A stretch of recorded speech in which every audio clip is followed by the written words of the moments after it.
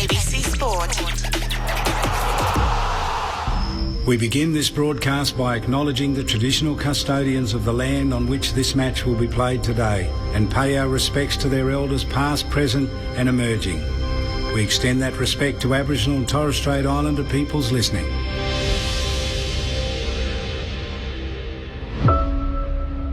Anzac Day 2026. A day to reflect and remember all those who have served. I'm very proud of the 40th Battalion. I swear I've never seen a better one. Never a defeat, never pushed back.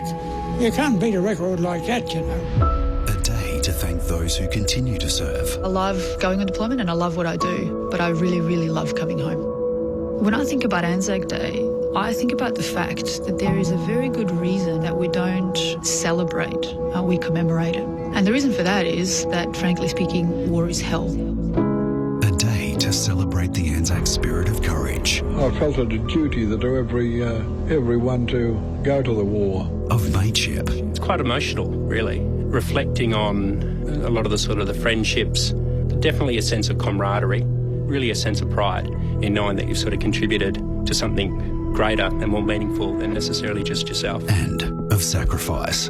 On this day, we recall those who did not return with us to receive the welcome of their nations. One thing that I'll never forget, people were watching the march, and our lady handed me a sprig of rosemary for remembrance, and I've always grown a rosemary bush since. It's a day to be grateful for the small things, including cheering on your favourite footy team. Welcome to Anzac Day Footy with ABC Sport. On a day that is much bigger than football, it is a game that never disappoints. Live from the MCG, Anzac Day Footy, Essendon versus Collingwood. Two teams that have made the stage their own. Zach Merritt comes up with it on the run.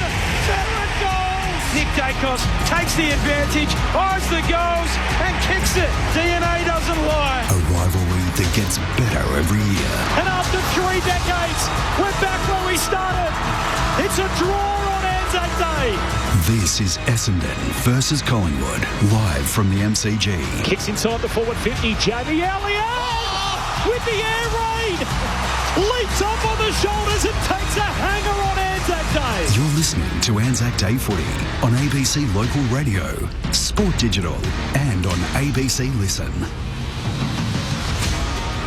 Sacrifice, service and mateship for the women and men that we remember and acknowledge today. These words carry much deeper meaning. It is much more than just a game. It's a tribute to those that gave and continue to give more of themselves than most of us ever will. It is Anzac Day at the MCG. This tradition now in its 31st edition, the Anzac Day clash between Essendon and Collingwood on a stunning day at the MCG without a cloud in the sky. First of the footy, last to leave on ABC Sport. We're still here 2 hours deep and counting as we get a little closer towards the opening ball up ahead of the Dons and the Pies. We're still too early for teams. That's 15 minutes away from now. The whole gang is assembled and we're ready to go. You'll hear it all here on ABC Sport. My name's Corbin Middlemass. Ben Cameron's about to call his first Anzac Day clash. He's here with me. Hello, Ben. Hello, Corbin. Great to be here. I said it earlier, but I'll say it again. The overwhelming feeling for me today is gratitude. I'm grateful to be here and call Anzac Day, but I'm grateful to live in Australia. I'm eternally grateful to the men and women who have served and what they did for this country. So I know it's very much a buzz phrase at the moment that everyone wants to use, but that is the overwhelming emotion I feel today. It's the most respected day on the Australian calendar. One man who's been out here 3 times for the Magpies. He's undefeated on Anzac Day and he remains that way in the ABC commentary box. He's part of the voting panel today for the Anzac Medal. His name's Luke Ball. Hello, Ballie. Hi, Corby. Hi, Ben. Well said. And hi, listeners. It's a special day and you're right. It can be a bit of a buzzword at times. Gratitude or gratefulness, many, but I think that's it's very, very apt today. Gratitude and perspective too. I mean, we come along here today to watch hopefully a terrific game of footy, and I think that clubs and players and coaches these days are really good, aren't they, at honouring the occasion, but also it's an opportunity to reflect on how lucky we are and just look at the game with a bit of broader perspective around where it sits in the greater scheme of things. And the next chap that you're about to introduce was very, very good at that. You're right, I was very lucky to play I was at Collingwood for 5 years, only played in 3. I did my knee in 2012, the week before, I think it was, unfortunately, and then didn't return until the week after, the year later. But nevertheless, yeah, I can very much remember my first one in 2010. It was a day like this. I remember putting the sunscreen on for that one in 2010, and we came out and kicked 8 goals in the first quarter. But just the build-up and everything, starting during the week, visiting the shrine, all those sort of things, it is a special week and a special day. I don't think there's any coincidence that the last 31 years as Collingwood and Essendon played this game, the crowds and the numbers at the dawn service have swelled, and football's role in helping people understand the story of the Anzacs has been an important part of the day in Australian culture. And one man who's helped tell some of those stories for so many years, the man who is the coaching icon, he's coached more games than anyone else in VFL AFL footy, including 12 of these games in charge of the Magpies. His name is Mick Malthouse. Hello, Mick. Corby and Ben, well done, Ben. First one. If it's your first, you'll love it. And Bawley, yeah, I remember Bawley's first one here. It's special, and it's special for anyone that plays on the field. It's special for anyone that actually sits in the grandstand, because it is one of those days. I've just come back from Collingwood. There are groups of people over there all having lunch or whatever, and they've had some guest speakers go through. One of them was little Benny Johnson, who won a medal. I'm not sure what year he won, but he's a special player in these sort of days. And interesting enough, I said to him, and he said, I know what you're going to say. He said, you judge people on the big stage, and the big stage is today. And if I can just pinch 1 second here about this game, there's a vast experience difference. I've seen sides come together when they're very rarely, and you've done a lot of these games, Corby, that the clubs are even on the ladder, or actually even in as far as ability goes. But you never know the results. You never know what's going to take place. You get a side that goes out there and whacks you a couple of times around the ears, and all of a sudden you lose a bit of confidence, and the other side grab that initiative. It's a big fight to get back. But I like it, and I'm going to draw on a military thing here, that in D-Day, the troops that were going to go across the Channel and take on the Germans, there was a real concerted decision to say, those that had already fought the Germans, we don't know whether we really want them in the front line, because they've sampled that horrific assault, and they make it jumpy. So they put some fresh young troops in the front. Yes, they've heard about the Germans, but they don't hadn't. So therefore you put them there. They know what to expect, but they don't know what to expect. And I reckon if you look today, Essendon with 9 players that haven't played in this game, they would have heard about what it's like. And they'll line up and they'll go, what are we, look, how long is this? We're out here on the ground. Did our warm-up some time ago. But if 6 or 7 of those blokes stand up, I say Collingwood, look out, because this could go very, very quick and very long, one way or the other with the scoreline. And I suspect it's going to be a very close game. A lot of people's understanding of the world really comes through storytelling, which is what we do in obviously here in the sports media, but through football and through sport as well is how they understand a lot of that, as Ben sort of alluded to and has done throughout the day so far. It's to think about. You try and put it into context on the sporting field, for example, to try and explain what happened all those years ago. And football certainly wasn't exempt from the horrors of war. So over 150 VFL footballers died. The incredible stat that I roll out every year is at the end of Australia's last major conflict in Vietnam, 31% of all VFL footballers were part of the Defence Force. So 31%, so 3 in every 10 footballers at that particular time went away to war. And the numbers are just horrifying. And you would have learnt them, I'm sure, this morning or come across them again, been reminded of them. Over nearly 9,000 Australian troops dying at Gallipoli, over 600 at Anzac Cove on the first morning alone, and 6 of those footballers, including a guy by the name of Joe Pearce, who was a champion footballer for Melbourne. He played his last game here at the MCG in 1913, played 152 games for Melbourne, represented Victoria, killed in action April 25, 1915 in Gallipoli due to Turkish machine gun and rifle fire. He was part of the 7th Battalion, and only 35 of 140 in the battalion survived. His family inserted in memoriam notices in the paper for 40 years after his death, after Joe Pearce's passing. It's just one of 6 footballers, one of thousands at Gallipoli to have passed away all those years ago, which of course is the origin for today. While we're here 111 years on, and I don't think football's lost its place on this day. I think they've had a really sober understanding of where their part is in the story, to be able to tell the stories of the Anzac and be able to get so many Australians together in one place and have this game today, which is much more than a game of football and a tribute to our soldiers. I've spoken about it today, but I've learned so much more about Anzac Day through football than I have through any other avenue in my life, which is really quite sad. Why the schools don't... Schools have got to take it on board. But that is the value and the merit of this game here today, that it can be a vehicle for young kids who love their football and gravitate to the game on the day to learn about why we're here and how lucky we are to be here. Benny, have you been to the Shrine? I have, yeah. Have you been downstairs? No, I didn't go. Last year you and Corbin went for a visit, but... And I recommend to anyone who's listening to this right now, and these are the moving times, go to the Shrine, particularly now that we've got free transport, so there's no excuse. Go to the Shrine, go downstairs. There's a station right there now. There is. Put your name in. If you've got a relative of this... My wife went there with me a couple of years ago. It was a moving time. She hadn't...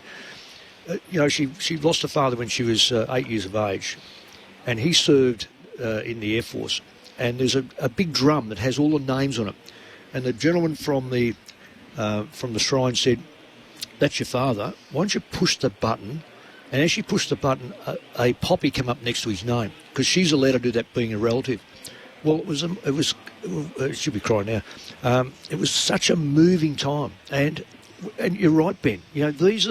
Football has done this, and I think it's a credit to the organisation, the MCG, the way they put it on, and I hope that there is a duplicate, or even triplicate, one in West Australia, which I know Fremantle are trying to get hold of. I hope one lobs in South Australia as well. We're not going to lose any. We're not going to lose anyone from here, but we multiply it by 3, and I don't see any reason why we can't do that. And it'll be just an extraordinary opportunity for the South Australian and Western Australians to do what we do.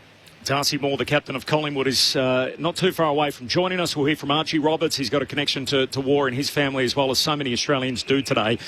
Great to have you with us here on ABC Sport at the mighty MCG. We're just over an hour away from the start of the game, so teams dropping in the next few moments. Hawthorn lead Gold Coast, by the way, by 17 points, so that is midway through the third. 10-9 the Hawks. They lead the Suns 8-4. Jamara Ugle-Hagan has kicked a goal in his new colours. The story of the day in the football world still is the fallout from the appeals tribunal after Lance Collard beat his... he didn't really beat the charge. The charge was upheld. He had his sanction reduced. It came down to 4 matches with 2 of them suspended.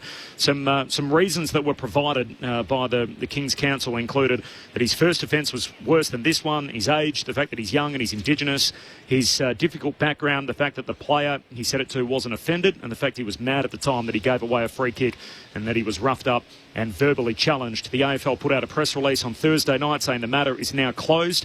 At 7:44, they had another go. The press conference, the next press release came out at 3 o'clock on the Friday, in which Andrew Dillon said, upon further reflection, that it was the AFL's view that stronger action was not only required, but it was necessary. They followed that up again today with another statement which came through during AFL Saturday, and you would have heard here in the 12 o'clock hour. The AFL advises that it has terminated the appointment of Will Horton KC as the chair of the AFL Appeals Board, effective immediately. Mr Horton served as chair since his appointment in March 2024 and has contributed at club level over many years, and the AFL thanks him for his services, but he's been terminated in his role as the chairman of the Appeals Board.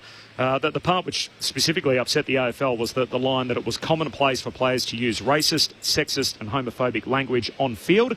We asked Max Gawn about that earlier today on AFL Saturday. Yeah, I appreciate the AFL and the AFLPA going quickly on this yesterday afternoon. I think it was an embarrassing day for the players for, roughly 6-7 hours while we had to stand behind that message that the Appeals Board gave out. So I'm glad of our bodies of the AFL and AFLPA that have come out and said we don't stand behind that. I don't know what the answer is. I don't know. I heard you guys talking before. How many weeks is too many weeks is weeks. I've never been suspended, so I don't know if weeks is actually something that really would affect me.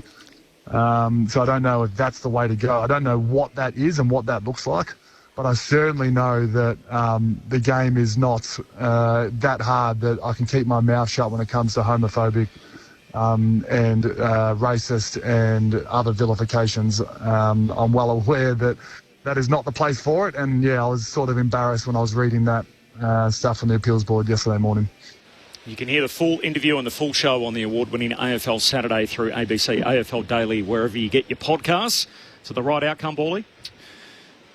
Which one? The appeals? The fact that they've distanced themselves now. It feels like that. Case. Yeah, it does. Yeah, it just felt that comment in particular. And again, I'm a bit, the sensitivities around and where the actual penalty lands. I don't necessarily envy anyone involved in that, but that particular line of explanation just felt so out of sync. I said yesterday to Poppy Penny, it felt like something that we dusted off from 30 or 40 years ago out of a transcript or a book. It just so I felt like the AFL only had one sort of course of action.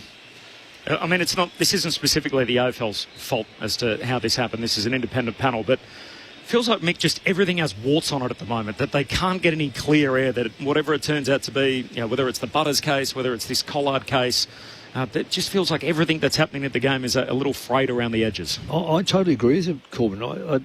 I guess we looked at Greg Swan coming on board. We were looking at a club official who'd started, he started with me at Collingwood in 2000, so, he's 20-odd years. He would have sampled so much here at Collingwood, then at Carlton, then at Brisbane, and again, you can't blame Greg for some of the things that are taking place, but I'm with you. There's just a disconnect everywhere. Jason Johnson thing. I mean, what makes people think that's right? Why not? Be up front. No, I can't do it. Or, and the AFL should be also. That appointment was made in 2022, 24, with the guy at the tribunal or the appeals board. Don't you try to find out a little bit about what their thought process is before you start to point things? I know that many other companies. We've got the British Prime Minister, for instance. He's in it because he's in a bit of trouble because he didn't listen to people. You've got to start to take on board what is right, what is wrong, what sort of people do you want, and the game right now. And let me say this too, and I know it's on a different subject, and it's my one of my hates of this at the moment, is that the AFL come out, and when they change the rules or change something, they go, we've consulted the public. Well, I've been to 4 functions over 4 weeks and asked the one question, who likes the wildcard? There was barely a hand in any of the 100 to 200 people, barely a hand. So you say, well, that must be a lie, or who are you consulting on these things? So there's an absolute disconnect between the AFL and the public at the moment, and it's even going deeper with rules and God knows what else. So I'm thinking they've got to start taking a deep breath and get things right. Yeah. Let's get something that's going to be right for a change. I feel like he's almost trying to please too many people at different times, Andrew Dillon. And I posed this question earlier today where I feel like, you look at the end of Andrew Demetriou's reign and his lasting legacy will be the Northern expansion and the move, obviously, with the Suns and the Giants. Gillon McLaughlin introduced the women's game, greenlit Tasmania. I kind of think if Andrew Dillon's reign was to end tomorrow, what's going to be his thing? Like, what is it going to be going forward? I mean, he's got the people in the right seats on the bus now. They've moved around the executive. It kind of feels like I would almost rather see him lead with an iron fist and say, you know what? We're going to do opening round. We think it's good for the Northern States. And if it upsets the other 10 teams, too bad. Exactly. Stand on it. We're going to stamp out homophobia. And if that means, Isaac Rankin misses 5 games and his season's over, then unfortunately, Isaac, that is what it is. I just feel like there's too much give in a lot of these conversations at the moment where you're always going to upset someone. Yeah. And at the moment, it feels like he's pleasing no one. Yeah. It just seemed, and I'm not necessarily just trying to defend Dills for no reason, but it seemed that he came into the job as a really safe pair of hands, someone who'd been there, had worked closely with Gill, and from a timing point of view, and a lot of this can be attributed to that, from a timing point of view, there's been all this change, all that stuff that you just mentioned. Give us a safe pair of hands to jump in behind the steering wheel and just hold on and steer and keep it on the tracks, whereas we know that so much happens in this sport from week to week and then year to year that I think perhaps... Do we chew off too many perhaps social things? Well, but that's the point, because something happens. The unfortunate Elijah Hollands things happens this week. So then everyone wants change off the back of that. So I sort of empathise. I sympathise with him a little bit because as I said, he came into the role as a safe pair of hands, terrific person, with this sort of view that, hey, Gil and Andrew have done all the work. Jump in, hold the steering wheel, and that's really it. Whereas we know in this sport, so much happens week to week that he's had to make some moves. So I do sympathise with him a bit. Darcy Moore's running late. We will bring him to you as soon as he's available. I don't know. It's 15 minutes past. On his scooter? Past the jump. Ray Chamberlain standing by. We'll get to him as soon as he comes through. In the interim, I had the chance earlier to catch up with Archie Roberts, who's getting set to play in this game again today for the second time. Incredibly, he's the second longest serving bomber. He's now played 34 consecutive games as he runs out there today. And I started by asking him about the occasion being back out here on Anzac Day. Yeah, driving in was pretty special. You see the streets filled with Collingwood and Essendon supporters. But yeah, a lot of butterflies driving in and driving into the Coliseum and the greatest stadium in the world to play in one of the great games we get to see and we get to definitely play in. So, I'm very excited and looking forward to, a great game. You're the second longest serving bomber at the moment, so I think only Andy McGrath's played more consecutive games than you. He's starting to feel like, hey, this is kind of my team. I'm a senior member of this lineup. Yeah, certainly, but I'm not really thinking about that going into games. But yeah, it is when you do narrow it down like that. It does make it sound like that, and I am a senior player. But yeah, I'm just trying to evolve the younger generation and help them become players that I want to be too, and play a lot of games with these guys who are going to have long careers with me. So very excited, and definitely. I remember chatting to you late last year pre-game. And I thought at that time, he's his second-year bomber. Team's on a long losing streak. I thought, what's he going to say and be able to handle it? And you're incredibly impressive. You speak so well. Everyone we run into says, you're a future captain of the footy club. Is that something that appeals to you? Do you want to be a leader and specifically the captain of Essendon one day? Yeah, I definitely do want to be a leader of this footy club one day. But again, I think when you're ready for that, your peers and your coaches will vote you in, and you can't control that. You can only control your actions and the way you go about it. But for me, I'm just going to wait and bide my time and just learn off Andy and Zach and these guys who have been doing it for so long. But we're also in my position one day, long time ago. But yeah, certainly is something I'll aspire to do. But yeah, certainly not right now. What's your connection personally to the day? Yeah, my great-grandfather, Harry Roberts, served.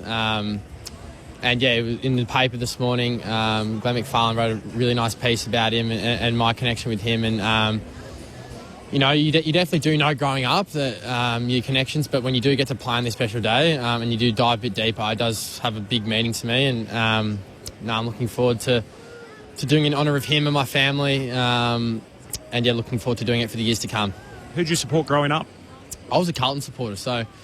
But I watch these games every single year because it was, growing up wanting to play AFL, these are the games you do want to play in.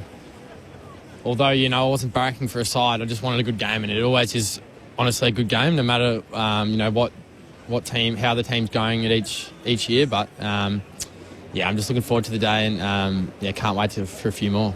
Now, we've had Dyson Heppel up there working for us today. So I said to Dyson on my way down, I said, look, have you got any dirt for me on Archie Roberts? And he said, look, the only thing I'll tell you about him is obviously you're now wearing his old number 21.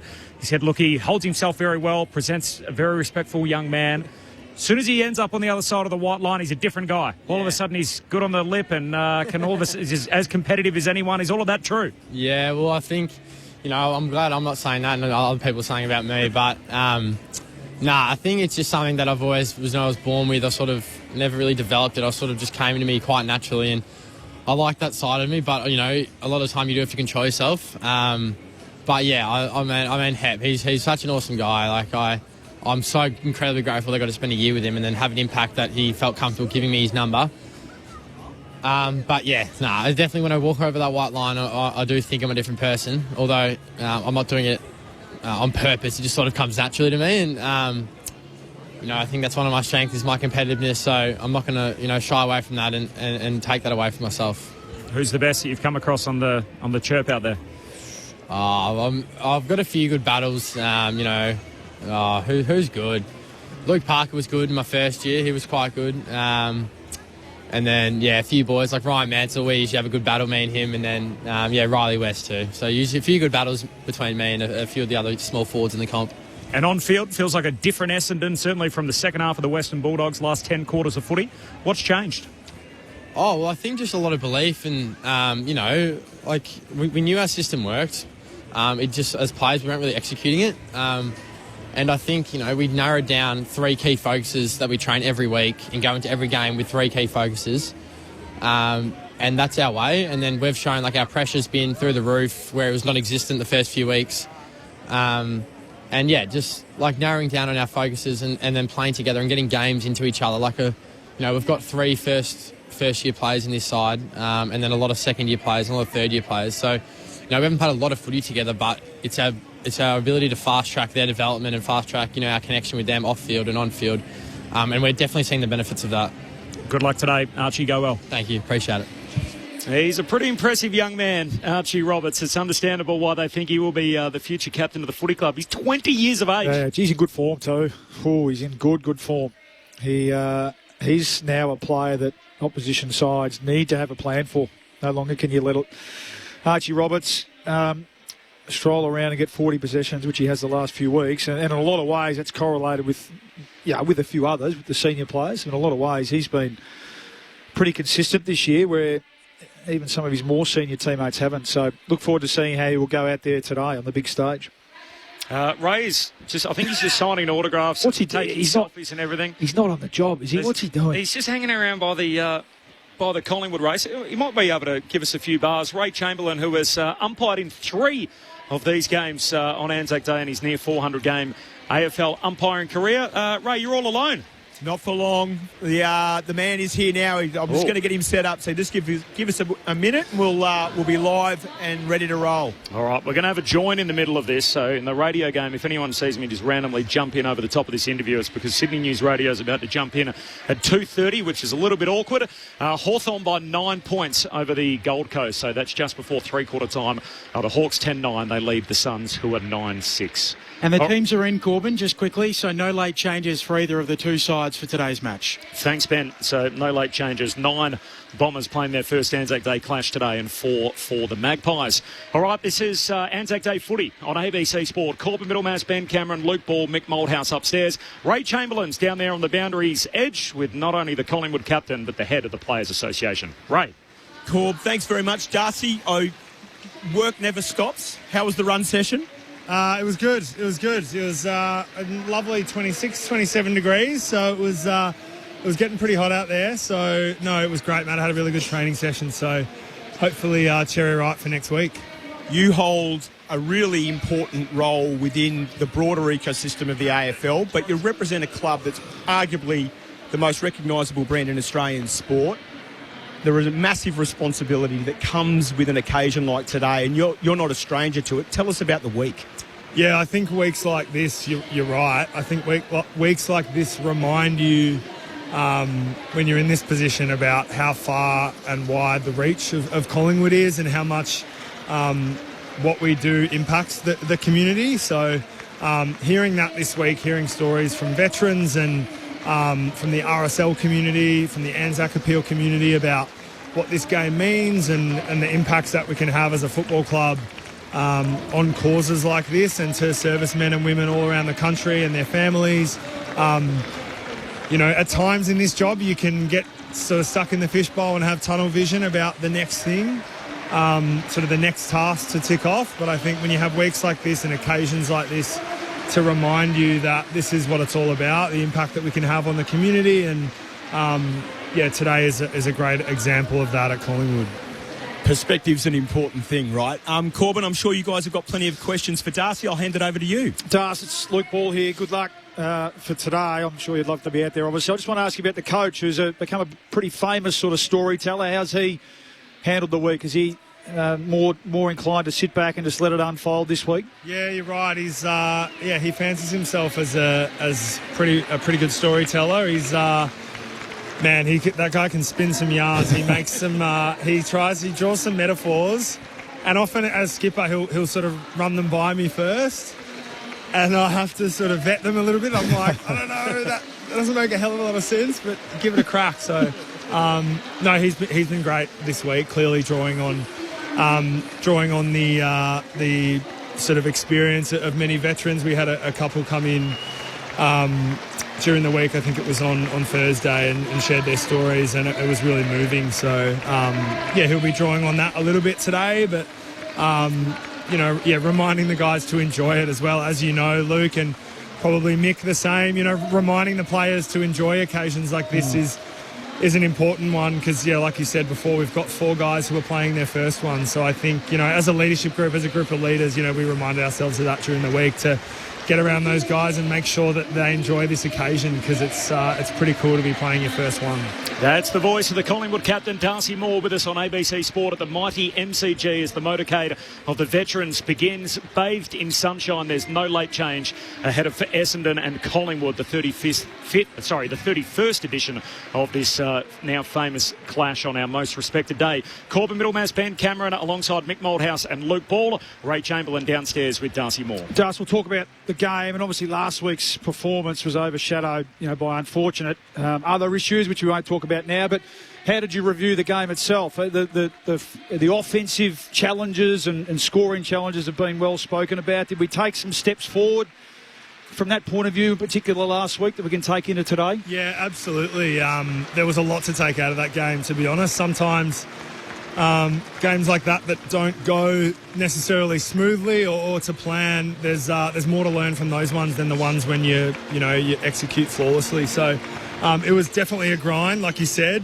Clearly we've struggling to score fluidly this season, so that's really the challenge for us. But I mean, the start of that last quarter, what did we score? 7 goals, 1 in the last quarter. So that's the blueprint that we're certainly capable. But like we said, it took us 3 quarters to get there. So we took a lot out of that, and we'll draw upon that experience massively today. But it's also probably not the sort of thing, that forward line, that mid-forward connection is not the sort of thing that you just flick a switch and it's there. You got to keep working at it. So, but we were very encouraged, particularly by the last quarter.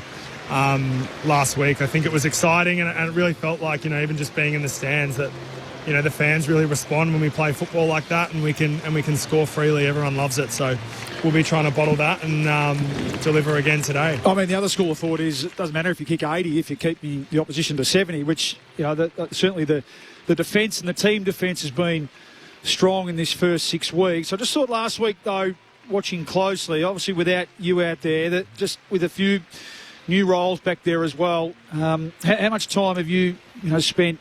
Not being out there, but how much time have you spent during the week just with the boys, just making sure that everything's nice and organised down there? Yeah, 100%. You're right. It was that's been our model, hasn't it, for a number of years now. We don't need to. A lot gets said about needing to score 100 points, 120 points, but the way our sort of defence stacks up, the reality is we don't really need to do that when we're limiting teams to, on average 65 odd points, whatever it was last year. So. You're right. And then, I think the modern game, like you're saying, I felt the first half last week particularly, Carlton really pulled our defence apart and made it really hard for us to support each other and defend as a system, which we do at our best. So I think we took a lot out of that. Like we were, it was, you're right. You're absolutely right. Yeah, they pulled us apart really well defensively. And in the modern game, so many of your scores come from turnover. So the relationship between defence and offence, they don't operate in isolation. So getting those turnover scores up comes from, forcing great turnovers that allow us to play offence. And we've got weapons in our back line that can help us do that. Guys like Dan Houston and Josh Dacos and Isaac Quaynor and Braden Maynard really give us that bounce. So it's really the core of our game is forcing those turnovers, and then when we get them, make the opposition pay. So it's a big part of our offence as well. Darcy Moore with us on ABC Sport ahead of Essendon and Collingwood. No late change at the MCG. Darcy, it's Corbin Middlemass here. Obviously the story during the week with the AFL Players Association had on the findings from the appeals board, in which one of the reasons that was provided as to explaining how Collard's sanction was reduced was that it was commonplace for players to use racist, sexist and homophobic language from time to time in the game. As the head of the Players Association, is that the case? Mate, that was those comments were deeply concerning.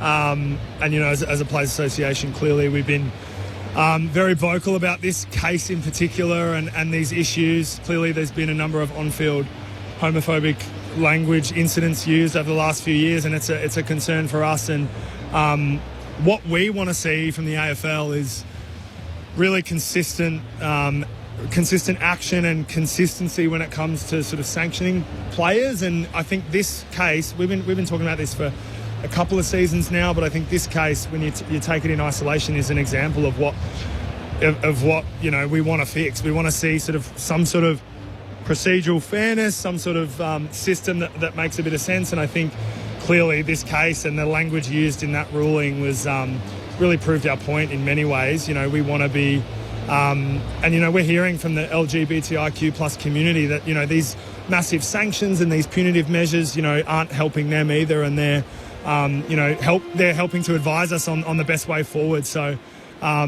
in sort of good news, I suppose, on this front, you know, this week we've had the first meeting of the Equity, Inclusion and Safety Committee, which is sort of sat on by representatives from the Players Association and the AFL and clubs, where we can that's sort of a forum to proactively discuss these issues and discuss the best way to go forward. Too often it's responsive, it's responding to these incidents that occur. So hopefully that's a positive step forward to making some change in this space. The conversation around homophobia is an important one to me, as it is to a lot of people, and the AFL are doing their very best, obviously, in this space. Do the players need to do more in holding each other to account? I know, Darcy, and your leadership, I thank you for that, obviously, as the head of the Players Association, but you can't be at every club, at every training session, and every locker room.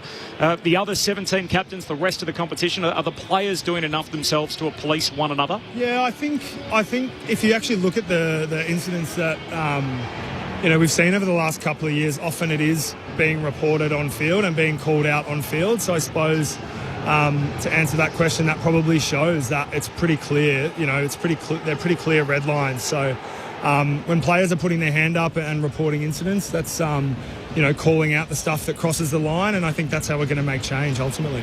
Are we going to see you on Thursday night? I mean, I don't know what to say because I just keep getting shot down week after week. So, just bring your boots, mate. Just turn up with your kit ready to go. At this point, I think that's what I'm going to do. Just like Tuckers, rock up in my playing kit, and then they got no choice but to pick me. So we'll see, hopefully.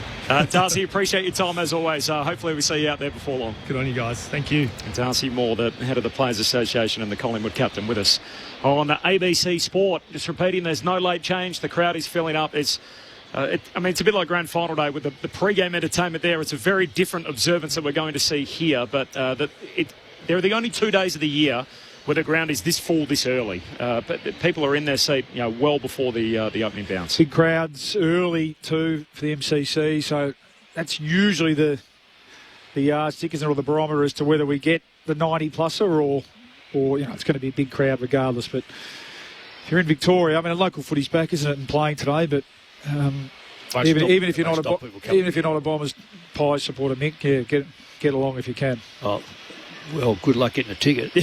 I probably left it a bit late. I asked for, you know, I was late. Yeah. With the AFL Live members ticket, and I asked about a week and a half ago. All gone? Oh, totally all gone. And I totally understood it because I didn't get in early enough, so there's no trouble talking to the AFL about that. In fact, they do a fantastic job on those ticketing. I thought there was permanent seats set aside for you here, Mick. Here at the ABC. And even then, say permanent, it's probably up next to Stu. And I'm happy with Stu. You guys share a birthday. You guys share a birthday. Well, there you go. It's probably where we get on well. We are both Leos. Just a little personal one for you while we're talking about your involvement. He's everywhere, Mick Malthouse. So last night he did a little swap with Adam Ramanaska, so he's on the big game here on Saturday, and so we gave him a Friday night free. You couldn't believe my surprise when I'm sitting here watching the game. Where's he bobbed up? All of a sudden my monitors are showing this Mick Malthouse in the change rooms. He's down there in the Richmond camp. He's a premiership player, and you got... Well, he was, of course. The two newest Tigers alongside you who presented their jumpers last night. Fantastic. How was it? No, it was fantastic. Look, I was surprised because you've got to get a late call for this because you know they don't know when the players are going to get it. I got it early in the week, and my plan was just to. I said, "Oh no, I've got to go. I want to go and see my granddaughters or granddaughter, whatever suited time wise."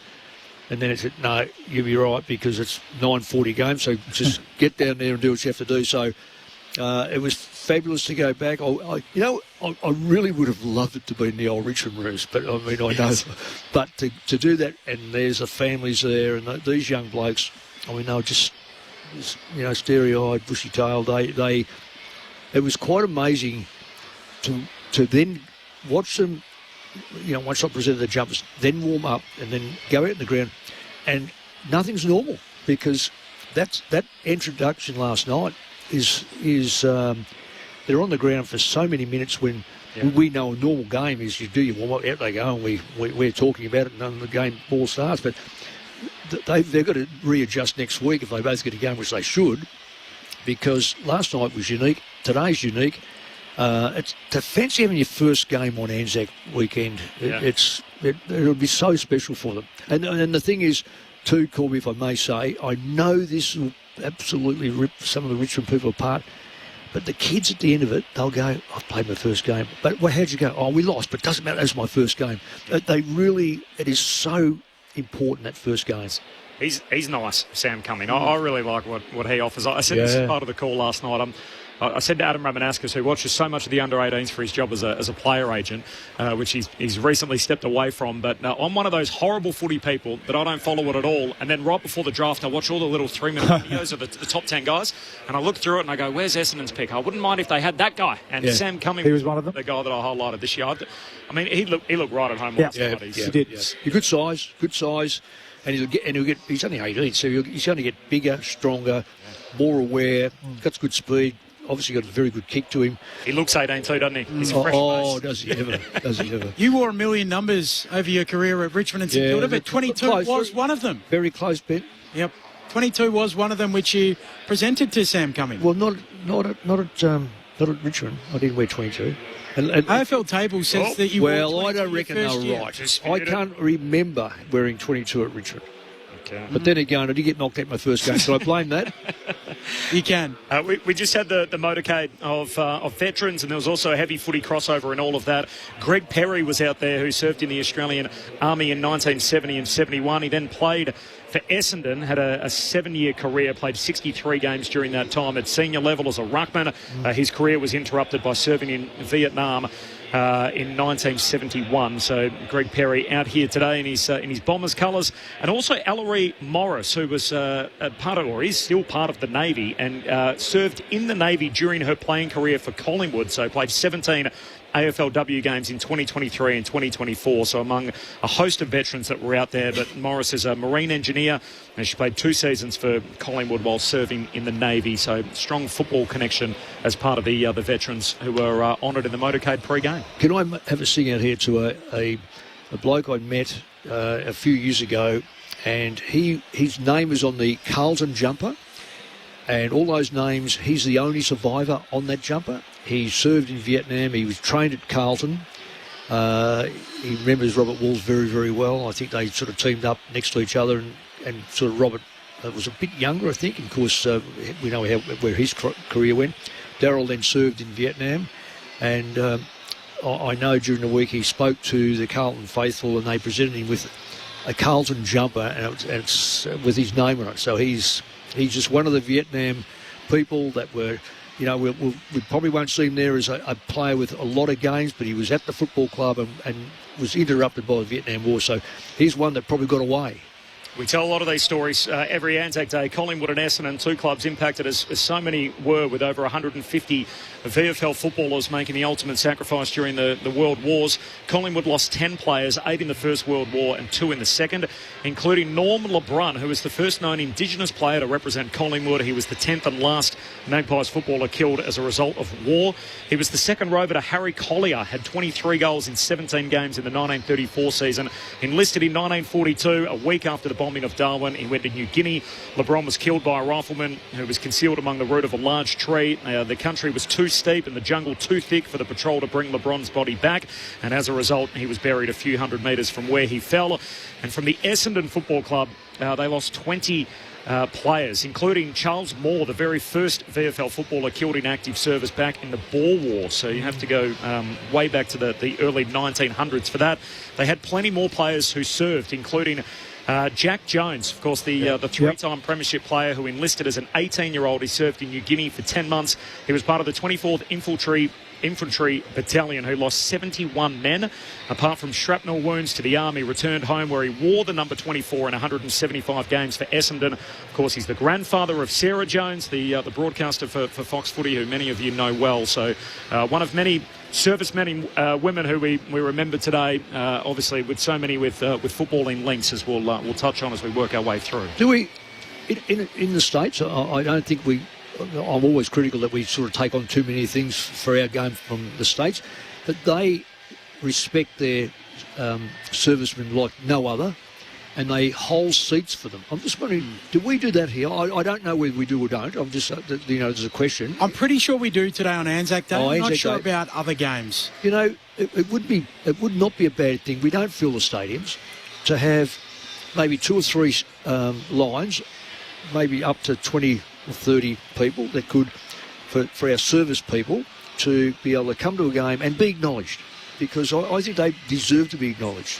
We've been at American sports, Colin, where they often stop the game at three-quarter time, bring out a service man or woman, and the crowd stops and applauds and so they should, celebrates their service to the country. It's good, isn't it, when they do that, Ben? It is. It's a really nice moment. They're often in prime seats, courtside or very close to the action in the NFL or ice hockey, whatever it may be. The jumpers over the course of the day as well, Corbin. I did have Dave and Sandra Quarrell in earlier. So that is the grandson and daughter of Keith Rawle, who is the man that is honoured with Essendon's jumper today. So he's a 1946 and 1949 premiership player. In 1943, he won the Best Utility Player. He was known for his team-first mentality, most unselfish in 46 and 48. But he went away as a 21-year-old in 1942 to join the RAAF and served there. He worked with the Bristol Bowfighter Manufacturing in World War II, and that is what is depicted across the Essendon jumper today, making up the sash. It's the Bristol Bowfighter, which, believe it or not, was manufactured in the Essendon fields. Yeah, right. So that is the link to Essendon. Was that part of the Bomber Command, was it? Yeah. Taken overseas, defend Australia's shores. It's a beautiful jumper, and I think the clubs have done such a good job with the bespoke jumpers this weekend, where the thing I love about them is the subtlety, that most of them look like the original designs, and then upon further inspection you think, oh, there's the silhouette of a soldier or a bugler, or on this case the Essendon jumper's made up of a bowfighter, and so from a distance it looks like a black jumper with a red sash, but as you get a little closer, you start to realise just the artwork that's gone into it and the meaning behind them. It does also carry the 231 names of the past Essendon players who have served their country. So they are written in sort of a dark grey on the black part of the jumper. On the bottom left, it has number 2, KR. So that was his number when he played for Essendon, and Jacob Farrow will wear that jumper today. Was that the same last night with Richard? Yeah. It was. So the jumper was dedicated to Anzac, so it was. Yeah. The Richmond one had the golden wattle making up the sash, right, and the Melbourne one still had the chevron or the V, and it was all the poppies basically in where the red would be. It's not that my eyesight's so bad, because I did present the jumpers, but it was in a box, and because you're a bit wound up, I was just wondering what the significance was. So it was the wattle. It looked brilliant. It looked brilliant. Yeah. Just while we're on the theme of the day and the football and crossover, one of my favourite interviews I've ever had the chance to do was with you, Ben, when we interviewed a guy by the name of Alec Matheson. So he was actually one of the last or longest surviving members of the war that obviously went and served his country. And with the football and crossover, he died aged 101, just a couple of days after his 101st birthday back in May of 2022. We interviewed him during COVID, so it was 2020 and there was obviously no football, nothing going on, and we had the opportunity on this day to chat to him. Played 7 games for Geelong, was a leading aircraftman in the RAAF and served 2 years from March 1944. But he told a story about attending the 1937 grand final. So think about going to the 1937 grand final as a Geelong supporter. Did he say where he was an engineer at all for the RAAF? I might be able to get through to that. He ended up in New Guinea. Sorry, in Port Moresby is where he ended up. Yeah, okay. But he basically, story in the 1937 grand final. So polio was rife at the time. Oh, yeah. Basically, his parents were saying, hey, you're not allowed to go up there to the city and everything else, stay down here. So essentially he told his parents that they were going rabbiting. So they disappeared at the start of the day, and I said, look, we'll come back at the end of the day.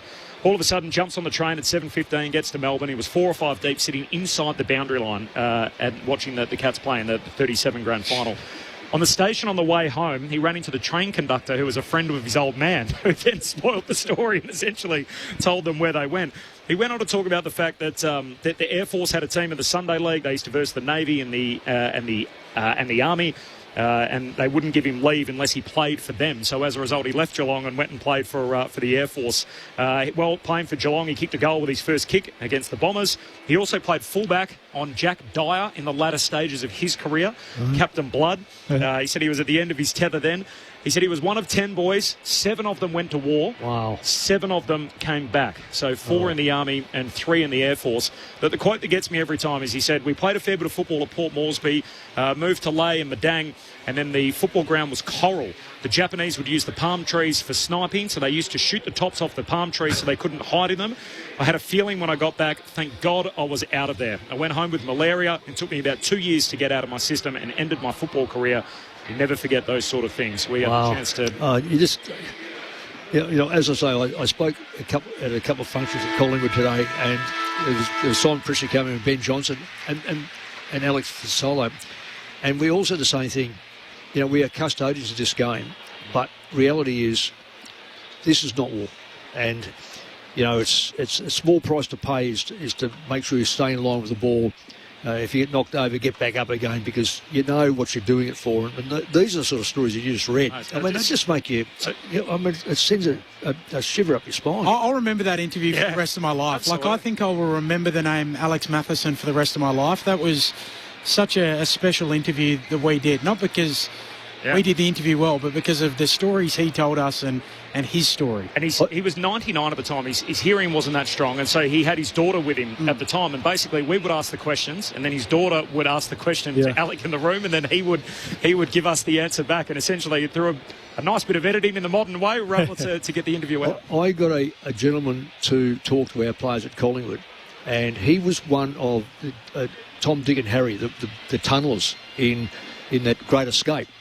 And he was a one-eyed Melbourne supporter, absolutely one-eyed. And I'm not sure whether he played with them or not, but he managed to get through. He was one of the Australians that escaped from that compound. And we went and presented him a Collingwood jumper, and he said, and he was so articulate. He was fantastic. Were you there, Bully? Yeah. And he said, you can stick that jumper with. He didn't want it. Nice gesture, but you can go. I do not want that jumper. Yeah. How good. It was fair. Yeah. I'll use that to dry the dishes. He'll be pleased now. Melbourne obviously pay homage in their own way to Anzac Day with their Anzac Eve match now, don't they? Yeah. Between Richmond. So that's what I mean. It's grown so big. It's got to be bigger than just the one day here in Victoria. Well, I think we've got to go out by virtue of a Saturday game. We get it today. We get a game in Adelaide. We get the 4 games. There's a game in WA as well, and Tassie. But Freo have done that game so well for such a long time. The 29th annual Len Hall match. Yeah. I think that makes sense as the nighttime slot to Anzac Day. Play this, play that in the evening in Perth. Well, I'm going to be a bit greedy and say, and I know it's an early, and I remember being asked as a coach, you've only got a 4-day break. I said, if it's a 1-day break, our boys will play in it because it's such an honour to play in it. I reckon you get a South Australian game up at 12:30 and you get the 3 games. The Magpies make their way out onto the ground. There's no banner as they run out in a jumper that is predominantly white with the black stripes, and it's got a bit of meaning attached to that as well, the Collingwood strip. The white base, the black stripes, but the stripes end with silhouettes of soldiers standing in formation, one soldier sounding the bugle, and the Gallipoli landscape stretches across the Guernsey.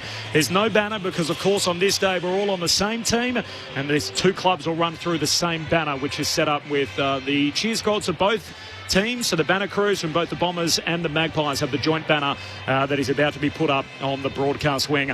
We're at the MCG. This is Anzac Day footy on ABC Sport. Corbin Middlemass and Ben Cameron to call the game. Ray Chamberlain, who's umpired in 3 of these, will be on the boundary. Plus, he'll give us all our analysis on the rules as we work our way through. Mick Moldhouse, who's coached on this day 12 times. Luke Ball, who's undefeated in 3 appearances on Anzac Day, to talk you through it as we progress.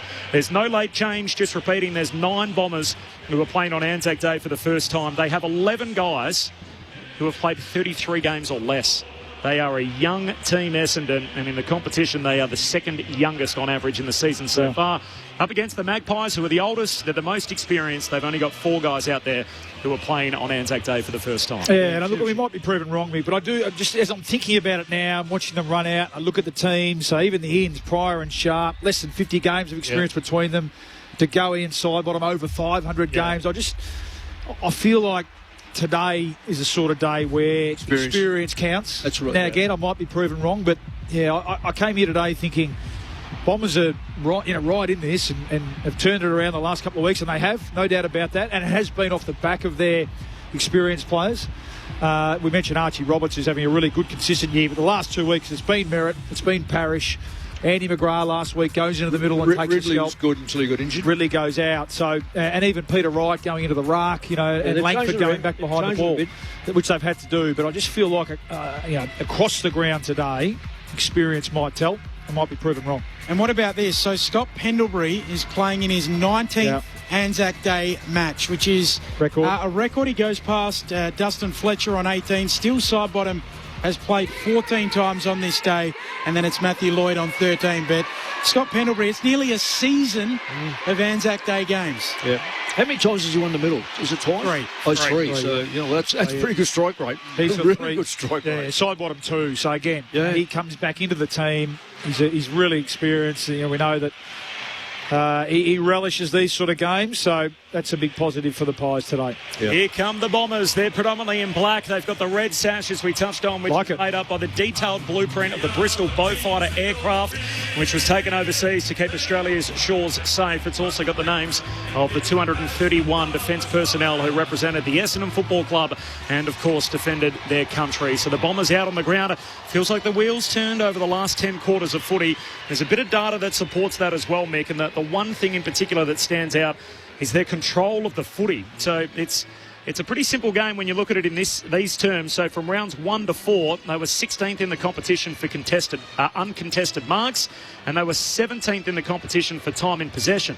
That's completely flipped. Over the last fortnight, they're now 2nd for uncontested marks and they're 2nd for time in possession. So rather than the opposition controlling the ball and they can't get it back off them, it's the Bombers who are defending and attacking with ball in hand. Well, also, scores inside 50, Corby, is very interesting. The Bombers are going at 48%. This won't surprise Collingwood supporters. They're going at 38%. That has to improve. It should improve with the personnel in front of them. It's whether they can get the ball to McStay, Elliott, Membry, these sort of players that do mark the football and can have set shots. Because we know that Membry basically has got to mark the football, have a kick. Elliott's pretty good either way. McStay probably has to mark the football. I reckon Cameron will be down there a bit today. He has to be. Steen will play more ruck and Cameron forward today. Well, he's going to have to, and he does take a good mark. We'll come back to the full preview next, and then, of course, the Anzac observance. But the two teams are slowly walking towards one another on the northern wing, and Braden Maynard shaking hands and dapping it up with Andy McGrath, who captains the team on Anzac Day for the first time. The joint banner, which reads "Always Remembered," and it's got the names of all 30 players that were killed in active service that have represented the Bombers and the Magpies. A nice country moment too between Scott Pendlebury and Archie Roberts. Pendlebury was part of the coaching staff at Haileybury that actually coached Roberts when he was at school, and Pendlebury's played so long that now he gets to play against him for a second time on Anzac Day as they run through the joint banner. What a day it is, a tribute today to the men and women who gave their best years to something far greater than themselves. It is Anzac Day at the MCG. You couldn't have asked for a better day, Bally. Sunbathed, 24 degrees, not a cloud in the sky, and no late change. Yeah, beauty, isn't it? Yeah, a little bit of breeze outside. The MCG tends to absorb that pretty well, and if anything, it'll swirl around a little bit. But yeah, perfect conditions. And yeah, we were just talking Corb, and you mentioned the turnaround, particularly over the last couple of weeks for the Bombers games. Well, they come up against a team today who have liked to control the footy, certainly by foot. They're a good kicking team, Collingwood. Saw them last week, I think, come out and take, it was over 40 marks, uncontested marks in that first quarter against Carlton, who really just were all at sea in terms of their team defence. And it was only Collingwood's lack of connection and conversion centre forward that kept Carlton in that game at times. And that's going to be the challenge for the Bombers today. Can they locate, switch into defence? If they turn the ball over, how quickly can they locate and find an opponent and disrupt Collingwood's kick mark game?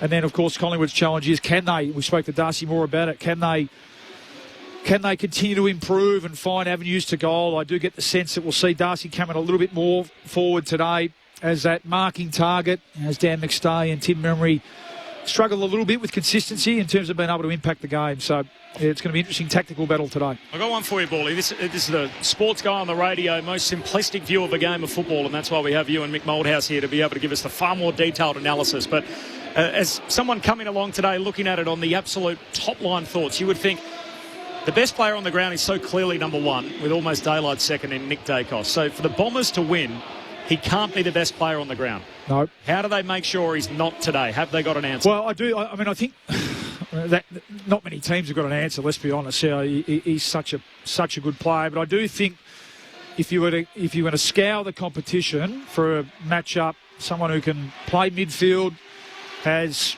reasonably similar running power, I guess, both in terms of speed and endurance, and then, like we saw last week in that last quarter, if Nick's going to push forward and impact in the front half, can go back with experience of playing behind the ball, and that's Andy McGrath, and he just so happens to be the skipper as well. So I'd be staggered if he hasn't put his hand up. In fact, I think maybe the move into the middle last week to play on Matt Rowell was probably with a little eye to this week as well, because that's how much, as you said, you have to put into at least curbing. You're never going to be able to fully stop Nick, but at least curbing the influence and the impact and the score involvement, the possession forward of centre. We just saw in that 10-minute burst in the last quarter last week, he really won the game for Collingwood. He saved them to an extent. So Andy McGrath's a man, and I do, as I said, I feel like as good a match. I do. I really do feel like that. Yeah, in terms of size and experience now. He's a 150 game plus player, Andy McGrath. Has he played 200? Mick,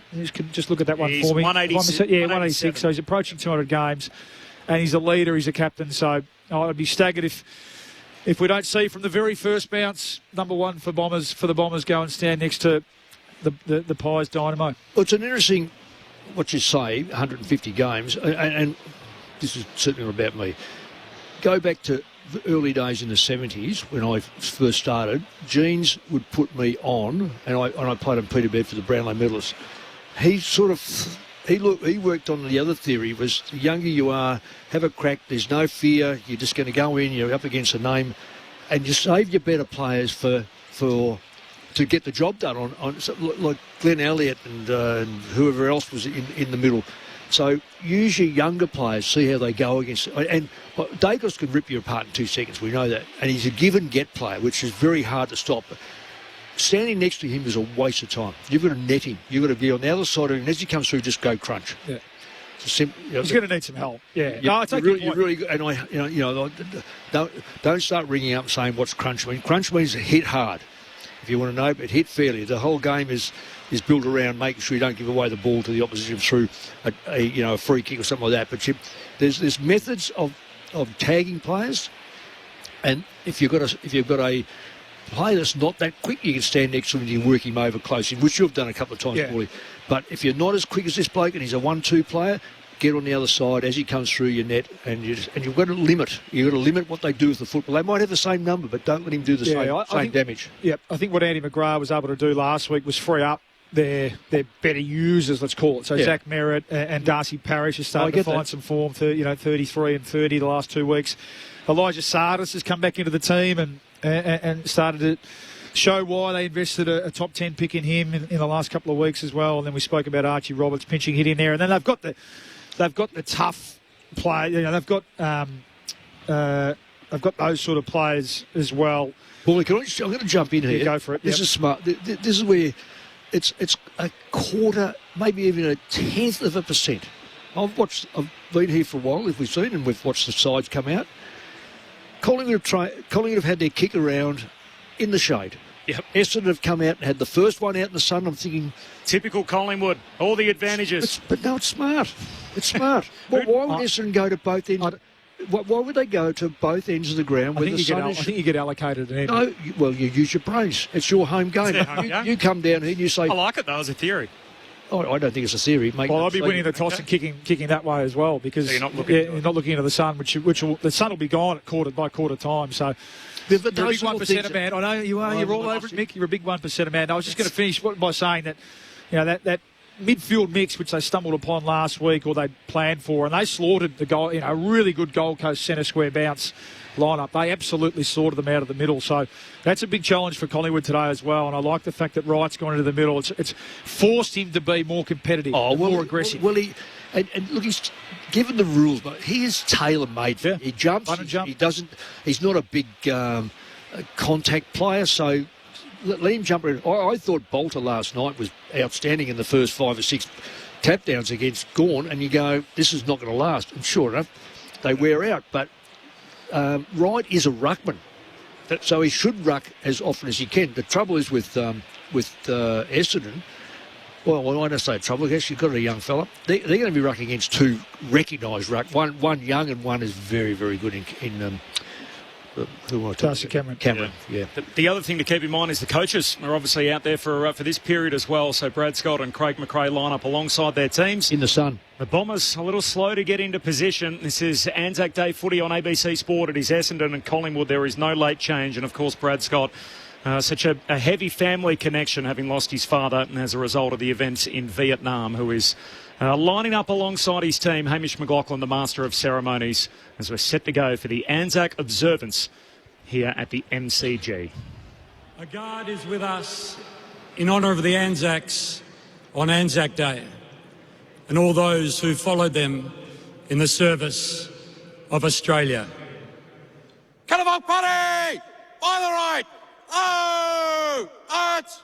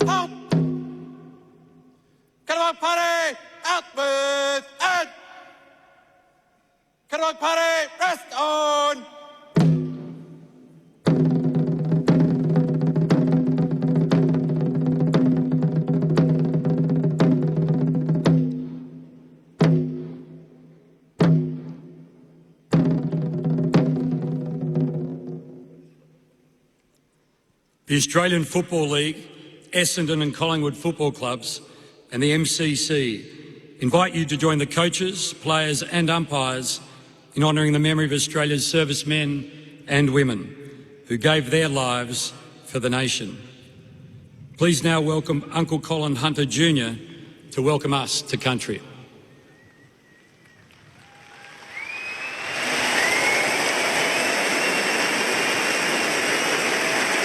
I'd like to start by acknowledging that this afternoon we are meeting on the lands of my ancestors, the Wurundjeri people. And I'd like to take this opportunity to pay my respects to my elders, both past, present and emerging, elders from all nations, but I particularly want to pay my respects to everyone gathered here this afternoon. But I always like to acknowledge the Aboriginal and Torres Strait Islander people joining us. I'd like to acknowledge and pay my respects to them. But today I want to make a special acknowledgement.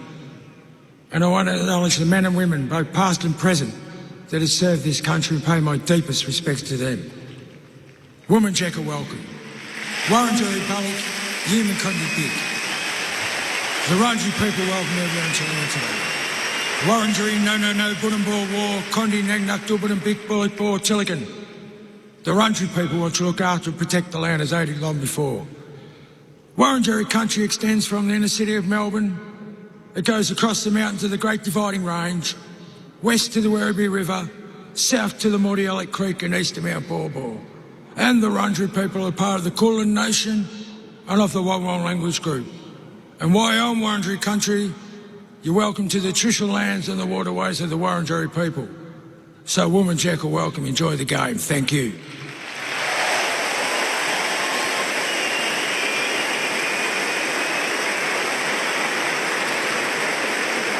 Thank you, Uncle Colin.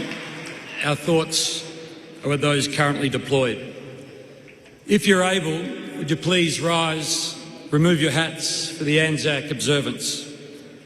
We welcome today the President of the Victorian Returned and Services League, Dr. Mark Schroeffel. They shall not grow old as we that are left grow old. Age shall not weary them, nor the years condemn. At the going down of the sun and in the morning, we will remember them. Cannibal Party! Cannibal Party! Praise and arms!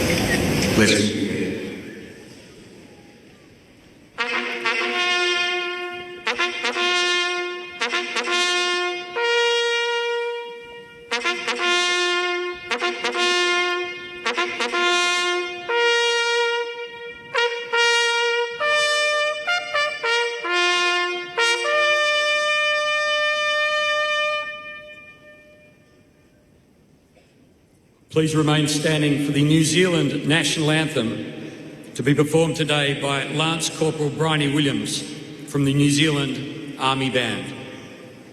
Cannibal Party! General salute! Praise and arms!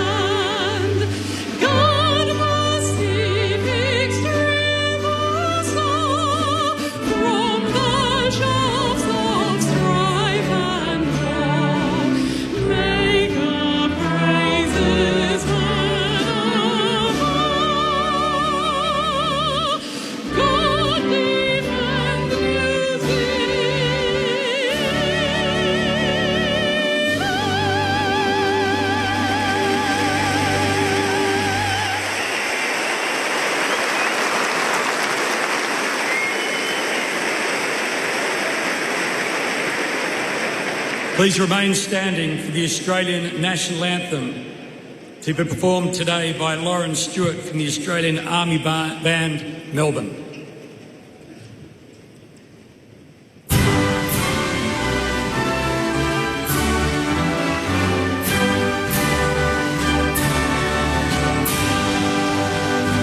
Australians, oh, let us rejoice, for we are one and free.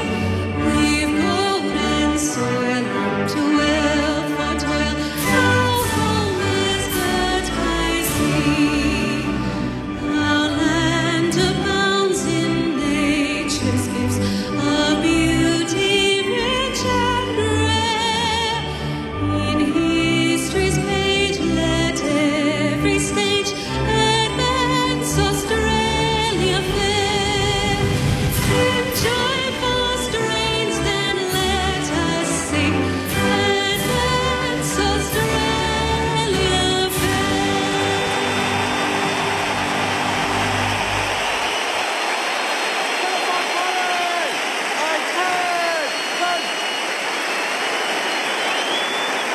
Come on, buddy!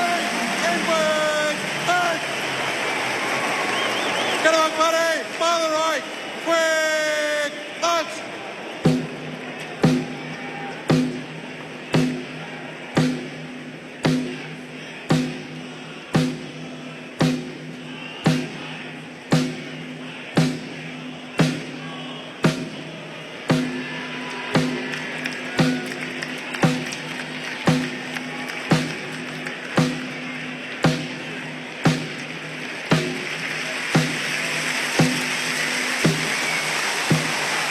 I say it every year, but if you were to assign a seat to every Australian killed in the First and Second World War, this ground would not be big enough for it.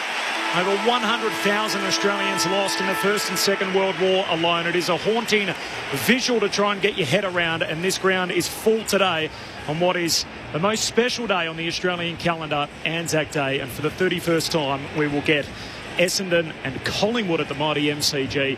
It's all here on ABC Sport. Corbin Middlemass and Ben Cameron to call the action. Luke Ball, who's undefeated on this day in 3 matches for the Magpies, and Mick Moldhouse, who's been here 12 times as the coach of Collingwood. And Ray Chamberlain, who's in the front row of the grandstand. He's been here 3 times as the official. It's a big day for them as well. Brett Roseberry, Hayden Meyer, Jamie Broadbent and Martin Roger.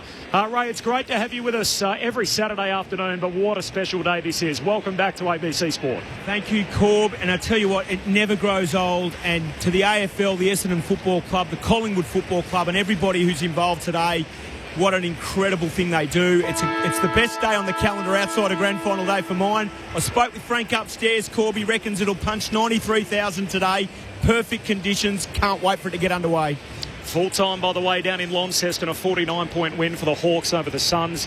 Jack Gunston kicked 5 goals from his 9 scoring shots, and Jamari Ugle-Hagan kicked 1 for the Suns. They're about to take the flagpoles off the ground. The two teams have got one last mini warm-up before the coin toss in a few moments. Last word from Mick Moldhouse and Luke Ball. Mick, the day itself, when you're sending your players out there, what's the last thing you tell them before they hit the MCG on Anzac Day? Well, it's interesting to say, Corby, because as they're going up the race, I would say to them, never even think of embarrassing yourself on a day like this. And if you're going to... It's an old cliche and it's an old word from many of the poets and people who have written about the First World War. We fell facing the enemy. So, don't turn your back, don't lay on the ground, get up and keep going, because this is a day... transcends football. This is about the Anzacs, so we just happen to be very lucky to run up that race. That's about it. First contest. Calm mind if you can. Hard body, calm mind. That'd be the message, I think, certainly with those experienced Collingwood players, and likewise the experienced Essendon players who, as you said, we've got 9 debutants today, so their heart will be pumping. Their nerves will be there. They want to get that first early touch of the footy just to settle the nerves. Next 1 percenters. Essendon are going to be looking into the sun, so they're going to kick to the punt road end. That's right. As I say, you've got to pinch every little bit you can legally. I can't tell you who won the toss because they both pointed to the other end of the ground. So Neymar pointed to the city end and McGrath pointed to the punt road end.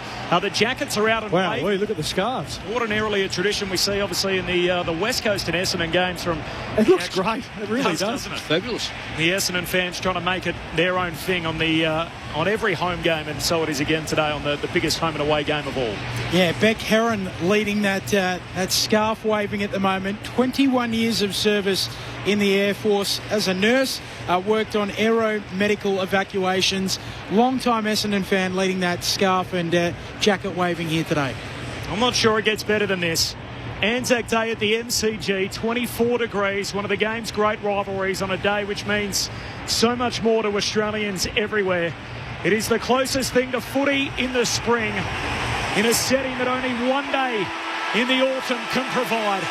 Essendon and Collingwood, Anzac Day at the G on ABC Sport. You're with Ben Cameron. And we're underway. Wright and Cameron. Cameron wins the tap. McGrath doesn't quite gather it cleanly. Wright goes in. Jordan Ngoe scrapping for it. Gets it out to Nick Dacos. Handball's over his head. McGrath goes and wins it. Essendon ball in the middle. Merritt dispossessed. Holding the ball. Free kick to Lipinski and Collingwood in the middle. Lipinski shorts it to Crisp. Attacking edge of the square. Sends Collingwood inside 50. Turnover. Mackay marks defensively for the Dons. Oh, dangerous exiting kick. Trying to get it to Caldwell. Maynard knocks it away. Knocks further afield by Daywicks. Essendon keep it. Caddy gives it to Sardell Hawley. His kick smothered. Spills down the way of Rome Steele. Look away handball inside 50. Parrish picks it off. Handball looking for El Hawley. Just got it on the hop. Handball meant for Durham. Not to be. Scooped up there by Pryor against the boundary line. Oh, little kick. Just got it away. Back to Caddy. Long ball down the wing. Howe puts his fist through it. Logo commentary side. Merritt overran it. His opposite number. Josh Dacos wins it. Gives it to Crisp. Handball to Pendles. Pendles through centre half forward. Goes back by hand to Houston. Houston kicks to a vacant man on the flank. It's Rome Steele.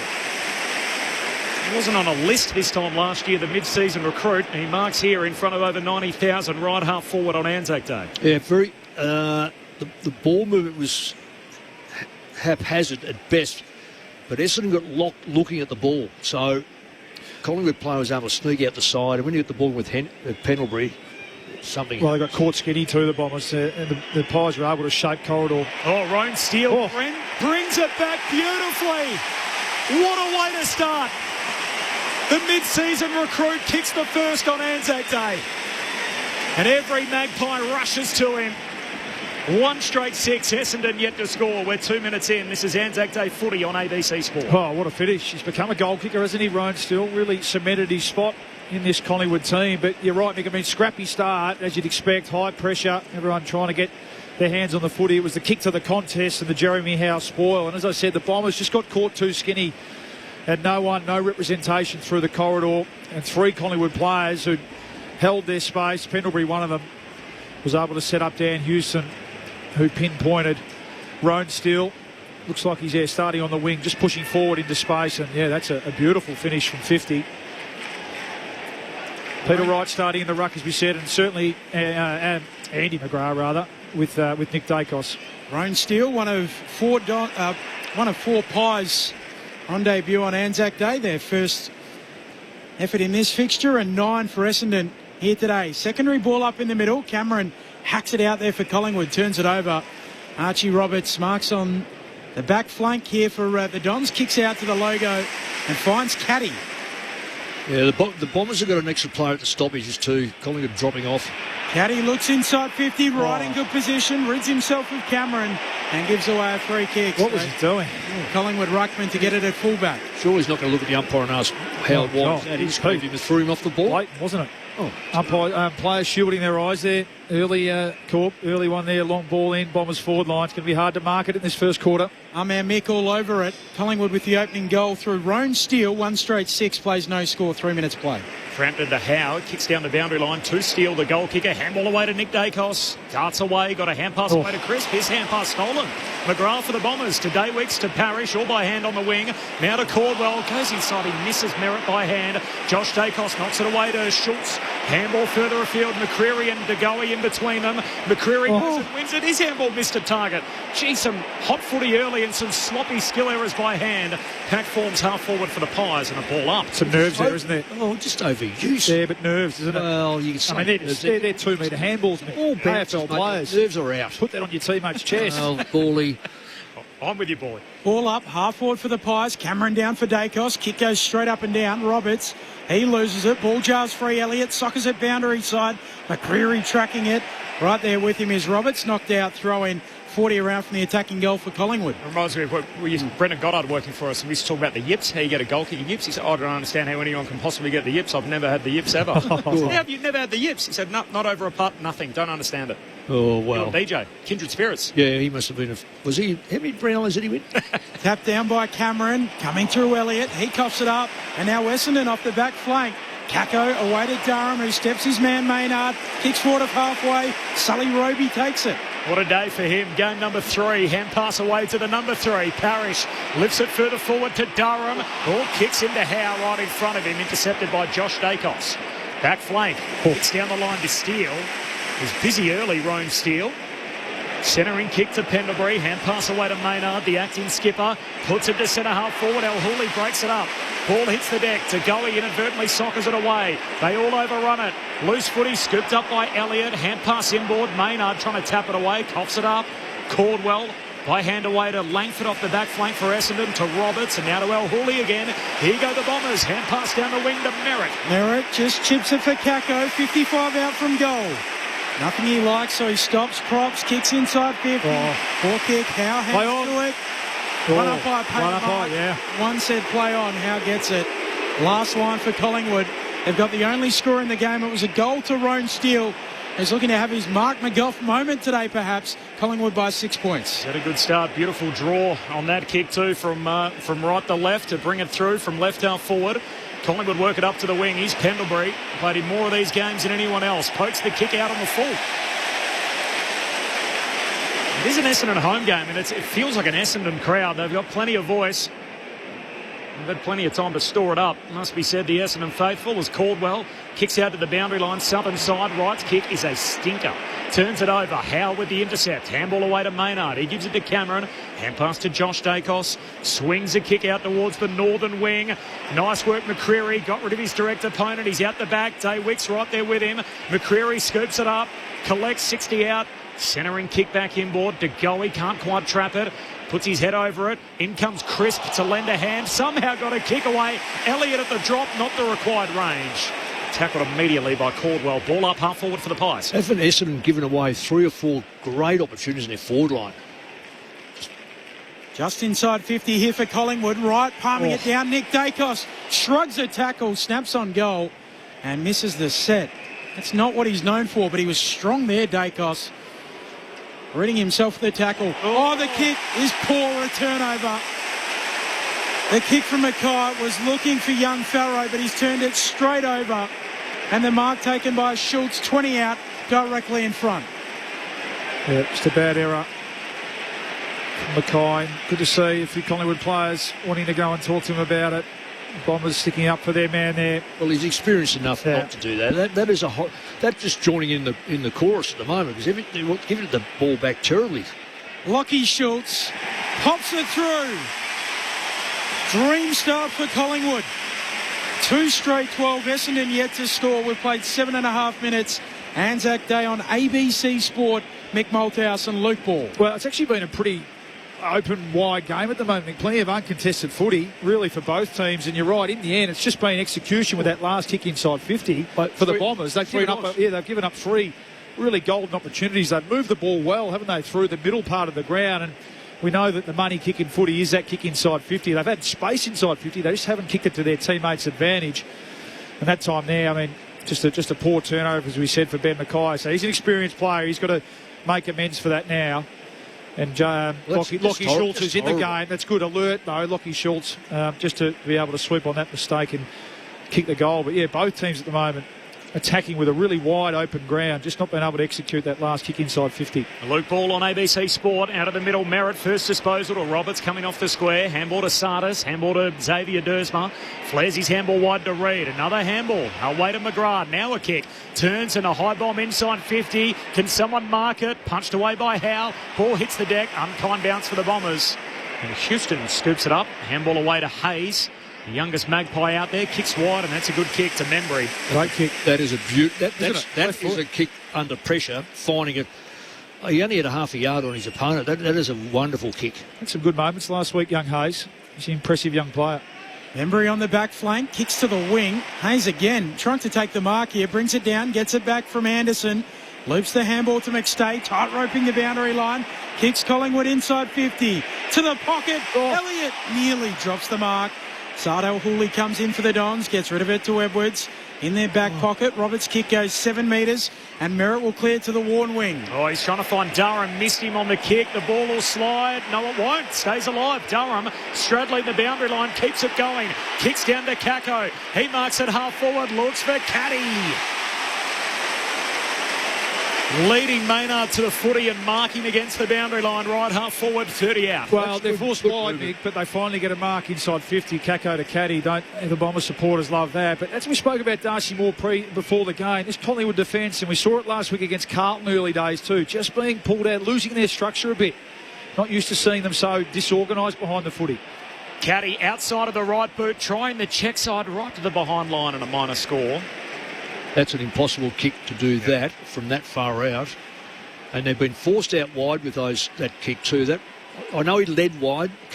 Just wondering whether he should have held the ball a bit longer and made him double back because he had time. 2 straight to 1 behind. The Bombers' first score. It's the Magpies by 11, 10 minutes in. Howe brings it into Houston. Handball away to Frampton. Kicks into the middle of the ground. Bouncing ball for Elliott. Pies through the corridor. The goey takes them out wide with a kick to half forward. On the flank. Membry marks, gives it off to side bottom, kicks inside 50. Schultz drops the chest mark. Pryor pinches it, back pocket for the Dons. Handball to Farrow, to Mackay. They're under pressure here. Farrow just dribbles a kick neatly away to Wright, and he can exit the D50 for the Dons. He's had a mixed start, Peter Wright, as he kicks down the wing, and in the end, Sharp takes evasive action, punches it away from Perryman, and a throw-in on the wing.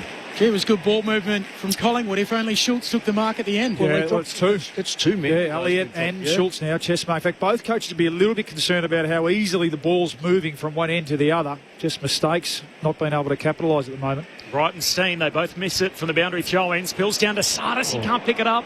Ball trickles away from him. Got a hand pass away to Dersma. Handball to Parrish. To Wright. He goes back by hand to the lefty and Roberts. Kicks down the wing and finds Sharp. One of the 2 inclusions this week. In for his first Anzac Day fixture, obviously, in his debut season. Dyson Sharp, the 18-year-old. Heads down to half forward with the kick.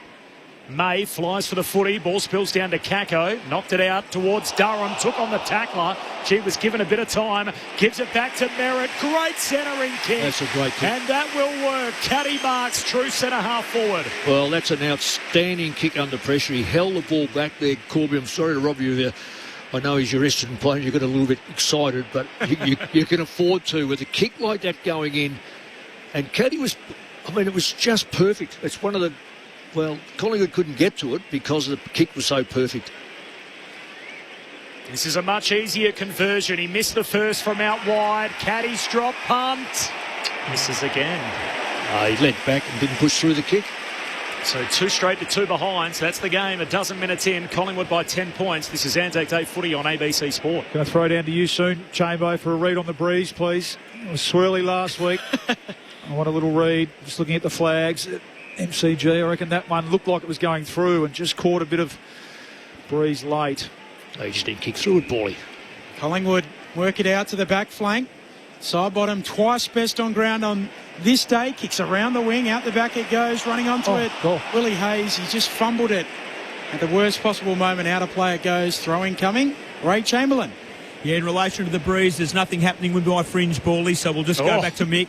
It was just lean back on the kick, I think. Thank you, Ray. We go back a long way. Sorry, we can't use your fringe as a guide. We're going to have to find something else. I'm looking at the flags, Chamber, more so than that fringe. Throw in at half forward. That's for Collingwood. Picked off by Sardis. Braden Maynard steals his handball. Hurries a kick inside 50. Membry can't mark it. Low down, gathered by Reid for Essendon. Handball to Pryor, then Parrish runs beyond the defensive arc. Kicks down the wing, getting up Maynard, just punches it away from Sharp and out of bounds. So throwing on halfway. Just repeating full-time, Hawks by 49 over Gold Coast. First game of the day, 5 goals for Jack Gunston. And Jamara kicked one in his return for the Suns. 10-point lead for the Magpies here. Corba, Middlemass, Ben Cameron calling the footy. Ray Chamberlain, Mick Malthouse, Luke Ball. Your call team, Anzac Day footy on ABC Sports. Steen grabs it out of the ruck. Hand pass, though, picked off. Edwards misses a target by hand to Roberts, so nervy start here. Goes back by hand towards Reid. He gives it away to Langford, to Roberts, all by hand. Essendon retreating now at full back. El Hooley, dangerous kick, just got it to Mackay. And Mackay comes out wide to Dersma on the back flank. He goes for a run in front of the members. Kicks around the wing, looking for Durham. Arriving late, House wheels it away. Quaynor pinches it for Collingwood. There's a free kick. It'll come back. Why? Essendon fans want 50. Top of the arms. Oh, I think he's going for the mark. Yeah, I thought he did a pretty good job, Jeremy Howe, but by adjudicating that he chopped the hands. Anyway, the Quaynor kick's going for a mark. Collingwood players, the Collingwood teammates, plenty of chance to set up behind the ball here. 2 goals to 2 behinds. Collingwood lead by 10 points. Durham with the free kick from the wing. Low ball inside 50. Quaynor marks. Ends up with the footy anyway at fullback for Collingwood. Kicks out wide for the run of Josh Dacos. It opens up field for him. Josh Dacos taking a few moments. He wants to try and back out the northern side. Retreats to his brother. Nick Dacos deep in defence. A lot of conversation this week about where he's best deployed. Kicks to half-back. And now that's an absolute laser there from Perryman off the back flank, but turnover, middle of the ground. And Essendon go back the other way. Roberts with the short kick to Durham. And Durham continues to move it laterally out to Pryor. His dad, Michael, played twice on this day in the 90s. He moves it out wide for Dersma. Started well, Roberts. Picked up where he left off, up to 9 possessions already. Just in front of the interchange gates. Kicks Essendon inside 50, coming across. Good mark from the developing ruckman in big Oscar Steen. And retreat and go right back to Nick Dacos. Alongside the defensive goal square, kicks across the goal mouth into the sunshine for side bottom, who moves it on to Frampton. Collingwood by 10 points, quarter hour mark opening term. Frampton lifts it to Perryman as the Pies try out the worn wing. Plenty of hang time in the kick. Lipinski the target, floating through Roberts, competed in the air. Lipinski wins it on the ground. Hand pass away to Anderson. His handball in the centre square. Broken up there by Mackay. Forced down though in front of Membry off his knees. Gives it to Josh Dacos to side bottom. Handball to Hayes. Hayes is going to go back by hand. He finds Perryman here. Just in the shadows. Kicks down to half forward. Wanted Elliott in a tangle with El Hooley. Ball slides out of bounds. There's in fact a free kick against Elliott, and he dragged down El Hooley, so the Bombers will take it. And immediately goes back to Roberts, who's on the switch. Moves it out to Reid. He can kick to the wing. Dersma making space again, and he'll take the mark. Tumbles to ground. Essendon seem to be coming out this side virtually on every occasion. I'm just not sure it has worked for them, so maybe they have to change that up. Infield to Sada, so kicks up to Archer May. Launching at the footy, brings it down in front. Parrish coming through. Howe right there is pretty content to take it out. The experienced Collingwood defender, so a throw in 60 around from the attacking goal for the Dons at the punt road end.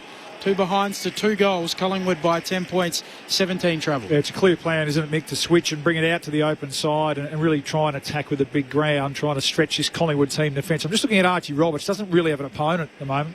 Hence he's had 10 possessions. Collingwood happy to leave him play by himself. Pass from the stoppage. Josh Dacos to Degoe to Quaynor, all by hand. Now to Crisp. Runs, carries up over halfway. Back to Josh Dacos. Second touch in the chain. Kicks to full forward. A tangle again. Schultz and El Hooley. Schultz just tunked the jumper. Free kick for El Hooley. Full back for the Bombers. I mean, that's a great example right there of Collingwood's forward offensive struggles this year. Great passage of play. Chain the ball through, outnumber through the corridor. That last link in the chain, where's the forward leading up at the footy for a nice, easy, 25, 30 metre tick lead, easy shot at goal. Roberts trying to exit defensive 50, sharp the target, can't mark, spills down to Nick Dacos, sells a dummy, kicks into the pocket, not to be. Roberts trying to make up for it, inadvertently knocks it away towards Caldwell. He gives it to Langford, his hand pass stolen, Nick Dacos on it again. Hand pass in the pocket to Hayes, handball top of the goal square to go with the target, still alive. Schultz threw it out, smother on the kick there from Membry. Pack forms behind him, says keep going. Pryor for the Bombers to Sardis, to Mackay, to Langford. He gives it to Roberts in the back pocket. The Dons have got to get it out of there. He does that. Kicks as long as he can. Caddy got upstairs. Didn't quite drag in the mark. Ball hits the deck. Umpire lets them rumble. Parrish picks it up. Centre half back. Handball to Edwards. Look out. It was a hospital hand pass. Sharp was met. Merrick gathers. He clears for the Dons. Looking for Blackiston. Forward of the logo. Taps it on up towards the attacking arc. Blackiston for Essendon. At half forward. In they go. and still they scrap after it. Maynard reels it back in. Over it now. Sullivan Roby gets it out. And there's a whistle on the play somewhere. Played a throw. Yeah, throw, so it'll go to Quaynor. And Collingwood's defence holds up. Collingwood by 10 points. 19 travelled. Essendon looking for their first goal. Both defences are holding up at the moment. Under heat there. That was a big 50-50 ball. Good contest, really, between the two players. Maynard, gee whiz. Nick Dacos pushes it, coming out of defence, over kicks it, taken by Langford, puts it back inside 50, and Day Wicks marks. True centre-half forward, he's 47 out. This might be just a little bit, I'm not sure whether he's good for 53, 54 metres, that's how far he's going to have to kick it. Mind you, he's backed himself here. He's certainly gone back far enough. I mean, it is gettable, and never be fooled by the flags at the MCG. Oh, here we go. Edwards is just coming in to stand alongside Nick Dacos, almost like he was trying to shepherd the man on the mark. You can't do that, Ray. Well, you certainly... The protected area also extends 5 metres behind the man on the mark, so no one's allowed in there. If you're going to do it, stand on the right side for a left footer too. Archer Day Wicks kicks a cannon. Archer Day for it. On Anzac Day, pumps it through. 20 minutes into the opening term, Collingwood 2 straight, Essendon 1-2. They're on the board now. This is Anzac Day footy on ABC Sport, a 4-point lead for the Magpies. Never in doubt, he didn't need it. He's kicked that beautifully, hasn't he? I did, and he had to go 50-odd. When you kick on that line, you've got to get over the top of the blokes on the goal line. That was a very, very well orchestrated kick. Come in, good lead up. Obviously has got a good routine. Took a good mark for a start off. So well, it's just a poor turnover from Nick Dacos, who's actually getting a lot of. He's up to 9 possessions and 6 kicks, but they're all in the back half. So the Bombers are happy with that. It looks like McGrath's got the match up, but they're happy to let him go deep in defence and get his footy back there. That time, well, that's smart. That's a smart kick. You chase them around all over the place. You wear yourself out. It's best to let them go in that back 50. Back in the middle, Steen hooks it behind his head, trying to get onto it. Jordan De Goey. Eventually, Pendlebury just hacks it forward with his soccer. Lipinski trying to paddle. Blackiston trying to break it up. Lipinski wins the day. Handball forward for De Goey. Gathers, runs inside 50. De Goey, goal! JDG at his best. And Collingwood immediately answer. 3 straight 18. Plays 1-8, 21 minutes into the first. This is Anzac Day footy on ABC Sport. 2 men who know the day well, Mick Malthouse and Luke Ball. Well, it'll go down as technically a centre bounce goal, Mick. Nothing pretty about it, was it? It was a lot of fumbles and then a little hack kick from Pendlebury forward. They just kept the ball going forward. In the end, Pat Lipinski was the one who put his head over the footy and won the big ball. And again, a bit of a scrappy handball, but for Goey, who he's looked a bit rusty. A few of them have, just a little bit fumbly at times in this first 15 minutes. That time, or 20 minutes, that time was good enough to get out the front. And a lovely finish. Big Oscar Steen getting up over Peter Wright here. It's a real weapon for Collingwood. Back in the middle, Steen gets first hands on that one on the way down as the ball spills underneath Pendlebury. He's tackled immediately by Caldwell. So this is where Wright needs to use his size and experience and in the wrestle. Wright swats it down a second time, straight to Pendlebury, kicks inside 50 for the Magpies. Inadvertently knocked away from Langford. He goes back, tries to get it. It will sit for Cameron. Handball further forward, scooped up by Will Hayes, the youngest Magpie out there. Kicks one on Anzac Day. Will Hayes pops it through.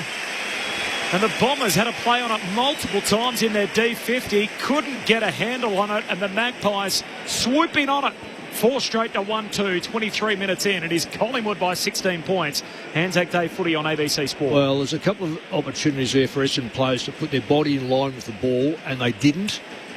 They played a penalty because Collingwood come out of the centre like it was a tsunami, and there's just too many Essendon players were just content to not necessarily put their head right over the football. And you pay a penalty at this level, particularly if you've got an opposition that are prepared to do it. So I don't want to be too harsh, but I reckon Essendon gave them that guy. And the one before that too, I thought the way Essendon just, again, couldn't control the ball when De Goey kicked his goal. So they've paid a penalty, and they've got to learn from it. More assertive.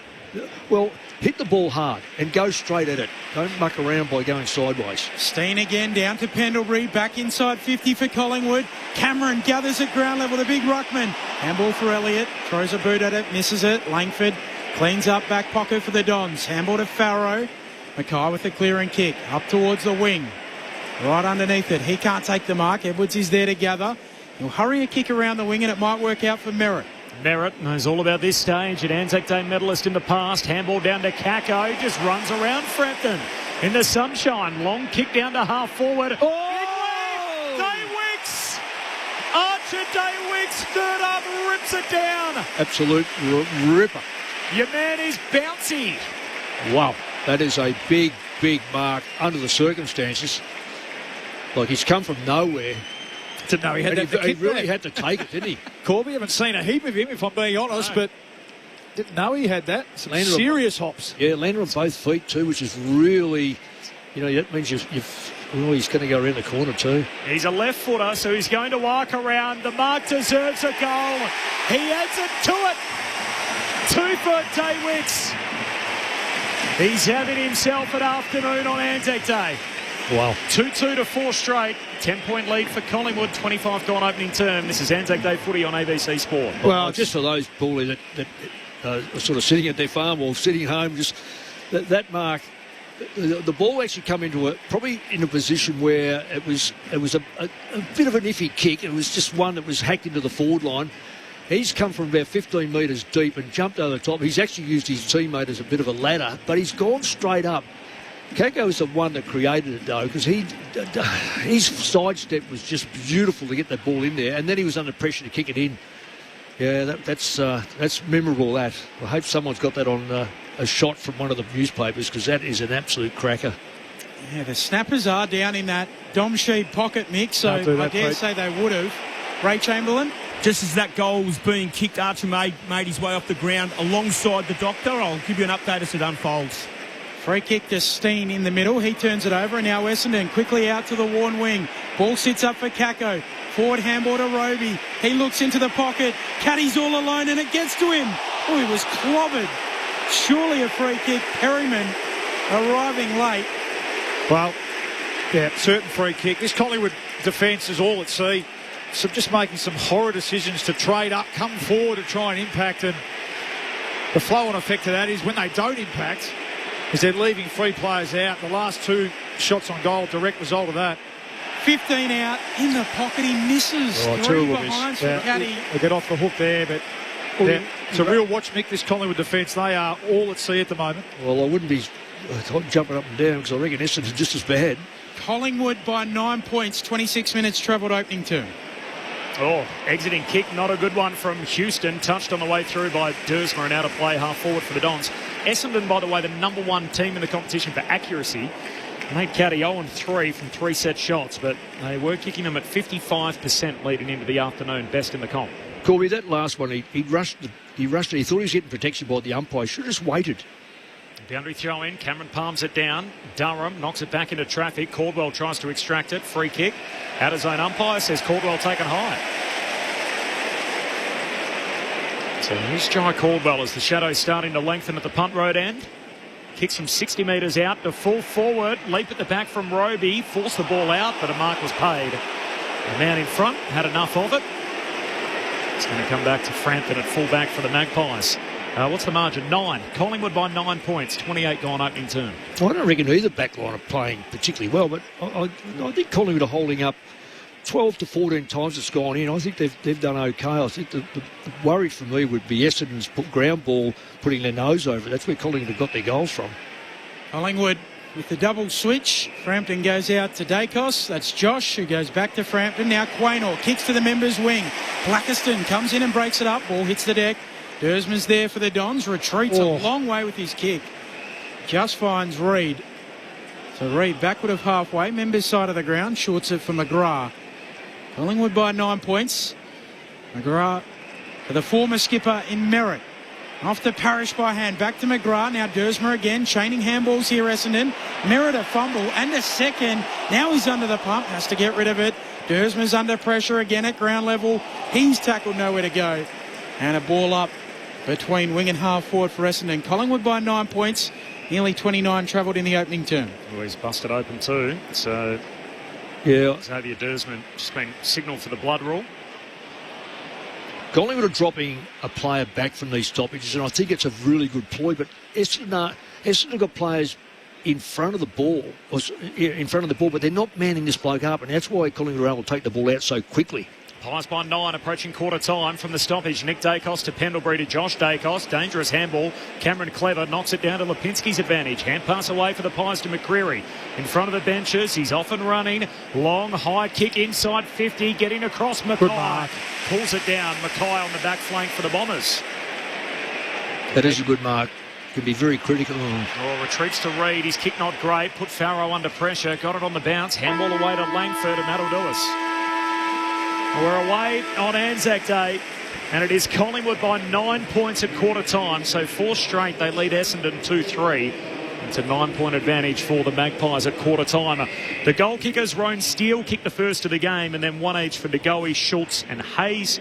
Meanwhile, for Essendon, Archer Day-Wicks has both of their goals. He's also got a pretty sweet hanger too, leaping up on the shoulders of his own teammate. In all of that, sat on the shoulders of his namesake Archer May.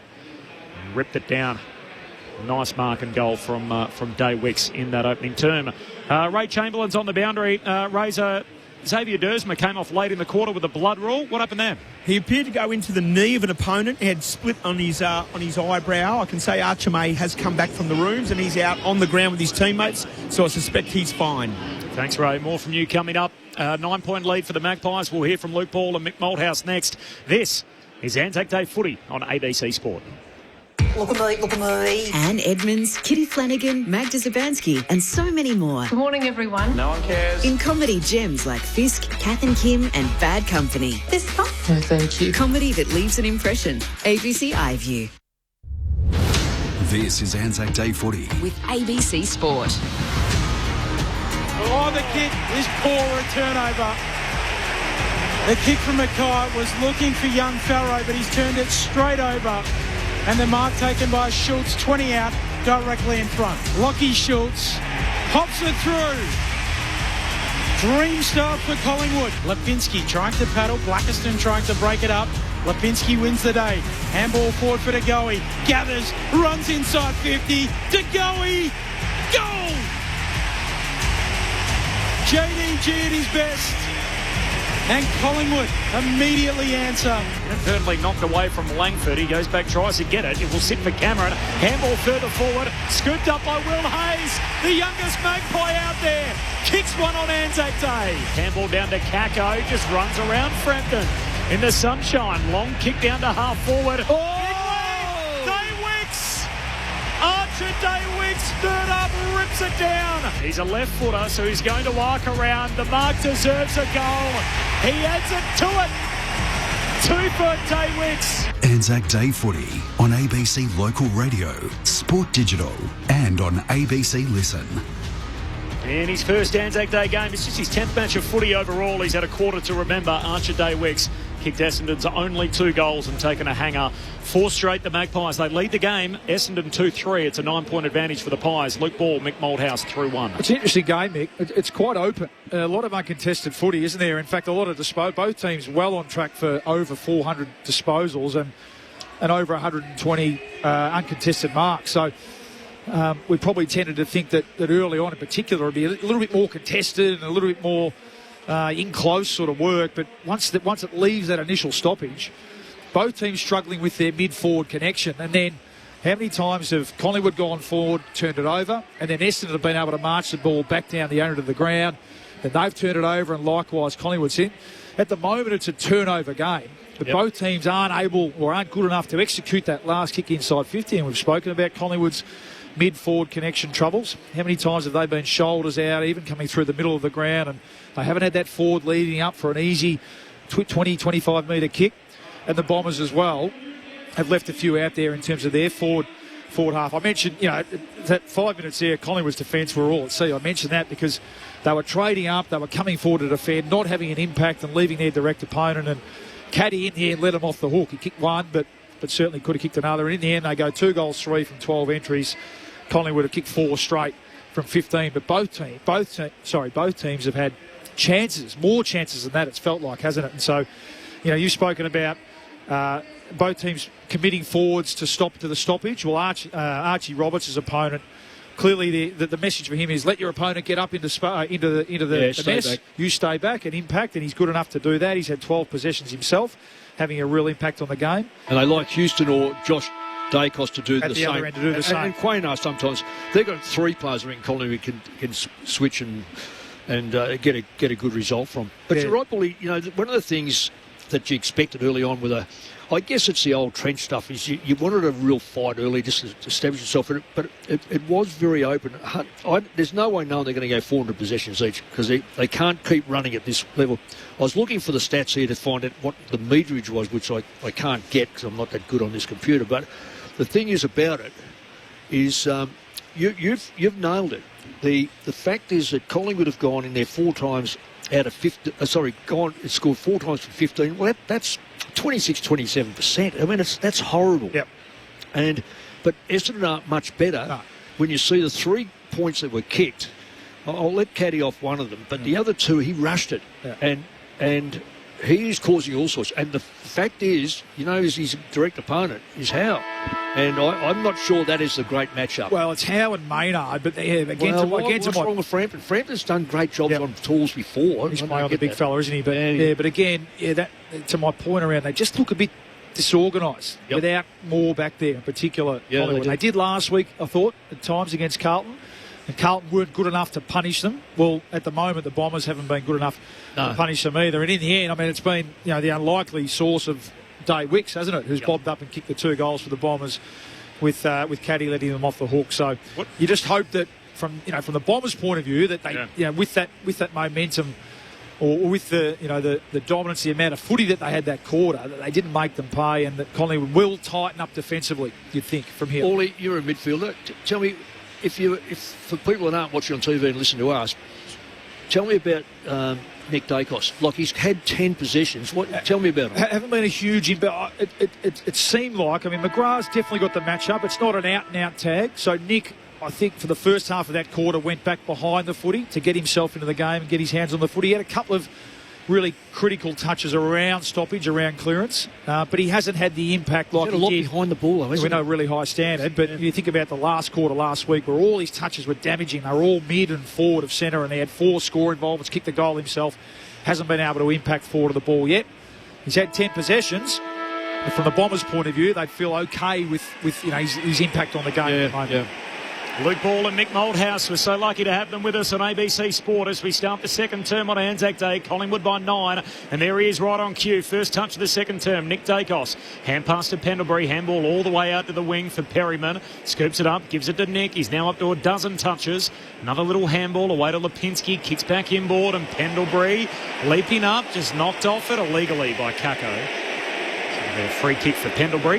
How quick did that was, it's interesting, like, Kako was able to pick the ball up and run off and take 2 or 3 steps and kick it.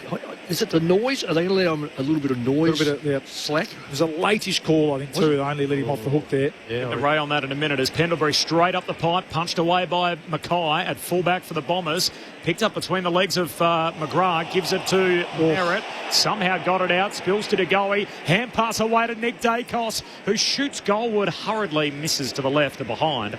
Collingwood by 10, 60 seconds into the second term. Ray Chamberlain. Yeah, with those ones, Mick, you'll see the umpire will have a second whistle to blow time on to say to the player, don't kick it. And the umpire was quite late in getting there, so no 50 applied. No, I think it's common sense. It's a good decision. Really good decision. Happy with that. Roberts bringing Essendon out to the back flank, gives it off to Langford, who gets rid of a handball away towards a teammate in Caldwell. He looks back for Roberts on the wing. He's buffeted off it. Strong bump from Frampton. Now they go at it. Bit of a difference in the weight classes there. You get a throw in on the wing, worn wing side of the ground in the last remaining sunshine. Collingwood by 10. Umpire brings us back in. Both rucks with hands on it. Ball spills towards the logo. Lipinski trying to soccer it on. Parrish tracking it. Gathers the footy. Manages to get a handball out. Roby goes in. So too Josh Dacos. He knocks it out and wins a free kick for high contact. So Collingwood ball on the wing. one wing side of the ground. They lead by 10 points. Oh, this is the intended target. Scooped up out there, half back by Farrow. Retreats by hand to Roberts. He goes all the way back to Langford. If he can't play on what he can play on, it's going to say it's a wasted ball. Switches to El Hooley, who's off and running from the back pocket to half-back. Kicks down the wing. Gee, unrealistic attempt from Durham. He not only went early... Just didn't need to do it. He jumped about 5 metres before where the ball landed. Because Houston had taken his eyes off the ball. He just didn't need to do it. Then Sam Durham. He's actually been pretty ordinary, I reckon, Durham, today. Was he trying to draw a block? Is that kind of what he was trying to emphasise? Anyway, free kick for the Pies. Short kick to Maynard. Short to De Goey. De Goey handball away to Maynard. Maynard dabs it into the pocket. Hand on it from both Langford and McCreary, and out of play. Forward pocket for the Pies. Ray Chamberlain on the boundary. Yeah, Durham just needed to apply the Tommy Lynch there, and rather than jump, just run into the back of his opponent and put his arms out, because obviously Houston had no intention to go for the football. Thanks, Ray. Forward 50 stoppage here for the Pies. Punt road end of the ground. Cameron palming it down, coming through. Anderson gets the handball away towards Elliott. Picked up by Pendlebury. Handball for side bottom. Coughs it up. Allows McGrath to clear for the Dons. And here is Durham. Takes the mark and bursts away with it. Gives it to Merritt through the middle of the MCG. Oh, that's a great Merritt. Kick out in front of Caddy. He's got 3 behinds today. All from the set shot. He runs onto it here. 55 metres out. Centering kick. Tough one to mark. Not for this man. And Durham, who's run the length of the ground to mark it full forward. Well, that is an extraordinary kick. Yeah. Extraordinary bit of play. A very ordinary ball that went in, but the Collingwood player next to him, what's he thinking? That could have been spoilt 10 times. You could have had a cup of tea in between. That's Houston. Well, Lipinski as well. Well, both of them. Oh. Great work rate from Durham, though. Fantastic. Charlie was smarting. Fantastic. He knew he made the error. He wins the next 50-50 and then charges forward and should finish here. Kind of blue-collar guy that every team craves. Sam Durham knocks it through. 1-score game at the G. 4 minutes into the second term, Collingwood 4-1. Essendon moved to 3-3. Magpies by 4 points. They've led from the jump. This is Anzac Day footy on ABC Sport. Paulie, I'll tell you who's causing all sorts of trouble is Caddy. Like he's coming up the ground. His ability to win the first touch. He could have had 3 or 4 goals. Certainly 3 goals. It's great vision by Merritt, wasn't it? Magnificent.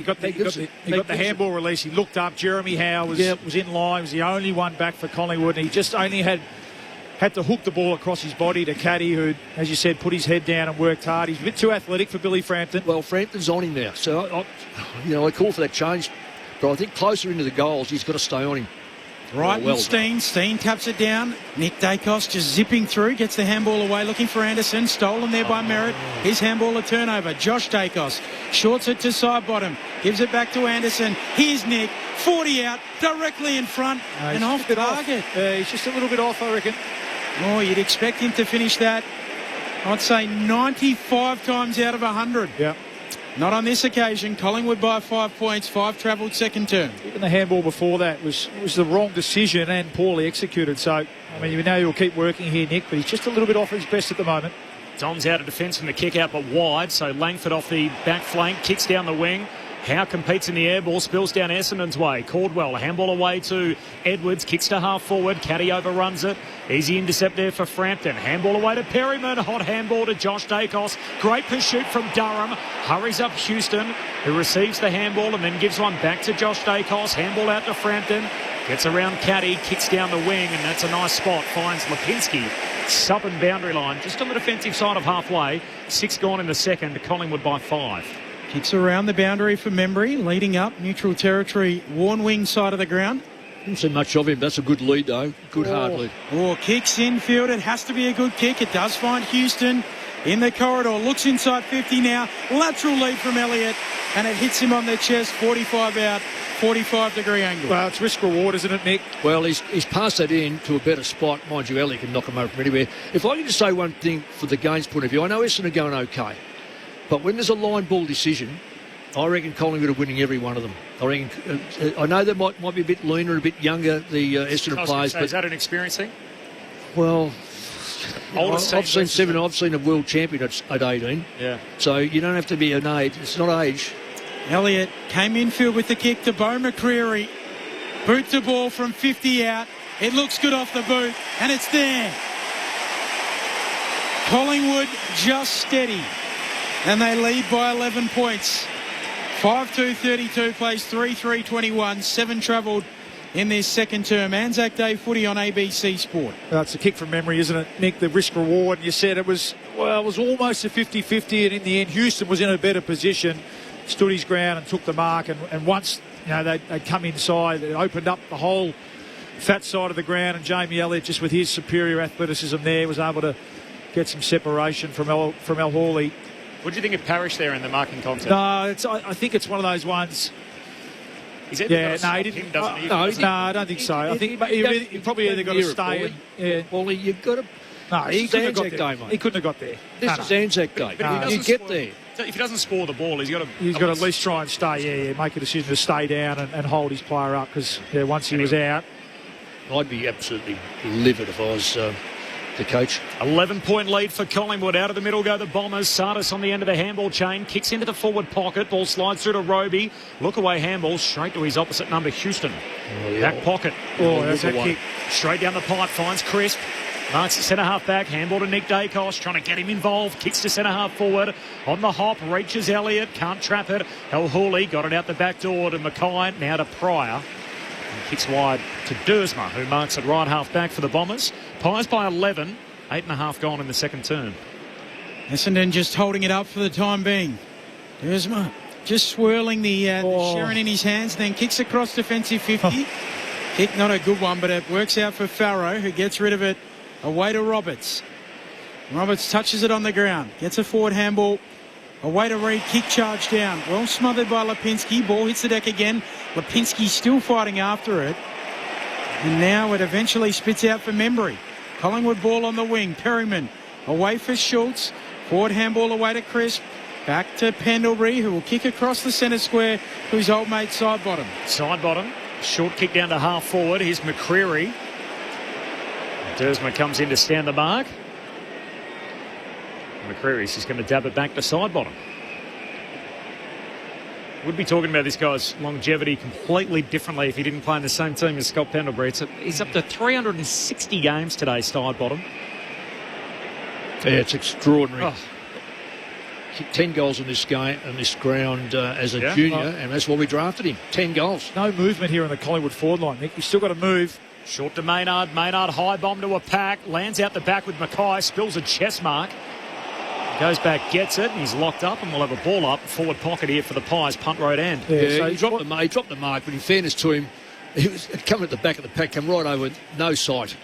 Right, taps it down and onto it. Sardell Hawley releases the run of Roberts. Running around the boundary line, he kicks up towards the wing, misses the target there of May. Goes back after it, Quaynor's there too. Collingwood ball. Handball for Perryman. Handball for Houston. Handball back to Quaynor, overruns it. Gets some support from Houston. Collingwood back with it. And now Josh Dacos will just kick for distance up to half forward.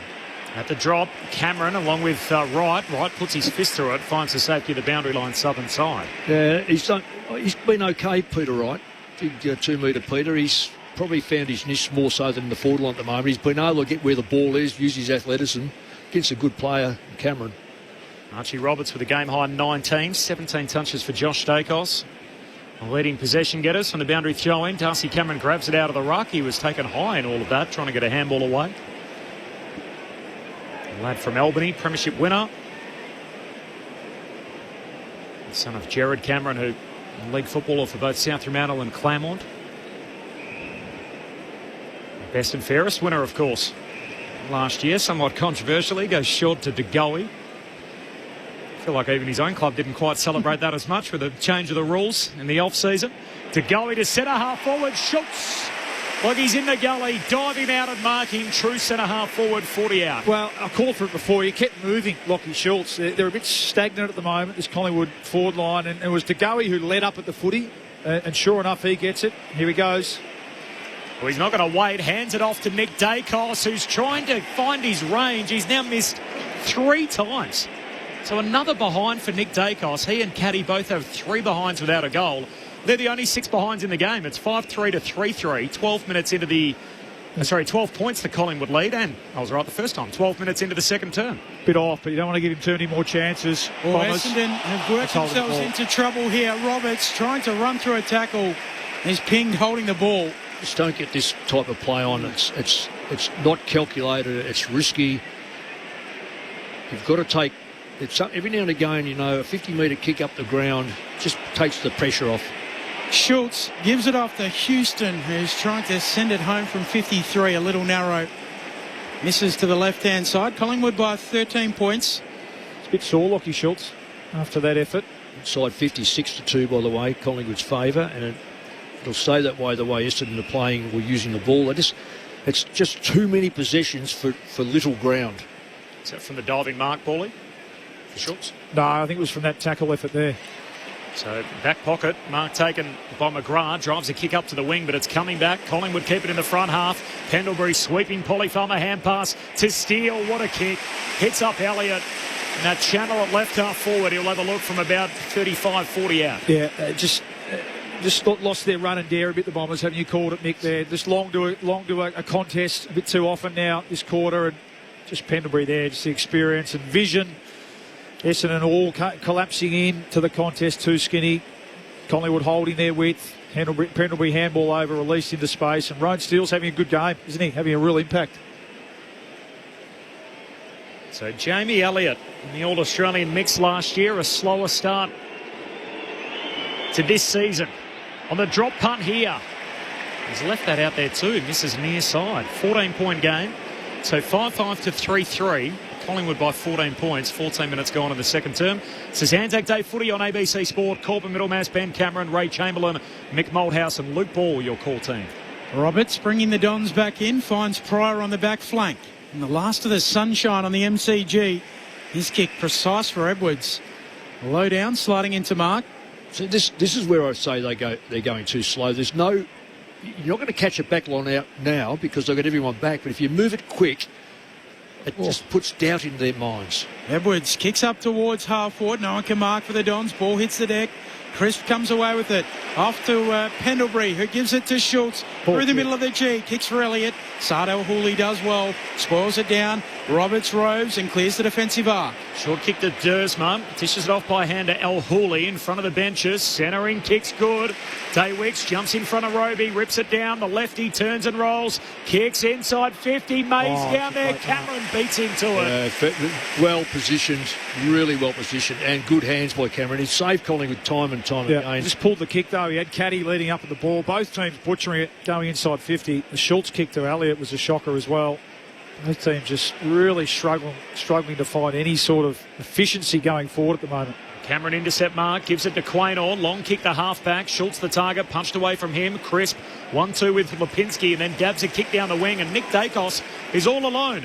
Just come off the interchange gates, and then Archie Roberts was coming in from behind to stand the mark, Ray Chamberlain, and you're not allowed to do that, are you? If you're not in the protected area, you've got to do the J-curve and hook your way out. That's a brain fade. So a 50-metre penalty, and Nick Dacos dabs it away to Schultz. 2 kicks from home still here, Collingwood. This game's going to be broken open if they kick a couple of quick goals, which they look like doing, the Pies. Schultz centres it to Crisp. Centre half forward here for the Pies. Well, they should, Mick, but they're struggling. This is the point. They really can't find an easy avenue to goal at the moment, Collingwood. They're not blowing anyone away. They're absolutely dominating this quarter, you're right. They've missed sitters, though. So it's not that they're not in a good position. Just working it around the arc here, the Pies. So Crisp went to Quaynor, who came back to Houston. Remember, they were 4 straight too, so they're now 5-5. They've kicked 1-5 this quarter from 8 entries. The mark 55 out. Houston likes the look of it. It won't go all of the way back there. Pryor punches it through. It was always going to be ambitious. Yeah, that's a case in point. Exactly. Yeah, they're resorting to a shot from goal from 64 metres out. It drops on the goal line. It makes no sense, does it, boy? Reid marks the kick out in the back pocket for the Bombers. There's not many better sides to close teams down in the front half. And Collingwood are just showing that right now. Short to McGrath, kicks to Mackay.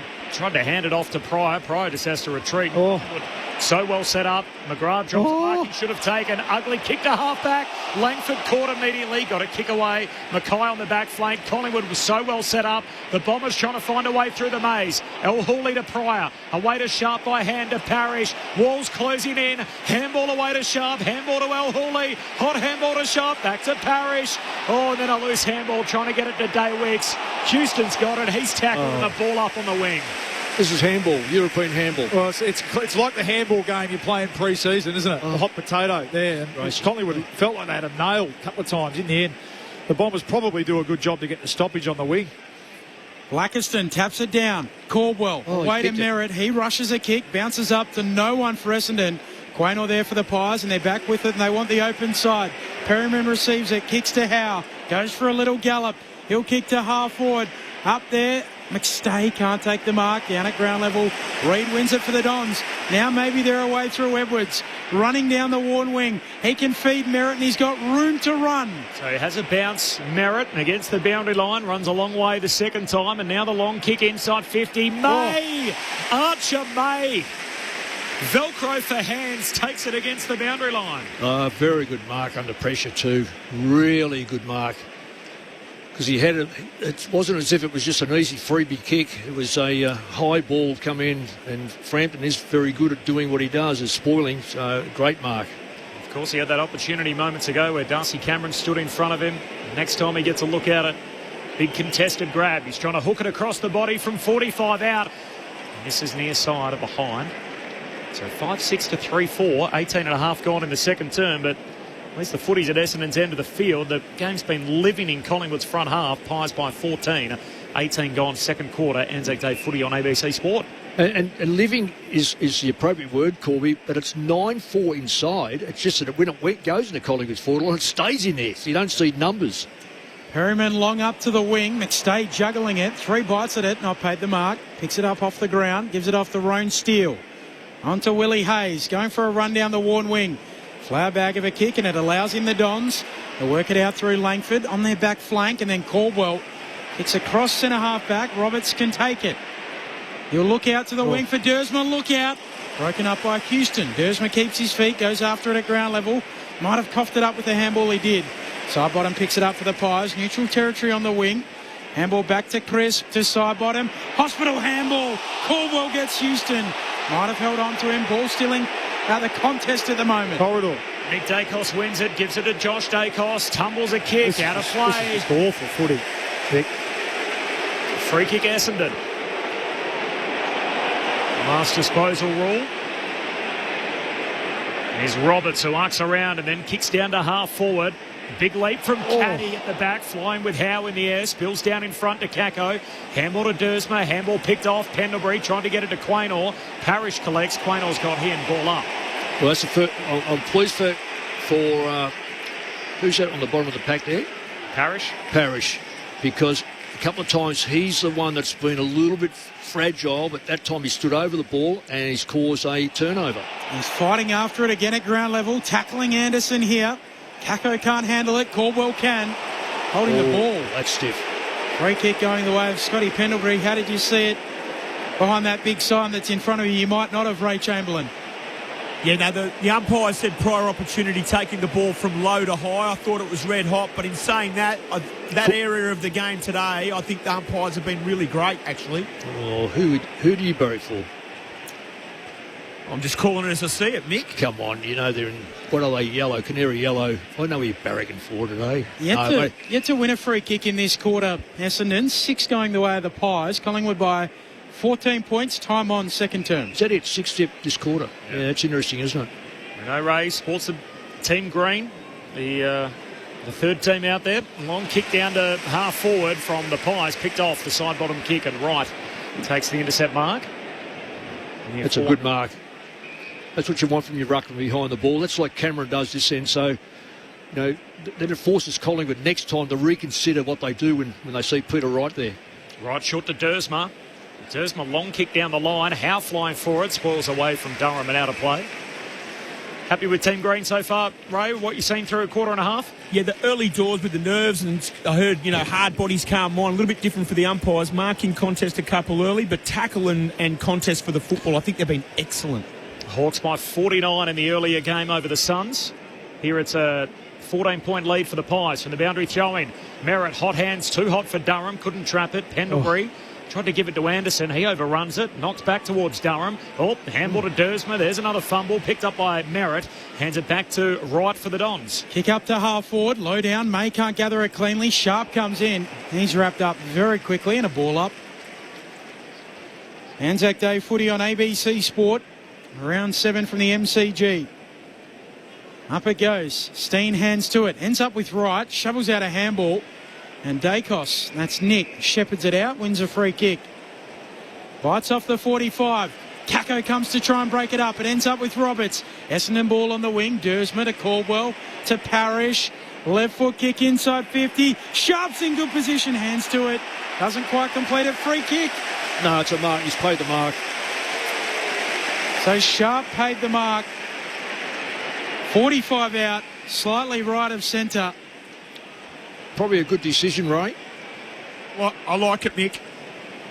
He's controlled it, hasn't he? And he's lost the ball on the way down through front on. He's also clobbered by Maynard. Well, he's front on, so it could have been a free kick as well. Free kick or mark, absolutely. No, I agree with Ray. I think the umpires have been good. The players aren't holding up their end of the bargain at the moment. This has been a really ordinary, scrappy second quarter, hasn't it? Similar to last week, you recall Collingwood Carlton. An Essendon fan growing up, Dyson Sharp, he kicks into the man on the mark. And it ricochets away. Still a live ball inside 50. Merritt comes in, tries to apply the tackle. McGrath too. Collingwood have it. Side bottom Pendlebury. Cool heads from the Vets to Howe to Quain or to Perryman. All by hand, and now Maynard chips towards the wing. And couldn't hit a target. Knocked out of bounds by Reid. Boundary umpire slips over, but he's okay. We'll have a boundary throw in between wing and half forward for the Dons. How do I know he's going to kick it into the man? I was going to say, right as Luke Ball saying, hey, it hasn't been a high quality game. There's been errors everywhere. Kicks it in the man.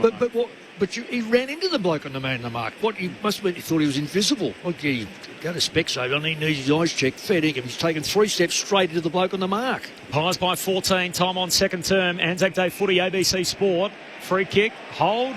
Essendon. First free for the quarter? That's right. 6-1. And it was Nick Dacos who was hanging on to Andy McGrath. He's been all right, McGrath. The Bombers' only number 1 pick in club history, with the one on his back. Kicks it into the forward pocket. Howe climbed up, forced to spoil late. Picked up by side bottom, and Archie Wicks takes him out of play. So throw in here about 40 metres out from the Essendon goal. That's the Collingwood race. That's Eddie Maguire's deal, despite the fact they're the away team today. They still get the rooms with the wide race. So that's why Collingwood are using those today, despite the Bombers' home game. They lead by 14, late in the second term. From the ruck tap, it spills out to Archer. May kicks on goal, and Frampton marks last line. Collingwood at fullback. Frampton feeds Pendlebury, who stops props, kicks across the goal mouth for Howe. Just gets it to him. Howe kicks for side bottom in the back pocket. Side bottom stabs it to Chris. They're getting out of it too easy. This is the 4th kick, and it hasn't been any Essendon players near these. If Collingwood, what they do well is they keep the ball inside their front 50. And this is now the 6th kick, and Essendon still can't stop it. So, 7th kick, another mark. So, it's 7 kicks, 7 marks. Well, it's 64 uncontested marks for the half. And I feel like it hasn't been, in terms of what they can do, 7. I feel like they've been well below their best in terms of their kicking and skill level.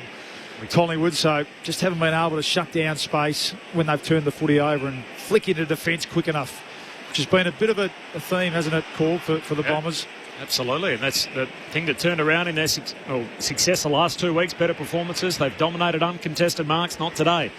So now the long forward kick from Maynard, up to half forward, punched away by Reid. Mackay went without it, McCreary collects. Collingwood with it, handball away to Schultz. Handball down to half forward, McCreary, like the Roadrunner, zips through, Meep wins it, gives it to Anderson. Handball away to Nicoli to Hayes, and that'll do us. As a nice string of play was unfolding with some clean possessions, time beats the Pies. And that is half-time after a 26-minute quarter, just 1 goal each. And at half-time, the Magpies 5-6-36 lead Essendon 3-4-22. So 14-point lead for the Magpies, 5-3. And in that quarter, Collingwood kicked 1 goal 6. 1 goal 6 in the term to Essendon's 1-1. The goal kickers in the game for Collingwood, Singles for De Goey, Schultz, McCreary, Hayes and Roan Steele kicked the first of the game. Meanwhile, for Essendon, Archie Wicks is the only multiple goal kicker. He kicked 2 in the opening term, and Sam Durham kicked their major in that second quarter. Beansy off the SMS says, hey, Razor, are you sure that there's no breeze? It's very swirly, as we know, here at the MCG. Luke Ball's got other ideas on that. Tim from Cheltenham to fill in some gaps on the story you were telling earlier, Mick, about the Australian prisoner of war. Bill Fordyce is his name. Right. So I've met him a few times. Great man, says Tim.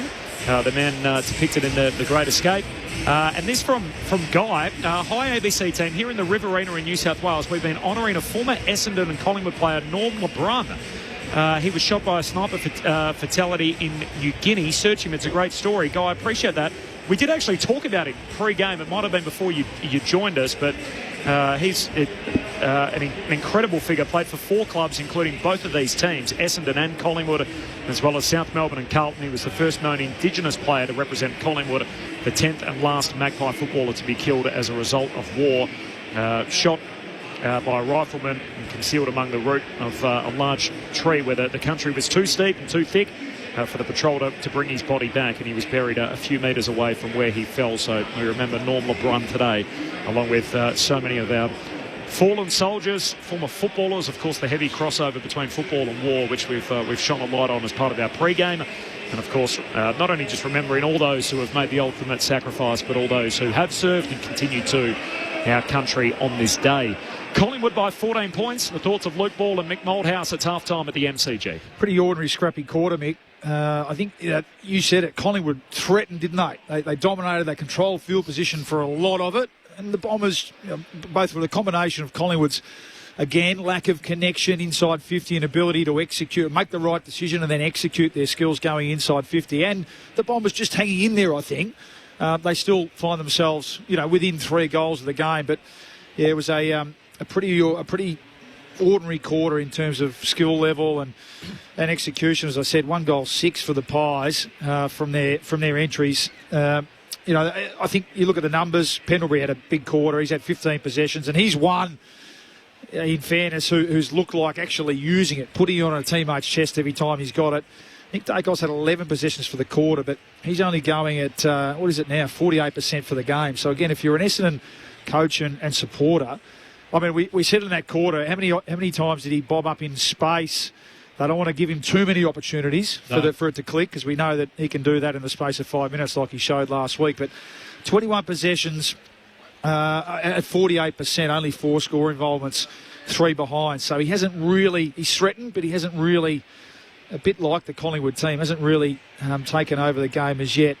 And at the other end, Archie Roberts, well, he's got a really, obviously a high footy IQ and a great reader of the game. He's had 25 possessions, 20 of those uncontested. So he's been more than happy for his opponent to go up into the play. He's had McCreary at times. He's had who else has he had there? Lipinski and Schultz at times. He's allowed them to go up high, and they've had the footy.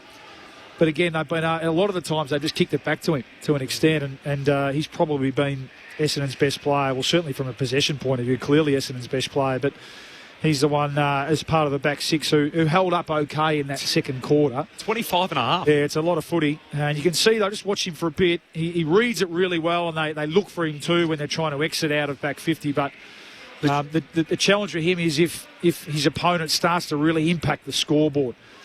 Which, with Collingwood struggles. Well, McCreary certainly was on.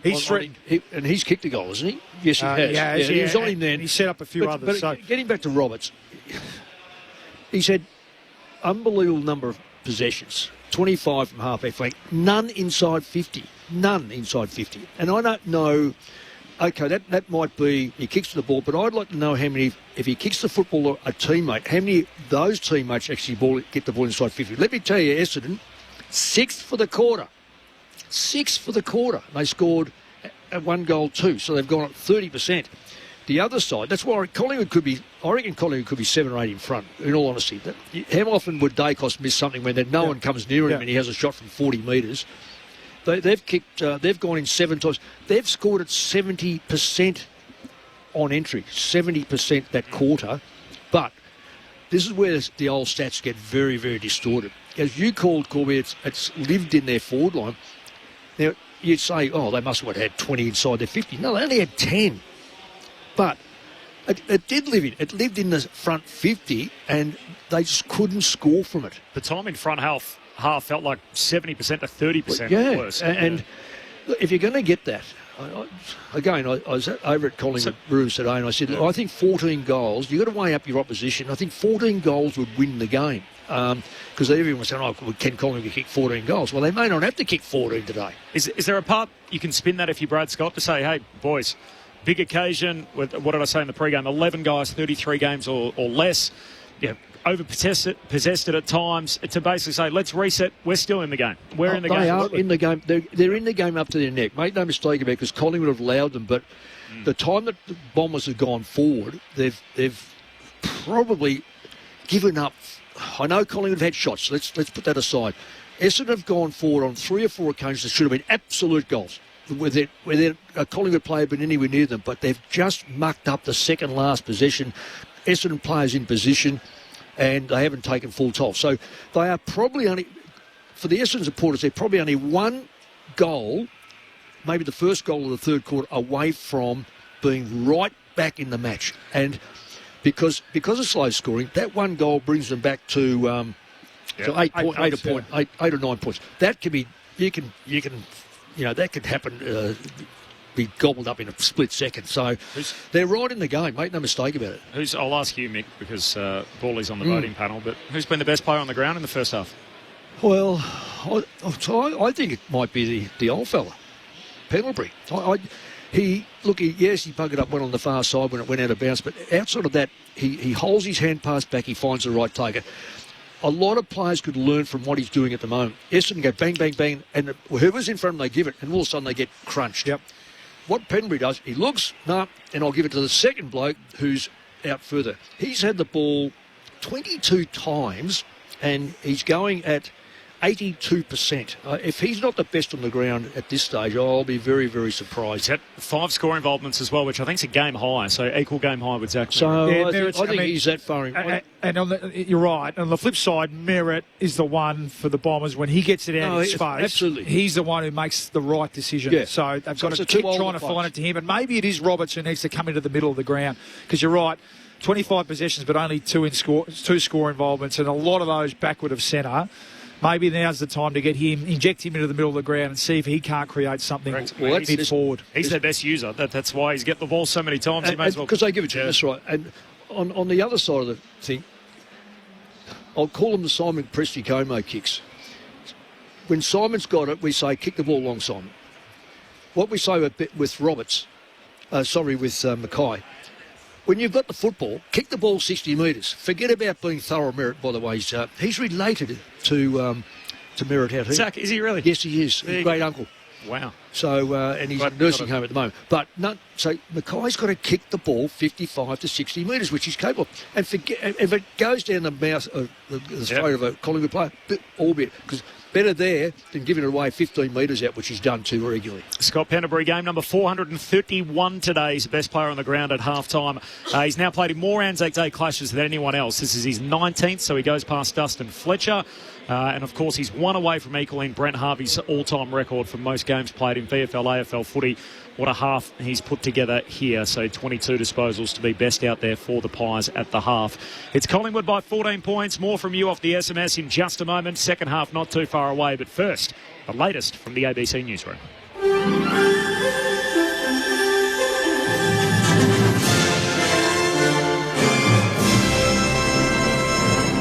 Hello, this is ABC News with David Rowlands.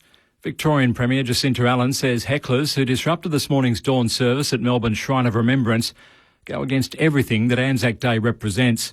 A small group of people booed during First Nations elder Mark Brown's Welcome to Country, although the shouting was quickly drowned out by much louder applause from the rest of the crowd. Victorian police are still working to identify the hecklers who left before the end of the service. Ms Allen says they deeply disrespected Australia's veteran community. That is disgraceful behaviour, and frankly, stay home. If you cannot show respect for just a few moments, don't come, stay home, because it's not protest, it's not patriotism, it's disgraceful division that stands against everything that Anzac Day represents. Crowds have lined the streets of Brisbane CBD in wet conditions for the annual Anzac Day parade. Joshua McIntosh was there. Thousands of people have packed the CBD, many waving Australian flags as Anzac Day commemorations continue, despite persistent showers and rain. The Royal Australian Navy is leading the march, marking 125 years since the naval branch was formally set up. More than 2,000 Army, Navy and Air Force personnel are taking part in today's parade, as well as World War II veterans and community groups. They're marching through George and Adelaide streets before finishing at the corner of Elizabeth and Creek streets. Townsville woman Andrea Farron says she was proud to watch her granddaughter march with the medals her grandfather was awarded for his service in the Pacific Theatre during World War II. She's 9 years old, Hammond Park School, so I really enjoy seeing her march. He was actually in the road building, so go in, build a road so the troops could go through. And then when he came home, he was in the RSL band as the tuba player. The United States says it's intercepted an Iranian-flagged ship attempting to sail to a port in Iran. Larry Buttrose has more.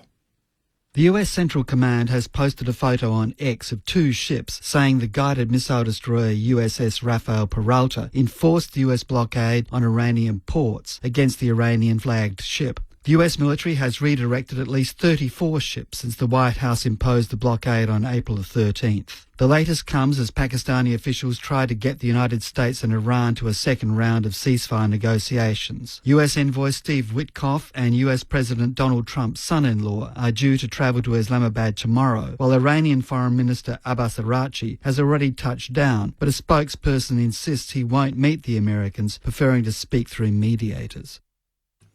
Shadow Home Affairs Minister John O'Donoghue says the federal government needs to be clear about what checks have been done on Australian women and children attempting to return from Syria. 4 women with ties to the Islamic State group and 9 children have left the Al-Roj camp in Syria and are believed to be trying to return to Australia. A government spokesperson says security agencies have been monitoring the situation in Syria in order to ensure that they're prepared. However, Senator Donoghue says he's concerned about the background checks. We don't know how old the children in this cohort are, how many of them were children when they went there, how many are adults now. Those sorts of questions remain unanswered, and until we have clarity and certainty and a guarantee from government there is no risk, and the opposition's belief is they should not be allowed back into Australia. A US judge has dismissed Elon Musk's fraud claims in his lawsuit against OpenAI and its co-founder Sam Altman. The case centres on Musk's claim that OpenAI CEO, Mr. Altman, and one of the company's biggest investors, Microsoft, conned him and the public by forming a for-profit entity in 2019 after Musk left OpenAI's board. Musk had himself proposed dismissing the fraud claims, which he said would better focus on his case of the goal of ensuring that OpenAI benefits humanity rather than be a wealth machine. The trial is set to proceed on Musk's claims of breach of charitable trust and unjust enrichment. Jury selection is set to begin on Monday.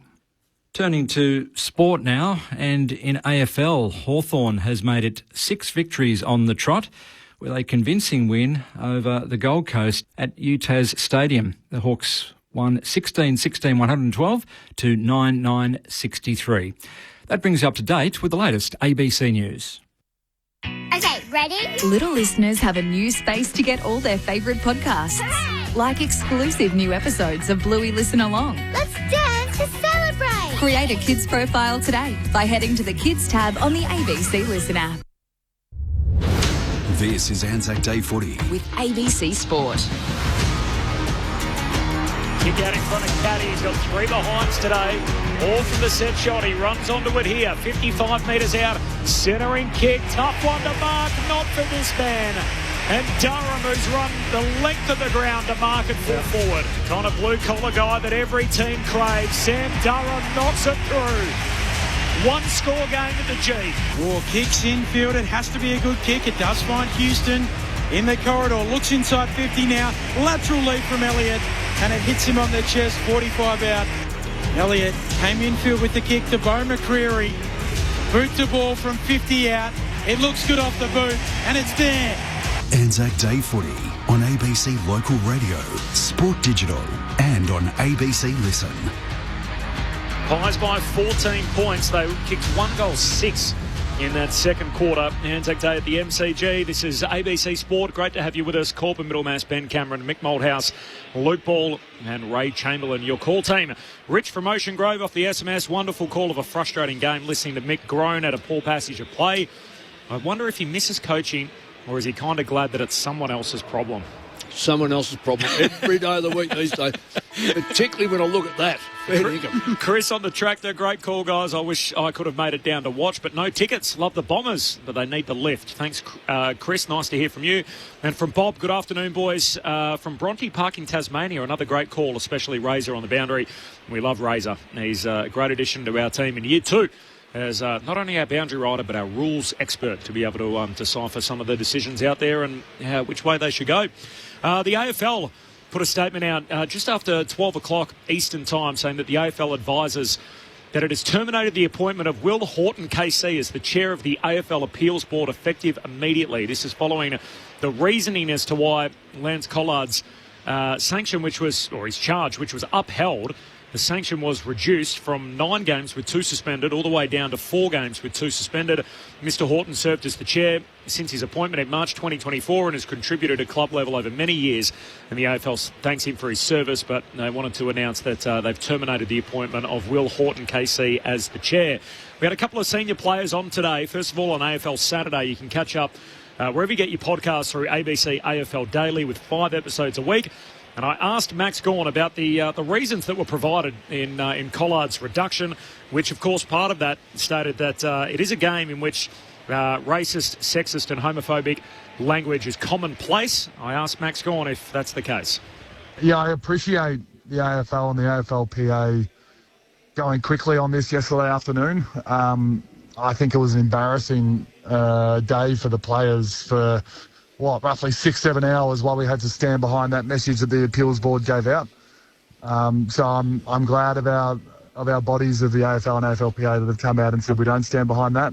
I don't know what the answer is. I don't know. I heard you guys talking before. How many weeks is too many weeks? Is weeks? I've never been suspended, so I don't know if weeks is actually something that really would affect me. So I don't know if that's the way to go. I don't know what that is and what that looks like. But I certainly know that the game is not that hard that I can keep my mouth shut when it comes to homophobic and racist and other vilifications. I'm well aware that that is not the place for it. And, yeah, I was sort of embarrassed when I was reading that stuff from the appeals board yesterday morning.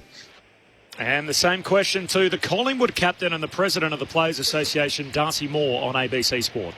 Those comments were deeply concerning.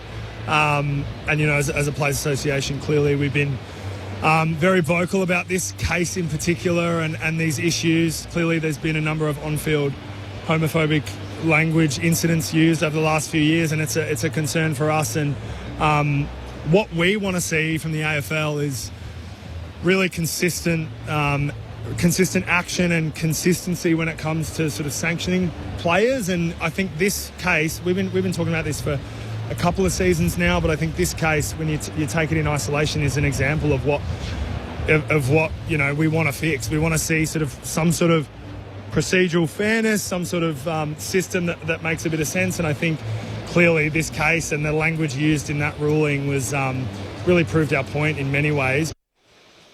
So a little bit of Darcy Moore speaking with us pre-game on ABC Sport. ABC AFL Daily is the place to go for your home of footy conversation, 5 episodes per week. Halftime here at the G, Collingwood by 14 points. We're already 1 game down. Anzac Day Saturday with Hawthorn 49-point winners over Gold Coast. So a 49-point win for the Hawks. Jack Gunston had 9 scores. He kicked 5 goals, 4. And Jamara Ugle-Hagan even knocked one through as well in his new colours. First game in 596 days at AFL level. So Ugle-Hagan finishing with 7 disposals and a goal, but a big win for the Hawks, even without Sicily and without Moore. Players just trotting out to their positions to start the second half in the NRL. 33 minutes in. It's all Sydney City. The Roosters 28 leading the Dragons 4 in the traditional clash there. If you want to listen to that, you can find it streamed through ABC Listen. Look out for the green ABC Sport logo. Pies by 14 points. Corbin Middlemass, Ben Cameron, Ray Chamberlain, Mick Malthouse, Luke Ball. Second half upon us. You're with Ben Cameron. There is Steen jumping all over the top of Wright. Palms it forward, leaving it behind McCreary. Allows in Wright. His handball back into the muck. And Dacos, that's Nick coming through. Ball eventually spits out the umpire, letting them play. Jordan De Goey gives it off to Nick Dacos. He's dispossessed in the tackle. Ball in the middle of the ground. Houston gathers out to Josh Dacos. Forward handball for Collingwood. Along the wing to Pendlebury to Nick Dacos. Kicks inside 50.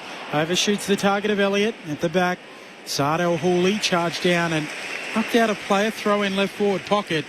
Collingwood by 14 points. 36 seconds into the second half. Just not firing on all cylinders. Even there, Nick Dacos, you back him to hit that kick inside 50. As we said, only going at under 50% disposal efficiency. Getting a lot of it, but not quite clicking. Cameron down to Jamie Elliott. Snaps, unguarded, goal line. Took a cruel bounce. Looked certain it was going to through and then just ripped a hard right, wrong side of the post, and a minor score. Second behind for Elliott, 5-7 to 3-4. 1 minute into the third, it's Collingwood by 15. Right, with the short kick in, away to Roberts, back pocket. His kick tight with the boundary line, looking for Blackiston and spoiled out of play. Throw in high half forward here for Collingwood, attacking the city end in this third term. I don't understand that kick that goes 30 metres for a one-on-one. Wouldn't you go 55 metres to one-on-one and you've got a 25-metre buffer up your sleeve so you can work on? I was taught in junior footy, Mick, never go short to a one-on-one as Cameron taps it down to Parrish, who gives it off to Merritt. Essendon ball. Roberts, handball over his head. Emerging with it, Merritt. Kicks inside 50. Long one-on-one. Caddy and Frampton. Frampton goes to ground. It allows in Caddy. Tracks it to the pocket. The Pies fold back. Runs a long way. Snaps it over his shoulder. That is a Caddy special. An Anzac Day special. Caddy brilliant. And Essendon bring it back to a 9-point game. The first goal of the third term. 5-7-37. Plays 4-4-28. 2 minutes in. Mick Malthouse and Luke Ball. Oh, that was a magnificent goal. I'm hearing the siren now. There's a fire brigade coming to hose down 3 of his teammates because he burnt 3 of them. There were 3 that he had to kick the goal because they were absolutely on fire, the 3 bases that he ignored. Honestly, but take nothing away from him. If you took them out of the picture, his recovery was outstanding. Frampton tried to grab hold of him, but that was extraordinary. Yeah, he probably almost could have got a free kick because Frampton he should had have a fair piece of him on the way down. But you keep your feet in this game, and gives himself kicks a brilliant goal.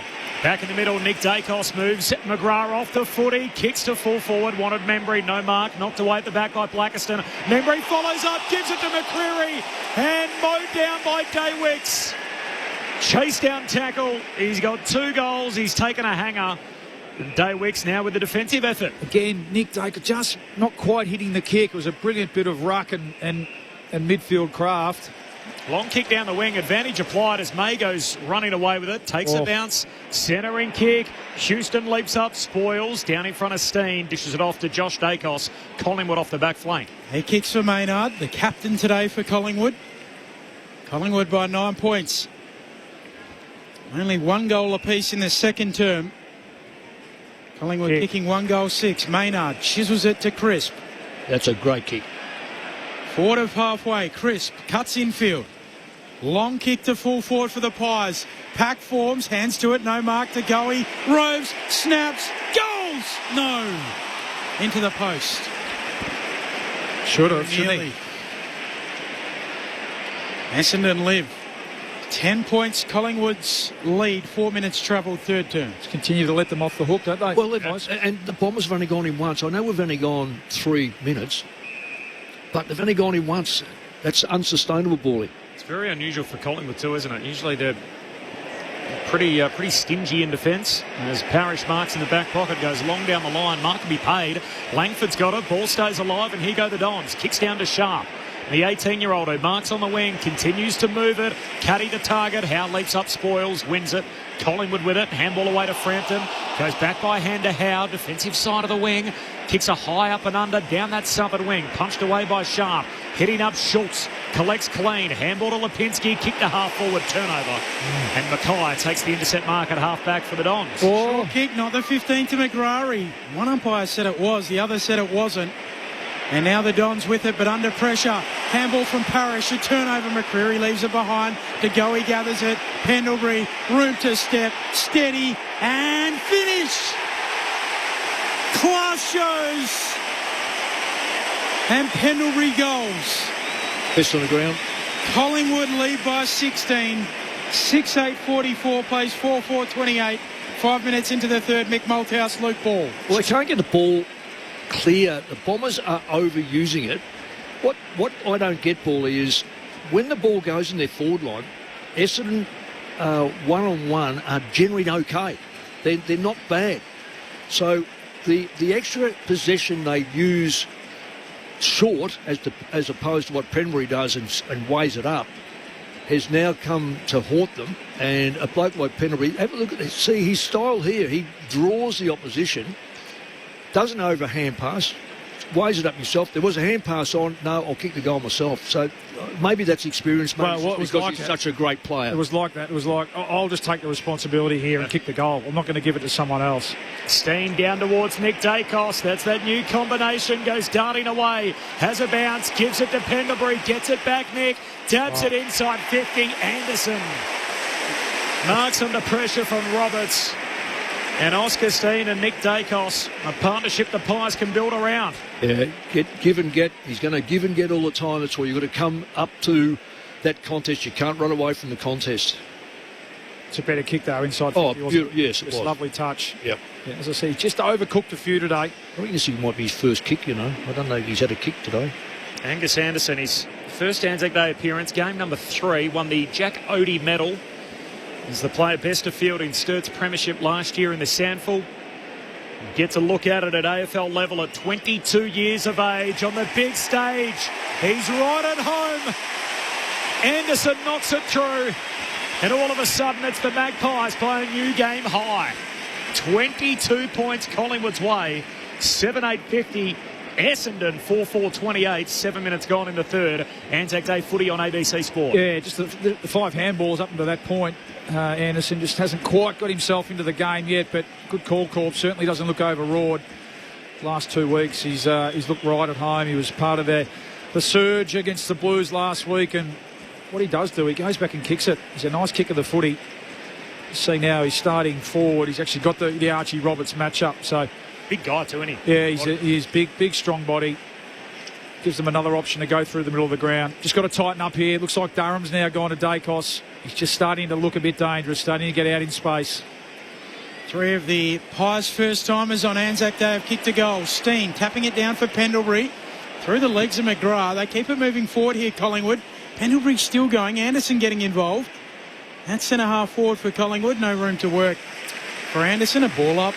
Yeah, that's just Steen again, though, isn't it? Just the ability to get up just allows the Collingwood midfielders to get on the move, get proactive. Makes it really tough for the Essendon mids. Well, they're just bulldozing the ball forward. Cameron taps it down. Durham shovels out a handball. Onto it.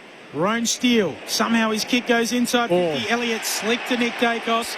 Strong tackle from Durham, and it works out for Essendon. Their footy. Sardis had to try and trap it. Gives it to Caldwell. Can't take it clean either. Eventually scoops it up. Gives it to Merritt. Handball to Sardis.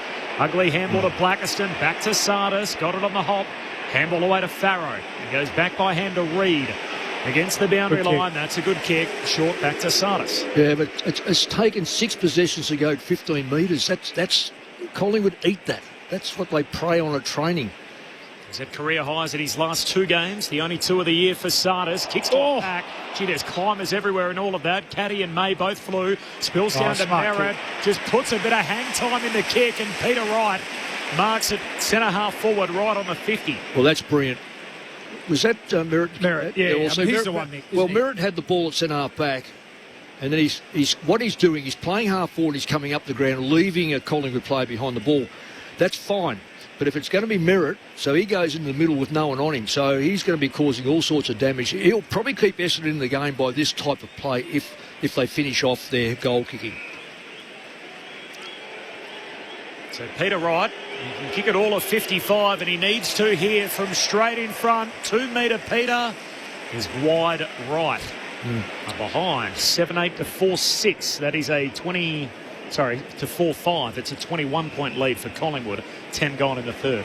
Maynard up the middle to Howe, who moves it to Pendlebury. Still up the middle for Anderson for Collingwood. And Anderson shorts it to Elliott. Over halfway now, the Pies. Yeah, and they're finding space all over the place too. Essendon just dropped off. And, they just don't seem to be as keen to man up at the moment. Elliott kicks inside 50 off the hands of the pack. Onto it quickly. Roan steals second. Collingwood running away with it. A damn wall might have burst for Essendon. Yep. Collingwood by 27 points. 8-8-56 plays 4-5-29. 10 travelled in the third. Mick Malthouse and Luke Ball. Yeah, it was too easy, wasn't it, Mick? Just from the kick out there. And even going back to the Peter Wright kick, there was 3 Collingwood players on the goal line, not one Essendon player. Exactly. So he misses the kick and then they just waltz it out. Short kick through the middle of the ground too. I mean, that's inexcusable. That's, Brad Scott, you're tearing your hair out. If nothing else, guard the corridor. They march the ball up. Long kick inside 50. Good contest from McStay, and then Roan Steele. As I said, he's a low possession player, but he's a high impact player still. He's had a lot of. What's he up to score involvements wise? I'll get that for you in a sec. But started the game well. Kicked the first goal of the game. He's only had 8 possessions, but 3 or 4 score involvements and 2 goals. Nick Dacos out of the middle, getting busy. He just runs away and leaves a trail. Durham in his wake, kicks to centre half forward. Oh, burst through the hands of Membry, hit him in the head. Ricochets off a soccer from Lipinski. Back to Lipinski, he's mowed down. Had long enough, and Reid rewarded with the tackle. Well, it's a real issue, this centre bounce now for the Bombers. They look all out of answers. Dons come wide out of defence. Mackay gives it to Pryor. Short kick made it tough for Dersma. Handball to Blackiston. Went one-handed, lost it. Anderson wins it. Collingwood back the other way. Perryman to Steele. Handball away to Elliott. Centering kick to Nick Dacos. And jams it up high on his chest and below his chin as he just locks it in there. Marks it right half forward for the Magpies. Well, it's another ball handling mistake by the Bombers. And without going again and again and again, you've got to know your limitations. You overhand pass the football, you're going to give the ball back at some stage, and that's exactly what's happened again and again and again.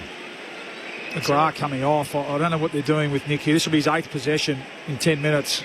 0-3 for the day. Nick Dacos on the drop punt. Make it 0-4. He's edging closer as he hits the post. A dozen minutes into the third, Collingwood threatening to bust this game open. They lead by 28, 8-9 to 4-5. This is Anzac Day footy on ABC Sport. I need to crunch the numbers, but it might be the worst kicking day I've seen from Nick Dacos in his 101 games. Short kick into the pocket. Now Pryor looks longer up to the wing for the Dons. Up they go, and Cameron, tall for the Pies. He takes the mark. He's got the new boots on, Benny. Just keep an eye on that. Yeah. Haven't seen these boots before.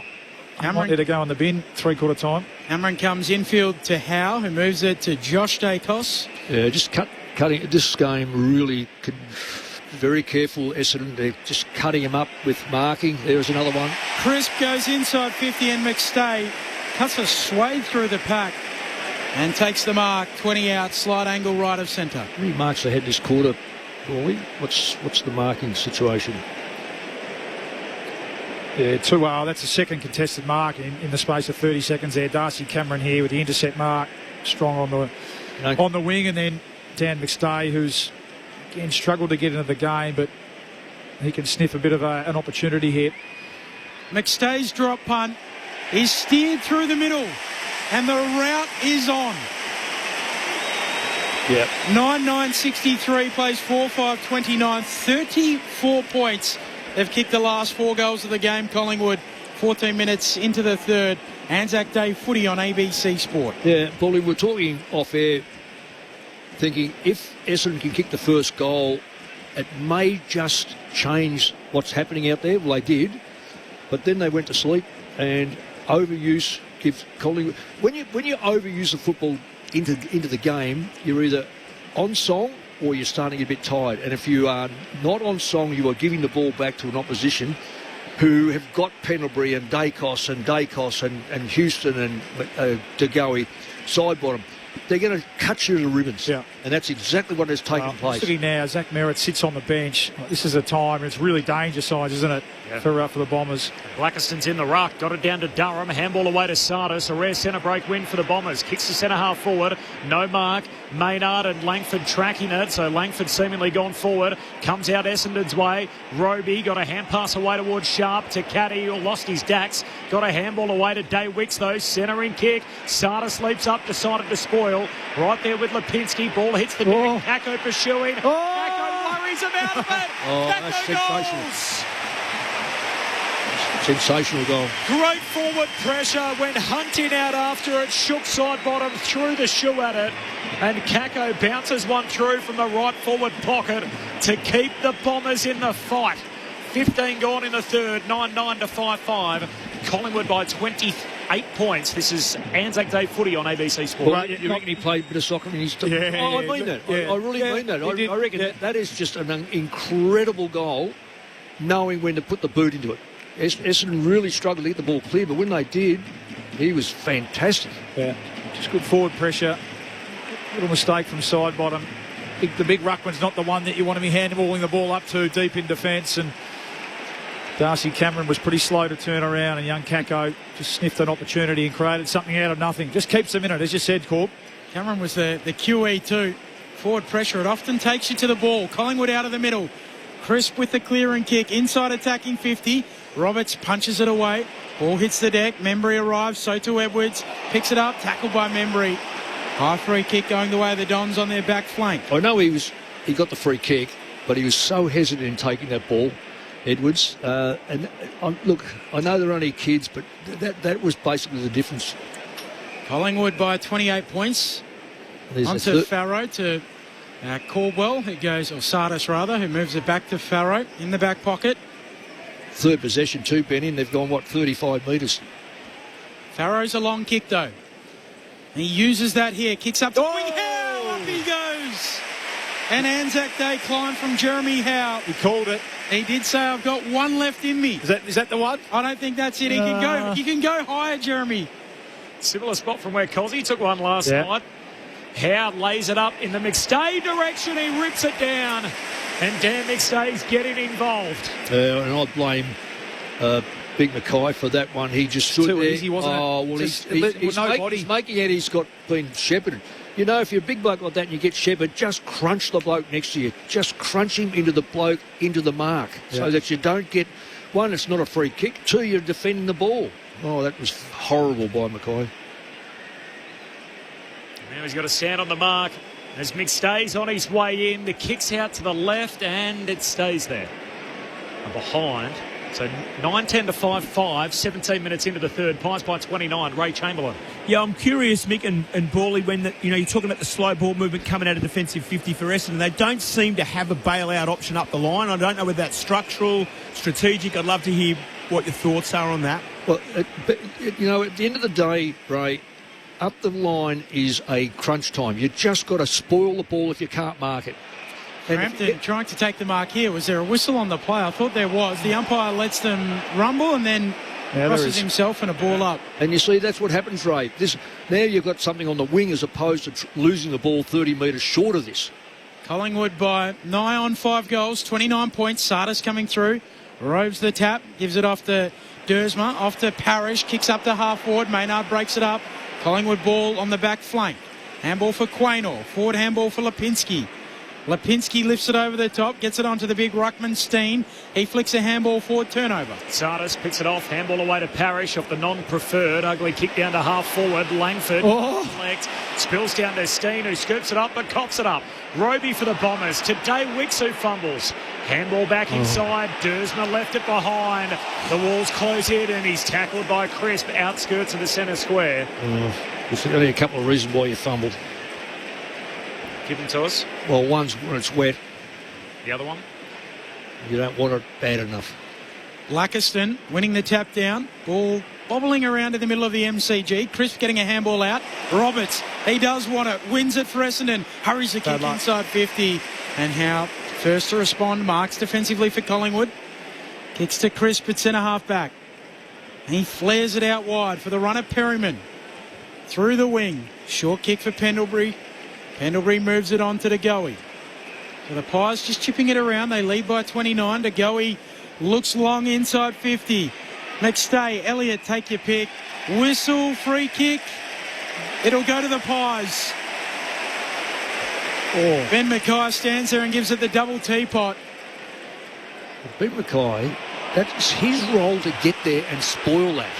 What on earth was that? What was that? I think eye on side. Okay. Very, very, very touched him on the face. Fleeting arm to the face. This happens all over the ground. The umpire was right there. He saw it. So it is a free kick, letter of the law. Oh, well.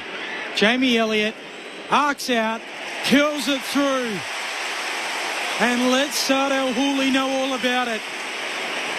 A new game-high lead, 35 points. Time on third term, 10-10-70 plays 5-5-35. Mick Malthouse and loop ball. Well, you say, Bully, that free kick was there. All around the ground. It's not deliberate. It doesn't hold back.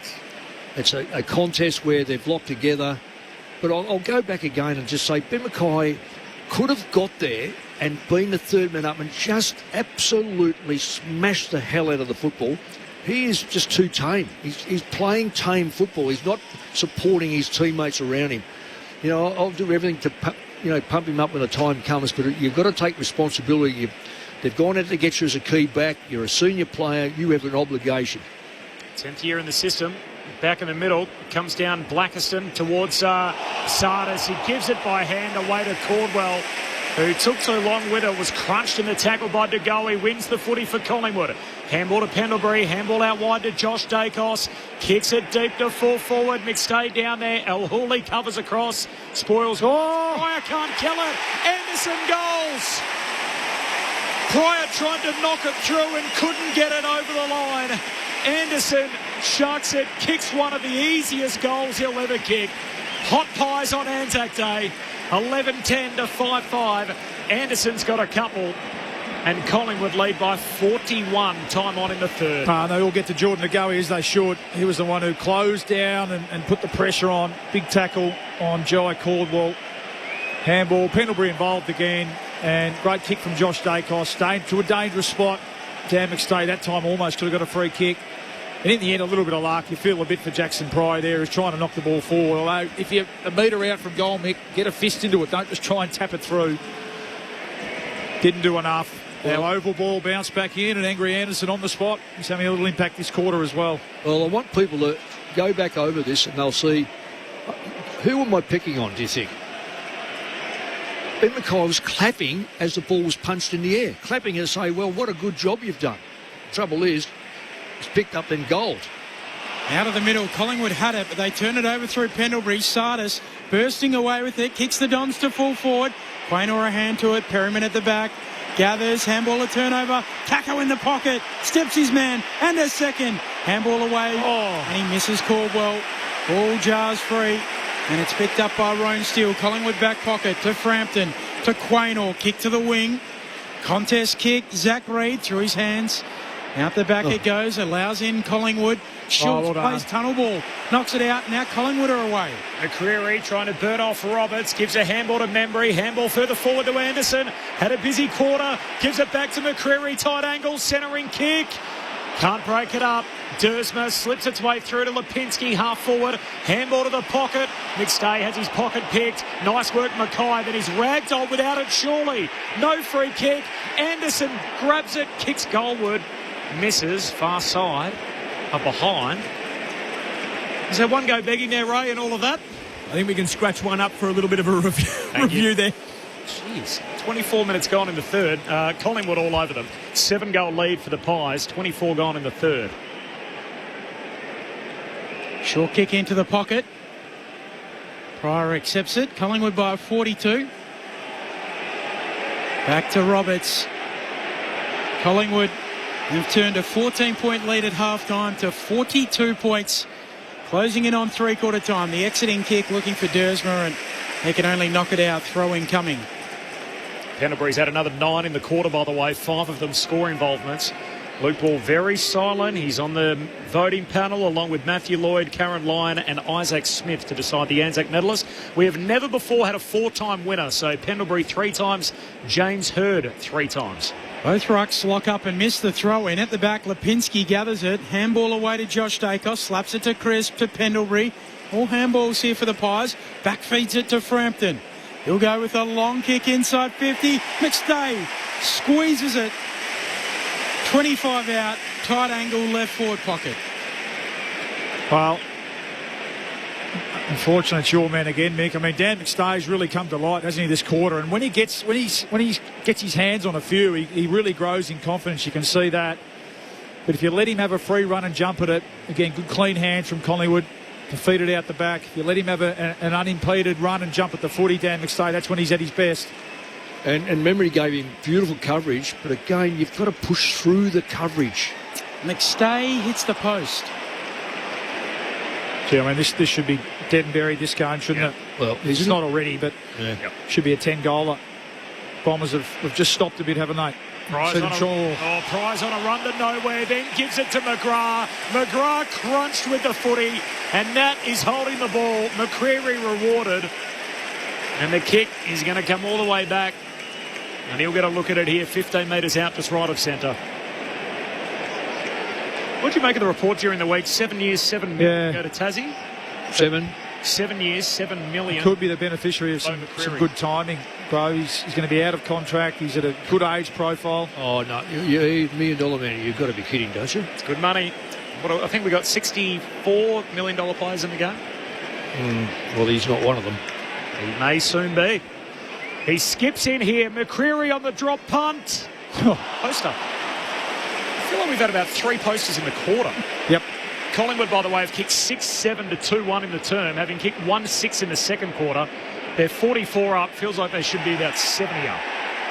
Essendon chaining handballs to exit their defensive arc. Out towards the worn wing. Sardell Hooley shows his fleet of foot. Gathers the footy off to Sharp, to Parrish. Back to El Hooley, turns it over with a kick. Oh, this is dreadful. And the mark taken by Houston, backward of the wing. One wing side of the ground. It's European hand pass. You've got to kick the football to put pressure on the... Yeah, everyone says, oh, you've got to use your hand pass. Yeah, 1 or 2 of them. And that's the 4th, 5th and 6th is in that with Collingwood. And have a look at the stats. Collingwood do not overuse the football. That's why they're miles in front. Out of the middle of the ground, kicks to Crisp. His kick just a little over the head of McCreary. Oh, 2 bombers there. McCreary goes and wins it. It's been that kind of day for the Dons. Hand pass back to Steele. Handball to Houston. Handball to Perryman. They reload. Now the kick inside 50. The big men down there. Steen and Cameron fly for it. Spills to Roberts of Essendon. Hand pass away to McGrath. Handball to Langford back flank. Handball away to Day-Wick. Shoots a hand pass back inside. Blackiston knocks it to McGrath. He's under pressure. Still at half forward for Collingwood. Pendlebury scoops it up. Got it out by hand. Turns it over. And El Hooley darting away. Oh, kicks it into Perryman. It'll ricochet to Schultz. He's buffeted off his kick. Jesus, his scrappy footy. It dribbles towards fullback for Essendon. Picked up by Pryor. He gets it off to Mackay, to Roberts. He can release Dersma. He'll kick outside of D50, and they are in heaps of space. Merritt will have it sit for him and go for a gallop. Takes a bounce, then chips it on to Dyson Sharp. Wide out. Could have kept going there, Merritt. Sharp kicks infield for Caldwell, who marks under pressure. Right on the attacking point of the centre square. He hasn't put enough pressure on the midfield, Caldwell, either. He's been pretty patchy. Collingwood by 44. Caldwell kicks into the pocket. Right, slides in and marks. 45 out, very tight angle, right half forward. Essendon look exhausted because they've chased all day. Collingwood still look up. Hands on, a lot of Essendon players, hands on hips, heads bowed. This is Anzac Day. They've got to realise they've got to dig deep. Collingwood have. That's why they've been able to break Essendon open really in this quarter.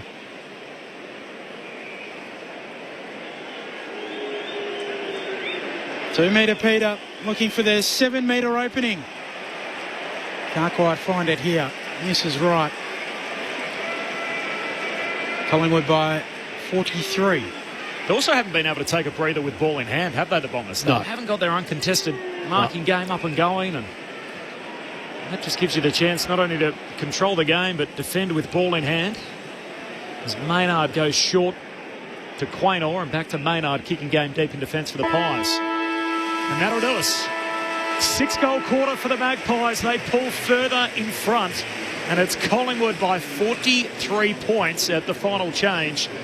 Feels like it could have been a whole lot more. They kicked 6 goals, 7 in that quarter. So basically, if you stretch it back across quarters 2 and 3, the Magpies have kicked 7 goals, 13 to Essendon's 3-3. 11-13-79 Collingwood, Essendon 5-6-36. The margin is 43 after Collingwood led by 9 at quarter time and 14 at the half. The goal kickers for Collingwood marked down 2 for Anderson and 2 for Roan Steele, and then singles DeGoey, Elliott, Schultz, Pendlebury, McStay and McCreary. Meanwhile, for Essendon, 2 goals for Day Wicks. They came way back in the first quarter. Singles for Caddy, Kako and Durham. 11 goals to 5. It's 3-quarter time here at the MCG. Off the SMS, Shannon from Frankston. Scott Pendlebury has thrown the ball at least 6 of his 11 handballs. The umpires are so poor at calling the basic disposal skill these days. It's not a big one, is it, Ray Chamberlain? Ray on the boundary with us. Pretty tough to officiate in real time, the modern hand pass. Yeah, the way the law and the interpretation's far looser. You used to have to project the ball off the ball-carrying hand, and now the game just asks the umpires to make sure that that one hand catches up with the other. So you'd want to see it nice and clear. They're pretty fast, these players. One hand, that's the interpretation, is it? One hand catches up to the other. That's correct. I like it. Gordon from Bunbury. This would have to be the worst game of ball control I've ever seen from both sides. It really has been. It's uncharacteristic and all across the board too. Yeah, that quarter. I think when you've got a Pendlebury in the side, that makes it better. For well-paid so-called professional footballers, it is terrible. From Gordon. Gordon, appreciate your message. More from Bawley and Mick coming up next. Collingwood by 43, and this is Anzac Day footy on ABC Sport. She's gotten worse. Lots of anger. Ursula Carlson, No Filters, brand new comedy. Contracted early onset Karen. Ursula starts Wednesday, April 29 on ABC TV and ABC iView. This is Anzac Day footy with ABC Sport. Emerging with it, Merritt. Kicks inside 50. Long one-on-one. Caddy and Frampton. Frampton goes to ground. It allows in Caddy. Tracks it to the pocket. The Pies fold back. Runs a long way. Snaps it over his shoulder. That is a Caddy special. An Anzac Day special. And now the Dons with it, but under pressure. Handball from Parrish. A turnover. McCreary leaves it behind. DeGoey gathers it. Pendlebury. Room to step. Steady. And finish. Class shows. And Pendlebury goals. Roby got a hand pass away towards Sharp to Caddy, who lost his dax. Got a handball away to Day Wicks, though. Centering kick. Sada sleeps up, decided to spoil.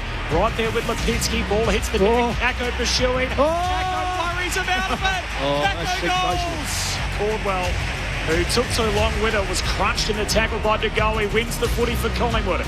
Handball to Pendlebury. Handball out wide to Josh Dacos. Kicks it deep to full forward. McStay down there. El Hooley covers across. Spoils. I can't kill it. Anderson goals. Anzac Day footy on ABC Local Radio, Sport Digital and on ABC Listen. Hot Pies in that third term. They kicked 6 goals to 2 and Collingwood by 43 at the final change. The footy's not done yet. 2 games to come tonight. First off to Adelaide. It'll be the match between Port Adelaide and Geelong.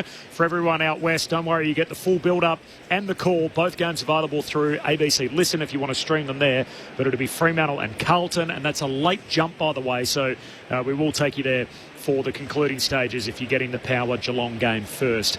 Here, Collingwood by more than 7 goals. Luke Ball, Mick Malthouse, 3-3. Well, it opened up that quarter, Mick, and it started again in the centre bounce. We said it, we were chatting at half-time. This game, the Collingwood-Carlton game last week, and just pretty similar in the sense that it was very scrappy and both teams really struggled to get fluency with their ball movement and any sort of efficiency in that midfield sort of forward connection. But that quarter, it was Collingwood out of the middle, and it was with their class players. It was Pendlebury again at 9 or 10 for the quarter. Nick Dacos, who really, but for just a little bit of finishing.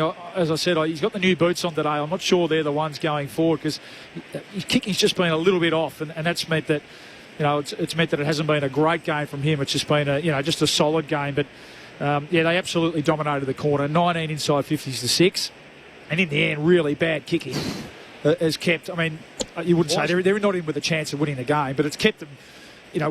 It's kept it from being a blowout, really. Two or three posters? A couple of posters, yeah. And you called it too. The handball game just invited the pressure, and then Collingwood really got a sniff. And when they're at their best, Collingwood, that's how they play. So that's what I don't get. When you analyse and you know the strength of it, speaking, when you know the strength, then you've got to make sure that you don't give them the opportunity to exploit that strength. So, and you called it too, Mick. I mean, this could go either way here. This could really blow out. From Collingwood's point of view, and I think that's the message for Craig McCarthy. We're not playing at our best, but let's see if we can put the foot on the throat here and really put the foot down and run over and put this team away. They haven't been able to do that at all this year. And from the Bombers, can they just hang in there? Anzac Day, you're right, Nick. Play the game out. Well, they have to play the game out. This is Anzac Day. You don't turn your toes up at all. So I have a horrid feeling about this. I'm just watching a young side. They've got their head bowed. Collingwood are up and about. It'll take an amazing effort. It'll take Collingwood to have to put the foot off the accelerator for Essendon to get back. They're not going to win the game. At three-quarter time, they were 5-6. Collingwood were 5-6 at half-time, and they've had 13 shots from 19 entrances. 19 entrances to 6. That tells you that all Essendon's possessions are in the back half trying to get out. And you've got to get your players up the ground to have at least a contest as opposed to overusing the football. Felt a bit like early season Essendon in that third quarter. What can they do after a chant from their coach Brad Scott at three-quarter time? The game seemingly done. Can the Bombers try and put a pretty face on it? Free kick here for Parrish. Collingwood by 43. Final term underway. Parrish inside 50. May forced to spoil from the back, spills down Collingwood's way. Hand pass from Maynard to Nick Dacos, then back towards Maynard. He just taps it away to Houston, gives it to Josh Dacos, kicks a tumbler through the middle of the G. A little Sunday hop for the veteran Pendlebury. Scoops it up, handball to Tagoe. Another one coming up. Tagoe knocks it two on the run. More of the same to start the last. And the Magpies are looking to a blowout. 49 points their lead, 48 seconds into the final term. Dugoe's got a couple, 12-13 to 5-6. Well, the kick from Parrish out of the middle, just shallow, wasn't it? Just no penetration whatsoever and not to advantage, and the big spoil, and then Collingwood with their numbers, they've owned the corridor today, haven't they? And we've said it certain times throughout the day, the Bombers getting way too skinny, all collapsing into the contest, and the smart players, Pendlebury again, Dugoe, just holding their width, holding their space. The corridor was open, and that's the easiest of goals. Geordie Dugoe. It's been a good return, I reckon, from Dugoe, isn't it? I think he's looked sharp. A few fumbles early on, but after that, he's looked pretty good. He's looked explosive, and he's hit the scoreboard. Ball spits out forward for Essendon, but onto it quickly. Josh Dacos from the restart. He'll turn and kick from half back to half forward. El Woolley. Nice mark. Right on the defensive arc for Essendon. Just pokes it over the top to Caldwell. First thing they want to do is they stop and prop. Now he goes to the Richmond station instead of going down to City Hall. No, he wants to go via the railway line. I mean, fair dinkum. Out very wide to the southern side of the ground where Farrow takes it. Now kick up to half forward, and he'll go even wider. Yeah, well, what's that to? That's to Fran Station. Well, he's kicked out to Frankston. But you can see this. It feels like the life sucked out of the team a bit. This is where you need your leaders, Mick, just to... They haven't got a lot of them. Well, and that is the challenge, isn't it? Yeah, that's right. Well, it is a challenge. You've got to puff your chest out and just continue to play, continue to try. 11 guys, 33 games or less. Now line up, they've got 4 teenagers out there today, the Bombers. Straight up the pipe they go. And the kick from Nick Dacos finds Pendlebury. Hand pass away to Perryman. Too easy. Kick. Mick stays centre half forward. Handball away to Anderson. Anderson on the run. Misses. You knew when he was in the side and they dropped long that they had great faith in this kid. He is a serious player, Anderson. 2 goals, 1 in the second half for Anderson. 50-point lead for Collingwood. New game high early in the last. Roberts heaves it out a defensive 50 for Essendon. Maynard steals it back, half forward for Collingwood.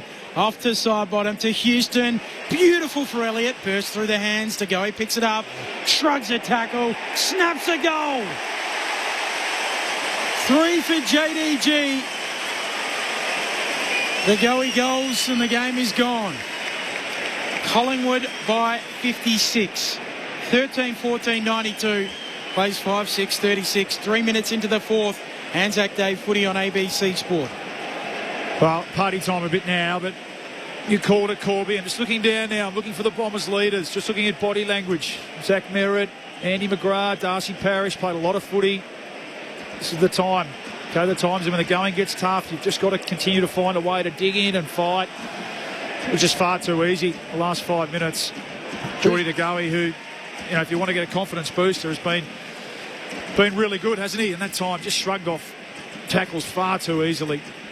Corby, as you said, it's got a bit of that whiff of the Bombers, prior to the last 2 weeks where they really didn't give much of a fight after quarter time. The Hawthorn and the Port Adelaide game come into mind. Blackiston out of the middle, kicks out to half forward, so a centre clearance here for the Dons. Slides past right, inside the forward 50, picked up though by Perryman of the Magpies. Handball to Maynard, he's dispossessed. Roby goes and wins it. Handball ends up out of play, forward pocket for the Dons. I'll just get ready to see if there's any movement down there in just a moment. Archer May just came Ray's way and then disappeared. Looked a little uncertain on his feet walking down to the rooms with the trainers. So if he comes back up, Ray, I'll get you to update us further.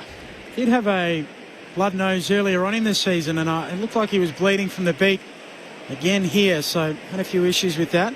We'll get down to Ray in a moment. Dons on the back flank, or the forward flank, sorry. As Merritt back feeds it away to Sardell Hooley, kicks to full forward. Edwards can't mark it. Ground level, Kako goes in. Ball still bobbling around. Pendlebury manages to get out of handball. Merritt tracks it. He's stripped of it in the Anderson tackle. Umpire still lets them rumble. Sardis hands it out, coughs it up though. Anderson gives a handball away to Josh Dacos, kicks down the wing. And he's memory. Ray Chamberlain on the boundary. Razor. Yeah, he's headed straight down into the rooms with the doctor. Okay. Please. Okay. Corridor again. To Houston, straight through the middle. There's Pendlebury waiting. Handball away to the acting captain Maynard. Kicks wide to side bottom. Thought about it. Decides to dab it to the pocket. And McCreary marks. He was all alone right on the 50. And rather than stretch the 35-year-old legs, just dabs it to the pocket. Just quickly, the biggest margin in an Anzac Day game, 73 points in 2008, a Collingwood win. Feels like that's in danger here. Yeah, it is. It'll only be poor kicking that might save the Bombers from that, Benny. McCreary arcs around. He's going to try and hawk it back. And he does expertly. Party pies on Anzac Day. 6 minutes into the final term. It's Collingwood beyond 10 goals. 14-14 to 5-6. Magpies by 62. This is Anzac Day footy on ABC Sport. McCreary doubles up. Paul, it really does look like men playing against boys. You try not to use the youth as a factor, and that was either going to be the winning formula because they're enthusiastic and they get the run and that sort of stuff, or they're going to crumble badly. And unfortunately, it's not only the kids that have crumbled, it's the senior players have been horrible. I can't think of one Essendon player that you would hang your hat on and say, well, he's had a decent day. You could argue in their wins that the senior players have been really good. Well, yes, I mean, Roberts is the one, and just to highlight it, Roberts has had 38 possessions. The next best is 20. Next best is 20, Merritt and Parish. So it has been a significant, probably, well, even after quarter time, because really that second quarter, the Collingwood dominated, but they just their skills were horrible and they didn't put them away. But yeah, it has. It's been the effort. You can cop the skill level, can't you, Mickering with the younger players, and the senior players, but yeah, they haven't given much of a yelp after that, after half time. Long kick inside 50 for Essendon. It spills off the pack to Kako, right forward pocket. Retreats with the handball beyond the arc to McGrath. High kick towards full forward. Underneath it, Cameron stands. Free kick. Daywick punched the ball and Cameron. Yeah, he's taken out of the play. No suppleness whatsoever. But even that, the Essendon players getting in each other's road, not knowing who's going to take it. Free kick to Caddy in amongst all of that. Yeah. Against Jeremy Howe. Yeah. Well, he wasn't allowed to go near the ball. If you have a look, he's just been taken out of the ball. He's going to get 50 as well, so he will be marched right to the line. Jeremy Howe just blocked him out and then told the umpire, I think, what he thought about it. So a caddy consolation. And Collingwood, their lead back to 56 points. 14-14-98 plays 6-6-42. 8 minutes into this final term. 2 for caddy. Ray Chamberlain. Yeah, a little bit going on here on the Essendon bench. Archemate's come back up onto the bench. He's got ice strapped on his left leg. And Peter Wright was just going through some tests with the physio, looking at just checking the stability of his knee. Oh, that's no good. Remarkably, they're getting a little bit out of the ruck at the moment. Blackiston, yeah. Yeah, he's able to jump. This is what I say about this new rule. It takes the bigger player or the heavier player out. These jumping players can now have some impact. Mind you, you've still got to palm it down and you've got to get it close to your teammate. Collingwood by 56. There it is again. In the middle, Blackiston hooks it down behind, but first possession goes the way of Anderson. Kicks Collingwood out to half forward. Hayes trying to keep it out in front of him. Eventually collects, got a handball away, but he's dumped doing so, and it's going to come back and a free kick to the young man for the Pies. Will Hayes, the 19-year-old, is the only teenager out there. I mean, he's probably got the Bobby Hill position at the moment, doesn't he, Hayes? But I like what he brings. He's, again, not a high possession player, but he's got speed, hasn't he? And he's lively. High up and under kick. A rainbow drop punt to the top of the goal square. Spills down to Steen. He's tackled dispossessed. Falls away with McGrath. Squeeze a kick out to half-back. Sada shoots a hurried handball, trying to get it to the advantage of Roberts. Too hot for him. Regathers. Somehow got a handball to McGrath, and out of defence the Bombers come. Hand pass away to Caldwell. Shocking kick. Just butchers it, trying to hit sharp. Put it over his head and out of bounds on the hop. So last disposal free for Collingwood. Perryman takes it, goes short to Crisp. Yeah, no pressure on him whatsoever. Unfortunately, his game's been like that for most of the day. Crisp kicks infield to Houston, who moves it on to Pendlebury. He will turn and kick to half forward. And Mackay could have marked, but elects to punch it away. Day Wicks arrives, but Lipinski splits the pair of Bombers, wins the footy, gives it to Maynard, kicks inside 50, and McStay takes it. 45 out, wide out, left half forward. Well, Ben Mackay. Well, he's just all out of confidence at the moment, isn't he? I mean, well, he's been out of confidence for 4 years. I mean, when was his best game, Bally? I haven't seen him play a good game of football. McStay from the elbow of 50 in the boundary line. Off the post. The poster. Looked good for a lot of the journey. Just a little draw at the very end into the post. Collingwood by 57. Still haven't reached the 3 figures. They're looking for their first time this year, the Pies. Haven't kicked 100 points yet. 14-15 to 6-6. Anzac Day footy on ABC Sport. Collingwood intercept again at high half forward. Quaynor by hand to Houston to Crisp. Thought about handballing, just runs it out of there. Had 3 Bombers around him. Gives it to Lipinski. Short kick into the pocket and hitting up Elliott takes the mark. Left forward pocket for the Pies, and they are toying with Essendon. Yeah, it's disappointing for a game like this. A lot of seats being vacated at a rate of knots. In the old line about the hope that kills you, Essendon came here today with a lot of optimism. Their fans thought we are dovetailing nicely. The Pies are coming off as the Bombers are building, and they are not going to get within Kui. Well, it could be a record score against them for Anzac Day. Elliott from a tight angle. His drop punt is across the face. Oh, big sit there from Hayes, who got upstairs, but it's punched into the behind post and a throw-in forward pocket for Collingwood. 12 minutes into the last, 57 points, Collingwood's lead.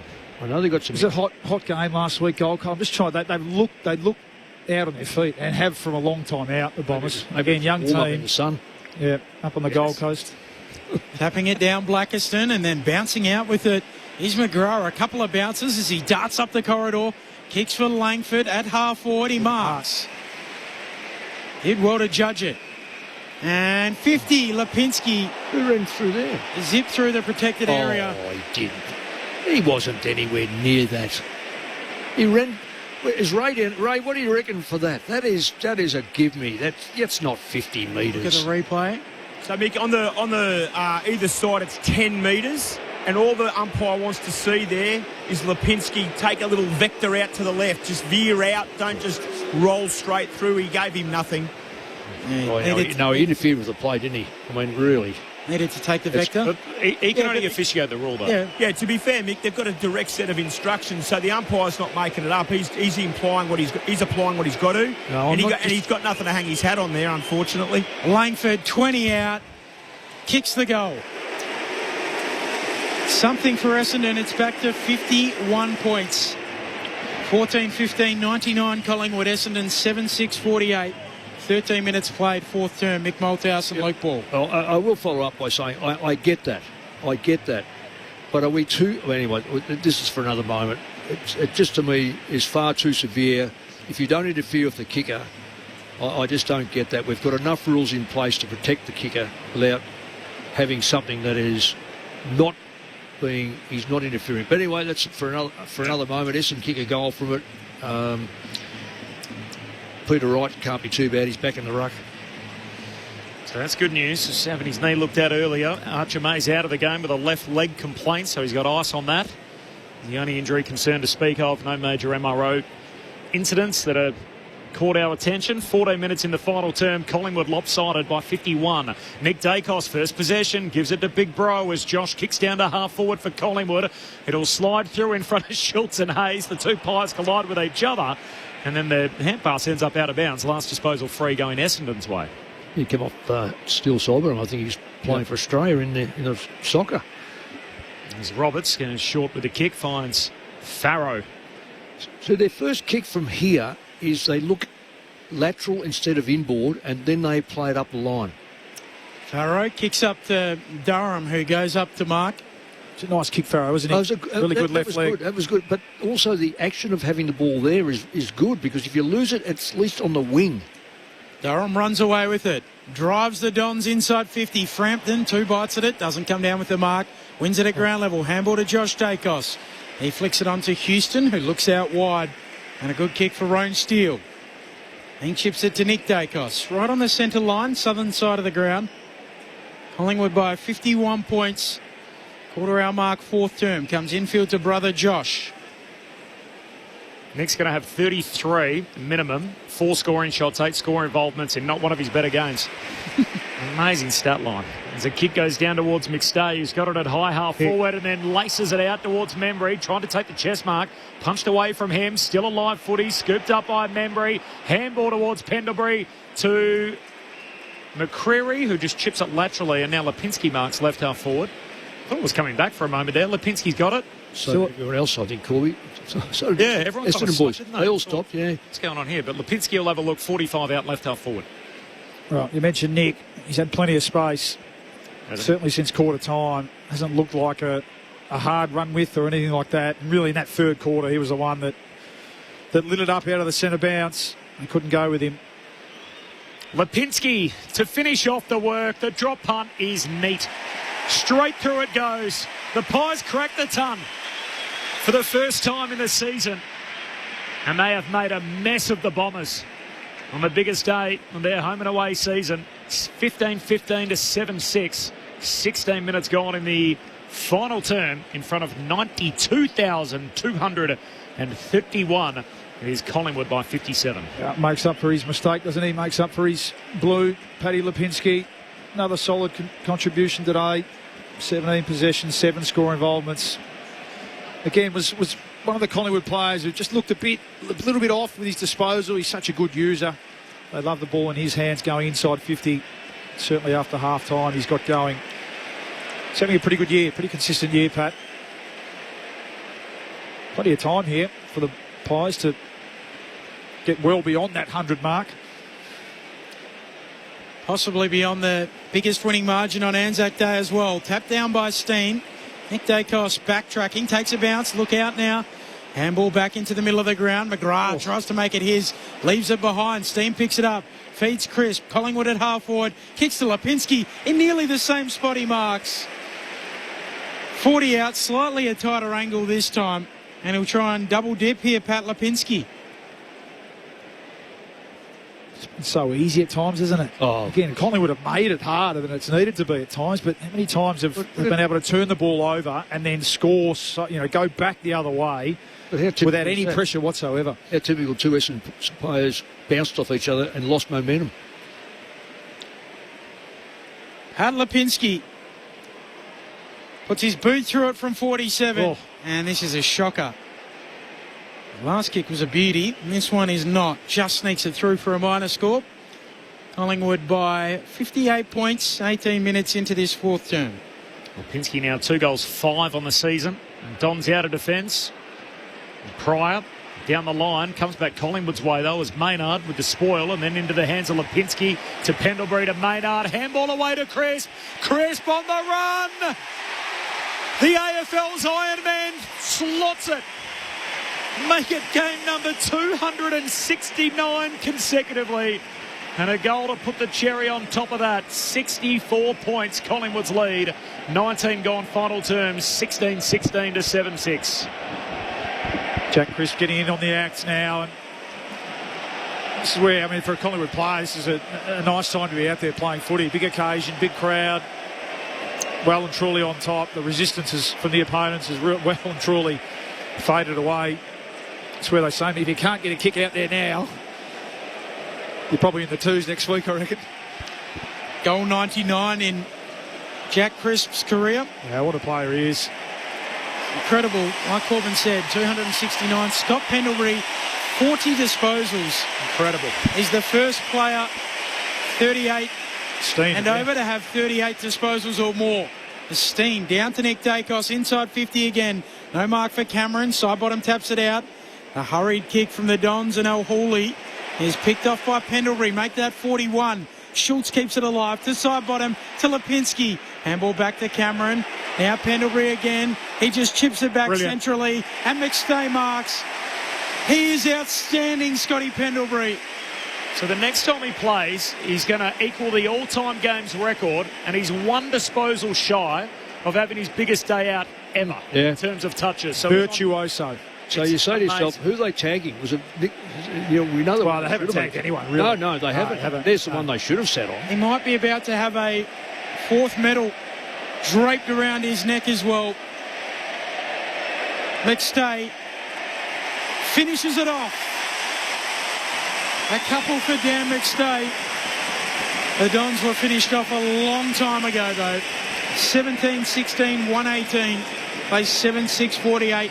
70 points with 7.5 minutes remaining. The largest ever Anzac Day margin, 73. Pendlebury's 42, by the way, so he's got 42 today. The only other time in his career he had 42, which is currently his equal high, he was 25 years of age. He's now 38. It was game number 163. He's now playing game number 431. And he was a couple of lockers down from a guy who was 29 years of age in his 200th game. It was Luke Ball's 200th. There you go. Wow. Did you know that, Paulie? I didn't. No. He probably got inspired by to amaze me. A highlight reel that they showed during the week, Pendles. Amazing. 431. Why isn't that advantage? But not only that, though, what is the free kick for? Steen's been good again. Is that crossing the circle line? Steen gives a handball away to Nick Dacos. Hand pass on to Quaynor from the wing. Kicks inside 50. They come from all directions. 2 Bombers flew. Slides out the back for Elliott. He goes. And the Pies are humiliating Essendon on Anzac Day. 76 points. And this is in the all-time territory now. 22 gone final term. Collingwood, large, 18-16, lead Essendon 7-6. Yeah, 13 goals to 4 after half-time. It's a smacking. Well, it's 57 inside. If you look around the ground, you know who the Essendon supporters are. There's a few that might stay, but by and large, it's just an exodus like Moses crossing the Red Sea. Have a look at it, will you? It's just unbelievable. Well, it's just a lack of physical pressure in this, second half, really. You saw signs late in that second quarter. Yeah, you did. The second half, it's really been bruise-free footy. Can you blame them? Bombers' point of view. No. Beat the traffic, Bomber supporters. They've been through plenty. And here's the 250th meeting, for whatever it's worth, between these two sides as well. Here on Anzac Day for the 31st time, and it might be a record margin on this day for Collingwood. They'll win a free kick at half forward here too. Rone Steele emerges with the footy. Pendlebury needs one more for a new career high. Steele kicks inside 50, reaching for it, unable to mark. There is De Goey. Ball spits out. Kick from Roberts, ricochets away. Merritt gathers, handball away to Pryor. Handball to Sardis, and Essendon can clear up to the worn wing. Kicks to a genuine one-on-one out there, Wright and Frampton. No mark taken. Umpire says keep rolling. As Collingwood through a string of handballs, try and work it out. Eventually back into the path of Steele, who kicks a high up and under. Attacking the footy, Roberts threw his body at it. Free kick. It's going Collingwood's way though in the marking contest, coming back to Cameron. Thought about the little give round the back to Nick Dacos. He does so eventually. He's standing in front of him. Possession 38 for Nick. He gives it away to Steele. Centering kick to full forward. Side bottom left up. Trying to play on. Didn't have the first touch. Steele gets the kick away. Side bottom goal somehow. He flew second in line. The mark wasn't paid, and he kicks it through a pack of bodies to make it a 19th for the Pies. And this is embarrassing for Essendon.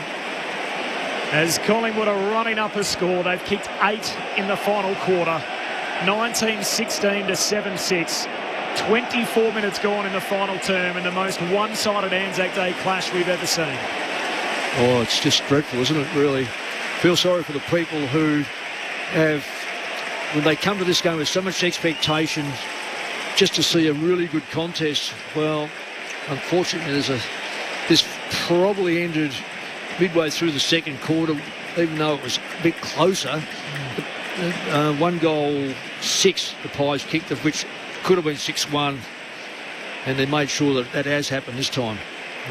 Blackiston palming it forward, but it's pinched by McCreery. Handball to Nick Dacos. Pies in the middle of the ground. Handball to brother Josh. Sweeping handball from McCreery again. Stripped in the Merritt tackle. Ball jars free. Gathered by Parrish. Essendon back the other way. Blackiston away to Durham.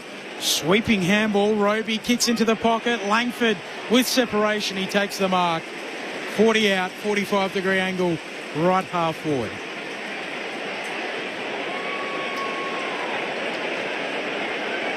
Hasn't been their worst.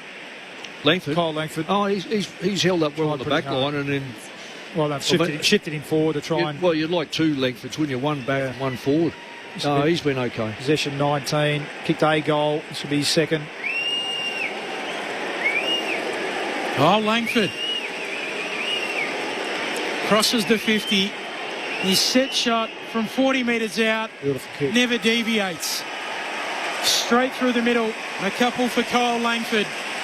And it's back to 76 points. Essendon a chance of avoiding the heaviest ever Anzac Day defeat. 19-16, 130. Plays 8-6, 54, 26 into the fourth. Yeah, you're right. He's been pretty good when you consider the amount of supply in the forward line. How many times they got on the forward line? 31. 31. So 59 to 31 on the day. But the 59 Bally is with 35 scores. Yeah. 35 from 59. Well, and again, there's still... That has been monstered. And it's opened up. You still wouldn't say that Collingwood have fixed, today, have come out of today thinking, all our attack and our offensive struggles are fixed, I reckon. They struggled, really, in that first half. The game's really opened up and they've been able to execute a bit better in the second half. But it's been more of an indication of Essendon's lack of pressure in this second half. Blackiston, long kick inside, down to Durham, long kick inside 50. Quaynor coughed it up, straight to Langford. He gave it away towards Roby. Kick smothered by Quaynor. Collingwood win it back. Steele, hand pass to Frampton, tried to take on the tackler. In fact, Frampton was taken high. Durham can't believe it. Well, I just don't know about that. He throws his hands out and demonstrably argues the point. Meanwhile, Collingwood race away, take the advantage through the middle. Houston to McCreery. Handball over to Cameron. Cameron kicks deep. To full forward. Pendlebury's out there. He's getting the free. One out in the cage with young Archie Roberts, his former student. I'll show you, son. Hey, old coach. Still got it. I'm surprised you haven't got him at getting 3 votes, Paulie. I really am. No, we're still got to think about that, I think, Nick. I think it's What, he needs to kick the goal? Well, what a virtuoso performance, and just watch him here if he sneaks this one through against his young charge from Haileybury College. They shook hands before the game, before they ran through the banner. The ageless one, Pendlebury, a phenom, pops it through. He's second of the day, and it's the biggest day he's ever had. 43 disposals after 431 games. Collingwood by 82. Just tipped his lid to young Archie Roberts too after popping it over his head.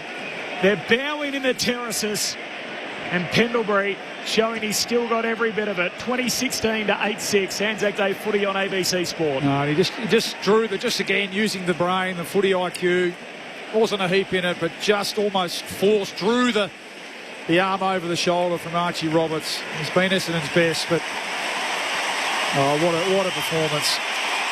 Did make me think of, I taught you everything you know, not everything I know.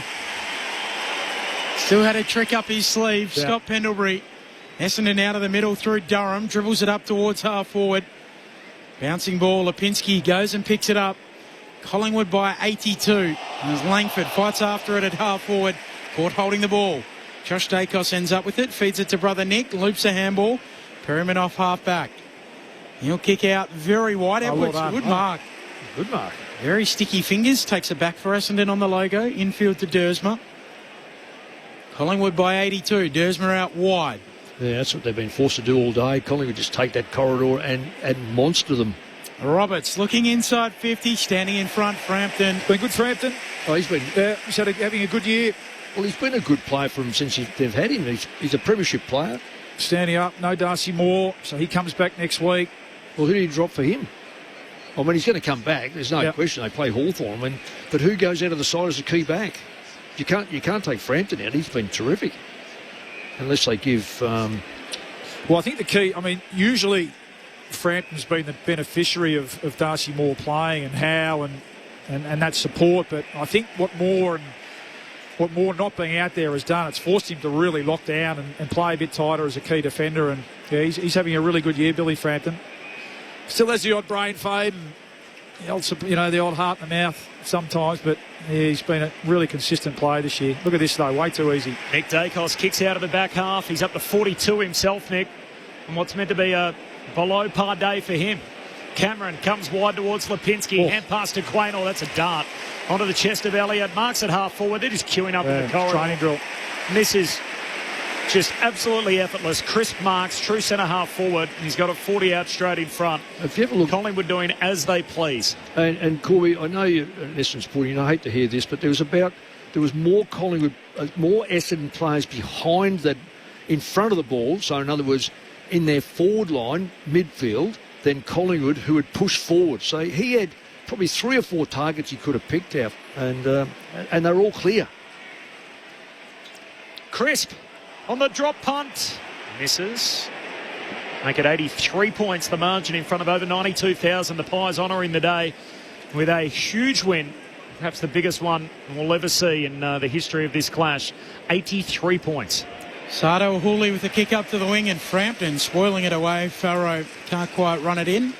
Collected jumpers growing up, had one from every team. I'm sure he'll keep this Anzac Day jumper. Jacob Farrow wearing the number 2 of Keith Rawle, who the jumper honours. Throwing. Goodness gracious me, that's an Essendon throwing. Short throw in, and tracking it back is Blackiston. Down as close to the boundary line, off to Dersma, who kicks back inside defensive 50.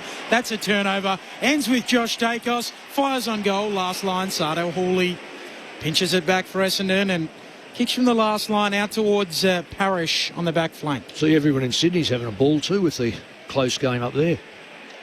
Parrish, his 23rd touch of the day, kicks down the wing, spills off hands down towards Merritt. Hand pass inside to Caddy. Look away, hand pass back into dispute. Pryor's got it, feeds it out by hand to Sharp. He heads out to half forward with the kick, and Edwards marks right on the 50. 66-16 in the NRL, Corbin. Wow. Way of Sydney City over the Dragons. Edwards to full forward, hands on it from Caddy. He's going to get a free at full forward. He's tried pretty hard, mate, Caddy. Oh, he has. Yeah. And that was just an example. He put the head down. Everyone else has slowed to a walk, but he charged forward into space and earned himself a free kick. And this will be 3, I think. He probably could have had 4 or 5. Missed a couple early. Yeah. 3 behinds to start the game. He's going to have the last kick of it.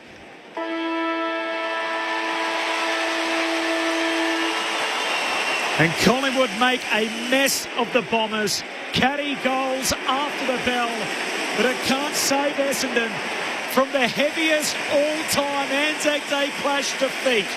77 points in a Pendlebury performance for the ages. They know how to play the game. Side by side they stick together to uphold the Magpies' name. See the barricades are shouting as all barricades should. Oh, the premiership's a cakewalk for the good old Collingwood. Scott Pendlebury had a career day.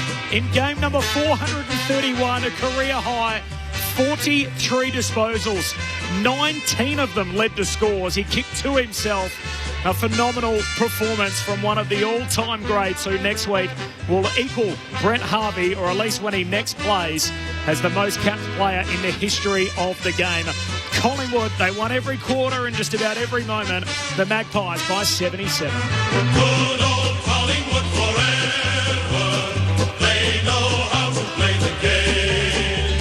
Side by side they stick together to uphold the Magpies' name. See the barricades are shouting as all barricades should.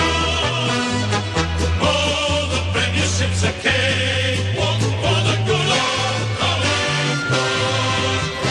We've never before had a 4-time winner of the Anzac medal. 3 times for James Hird, 3 times for Scott Pendlebury.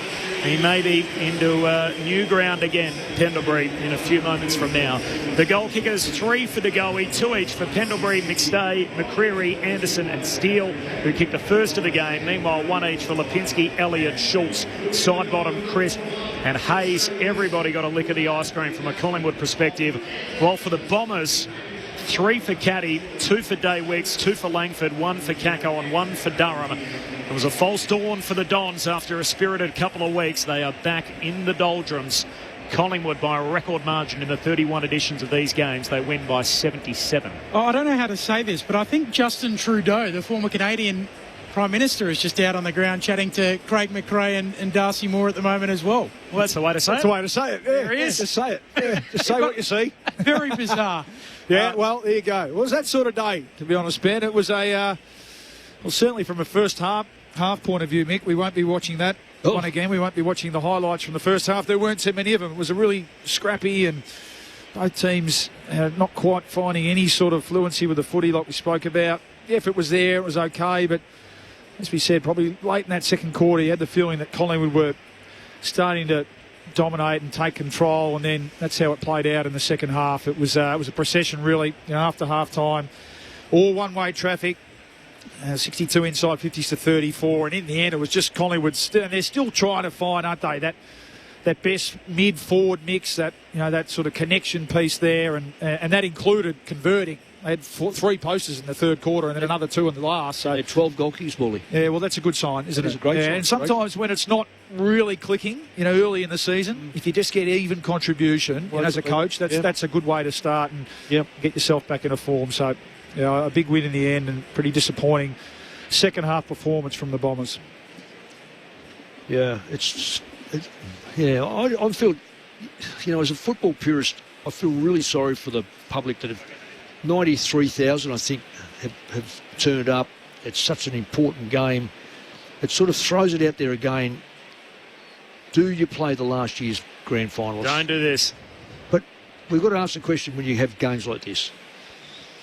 I only say that because is there an absolute guarantee that these two sides have to play? Yep, we've had it for 31 years. 31 editions. 31 years. Always brings a crowd.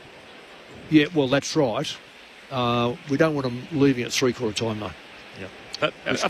Which they have done on a few occasions. If they build the day and they tell the stories, and I don't know, I feel like why? Oh, why mix up? look, I'm sort of caught because I just think, I was fortunate. I've coached 12 here and one over in New Zealand, and I felt as if I felt at times, not overly privileged. I was overly privileged to be, because Collingwood and Essendon sort of invented it, do they own it? And I guess at times I thought, we were close to the bottom of the ladder and thinking, I wonder if there's a better game for the supporters. Here's Hamish McLaughlin. The Essendon Football Club, who were beaten by a better side today. Would you now please welcome Jennifer Ward, mother of Benjamin Renato, who paid the ultimate sacrifice in action in Afghanistan in 2009 while serving in the Australian Army. Jennifer will present the Anzac Day medal to the player whose conduct and play during the game best exemplifies the Anzac spirit. Skill, courage in adversity, self-sacrifice, teamwork and fair play. And the winner of the Anzac Day medal for the fourth time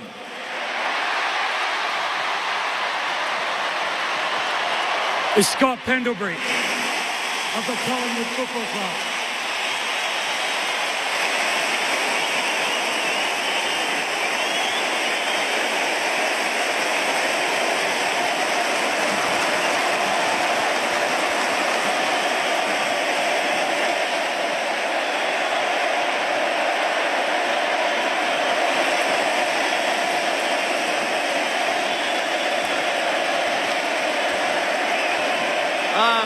I'd just like to thank every fan that rocks up today on behalf of both footy clubs. You make today such a privilege to play on. The atmosphere you guys create for both sides is unbelievable. To Essendon, it's always a great fight to play against you guys on a day like today. Keep chipping away at it. And to our boys, well done. Great win. Let's go on to the next one. Cheers, guys.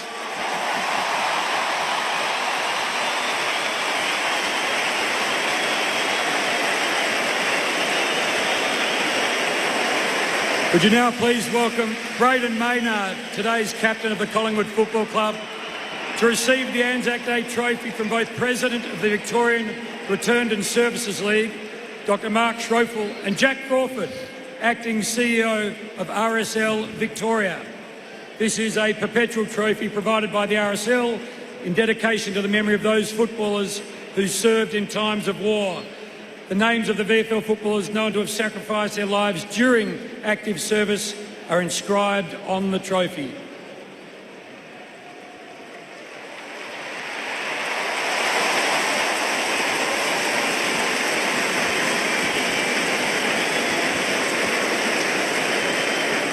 Oh, what a champion Scott Pendlebury is. Give it up for him one more time.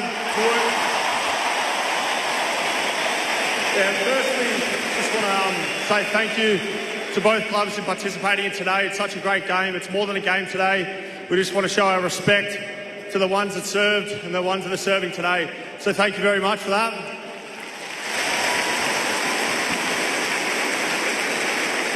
And then just respect to Essendon for coming today. It's a great game always. It's a massive occasion for all, and it's such a great day to be a part of. So thanks, guys.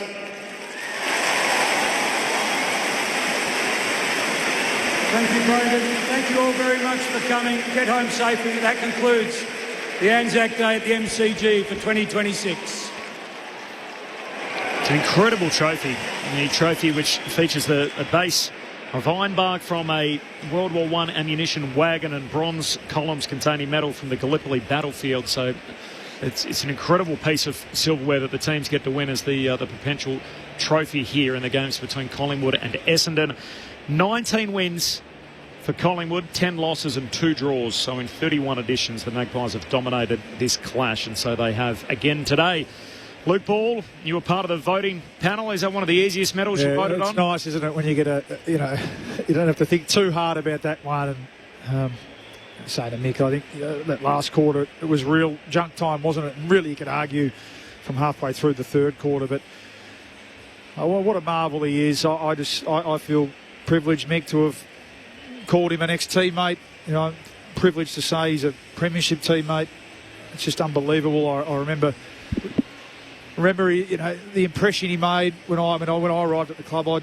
I'd been playing for 8 years, and I think it was only his third, and he just commanded a presence, the way he trained, the way he prepared. In the end, I learned a lot off him, and in a lot of ways, tried to follow him and model him the way I prepared myself, and he continues to do it today. Yeah. To some of these players who weren't born when he started playing. It's incredible, isn't it? And how sort of lovely little twist of irony that he ends up one-on-one in the goal square with the guy who was Essendon's best player today, must be said, Archie Roberts, but a guy who developed under Scott's mentorship as well in his part-time role as an assistant coach. I mean, you sort of feel like he'll move into coaching at some stage. But when you see that, I mean, as long as the team's still around the mark, he can just keep playing. Why should he? That's exactly. Yeah. Why should he even contemplate? It's the same with Steele Solgren. Well, smart players will stay in this game because there's not a lot of great players coming through, or good players. It's a great point. In that first half, which I mean, the second quarter in particular, let's be honest, the skill level from both teams was really poor. Fumbles and poor. He stood out, didn't he? Yeah. Scott stood out because he was the one who said, "Okay, when I've got the footy, I'm going to treat it like gold. I'm going to take a breath. I'm going to have some composure, not just cough it up, not to give it to a teammate who's in a worse position or who's under pressure." And it just stands out. And I mean, Sidebottom worked into the game, didn't he? But he's another one who's in that mould. And how lucky this Collingwood team are to have them both out there. Does it matter where he breaks the record? So they play off a 5-day break, so Thursday night against the Hawks? Well, I mean, they're not in the position really, depending on how, and let's be honest, that was training drill like really in that second half. So right. Yes, it'll be a short turnaround to Thursday, but at the moment, Collingwood aren't in a position to be able to be flirting with their form. If he's in their top three players at the moment, and they're coming up, they've got a tough run, they're coming up against a steaming Hawthorn team, they need him out there to be any chance of winning the game. So I'm not sure that they have the ability to manage his, maybe the travel. So maybe he misses the travel, which I think is the week after, or the week after that. At the moment, if he plays against Hawthorn, he'll equal the record next Thursday night, and then the record-breaking games against Geelong here at the G. So why not make it that one on Saturday night? Otherwise, if he misses this Thursday, for example, off the short week, it would knock the record-breaking game to Sydney in Sydney. No, I think he's got to play, Bully. I'm with you. Well, he won't want to rest. And the thing is about him, though, you're right. He was hardly in a contest. I mean, he controlled. You look at Scotty Pendlebury, and I was just watching his positional play for a lot of the day, and he ran between centre-back and centre forward through the middle. Corridor. Through the middle, no one went near him. Classic old centreman role, wasn't it? Yep, so he was able to get the ball and then distribute the ball. He has had a what you call a 2-hour training session today, so I wouldn't be overly... I was going to be... I only laid the one tackle, so I was going to be a bit critical of my old mate, so a bit of work, bit of work to do. You know what he'll say to you? When you've got the ball, you don't need a tackle. Why would you tackle exactly. When you've got the ball? He used to say that's what you blue collar blokes are for. You do all the tackling, Mick, and fair enough. Well, if he's got the ball, you can't tackle when you've got the ball, Benny, can you? Malcolm Blight taught me that. He said the ruckman taps it to the rover, who kicks it to the full forward, kicks the goal, it goes back to the middle. He said, where do you tackle in all of that?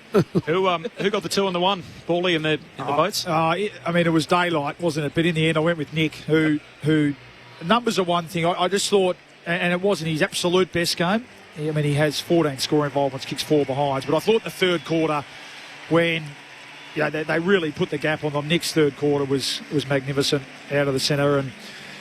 And sometimes he's a victim of his own high standards, isn't he? So, an 80% Nick Dacos game is better than most players in the competition. So went with Nick, and then went with his brother for the one vote. I thought his first quarter, Josh, was really good. Yeah, 12 possessions and when the pressure was on too. Yeah, that's right. Yeah, and in the end, Crisp was good. They all got involved, didn't they? Lipinski, Houston, like Frampton's game. DeGoey was good in his first game back.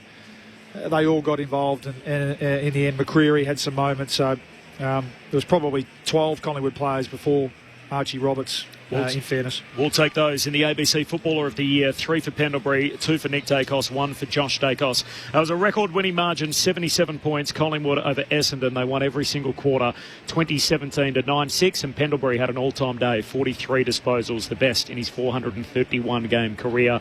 Now, for the folks listening in South Australia, you'll be off to Port Adelaide and Geelong coming up. So Aaron Bryans, Tom Wilson, Ebony Marinoff, Rod Jamieson and Braden Ingram will let you duck out after the completion of the Magpies song, so we'll let you depart at that particular stage. 77-point win for the Pies. Let's go celebrate with the winners. Ray Chamberlain's down there. Razor. G'day, Corb. It's a buoyant mood, as you can imagine. A massive day. It's full down here, I can assure you of that. And there's plenty of smiles. And I love with the Collingwood side. You talk about the ageing Collingwood stars. Well, what comes with that are kids and families, and all the young children come down and get in the circle. It's brilliant.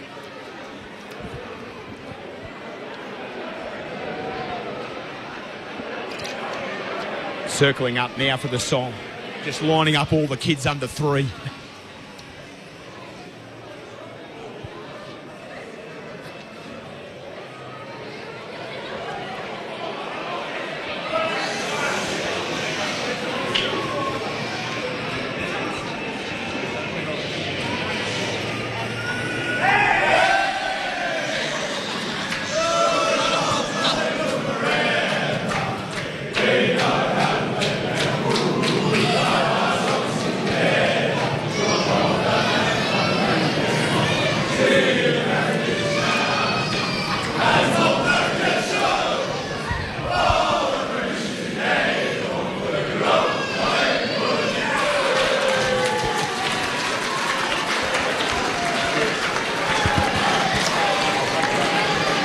The day ends pretty similar to how it started, just the silence and just a crying baby in the background, which is what you heard in the Collingwood rooms.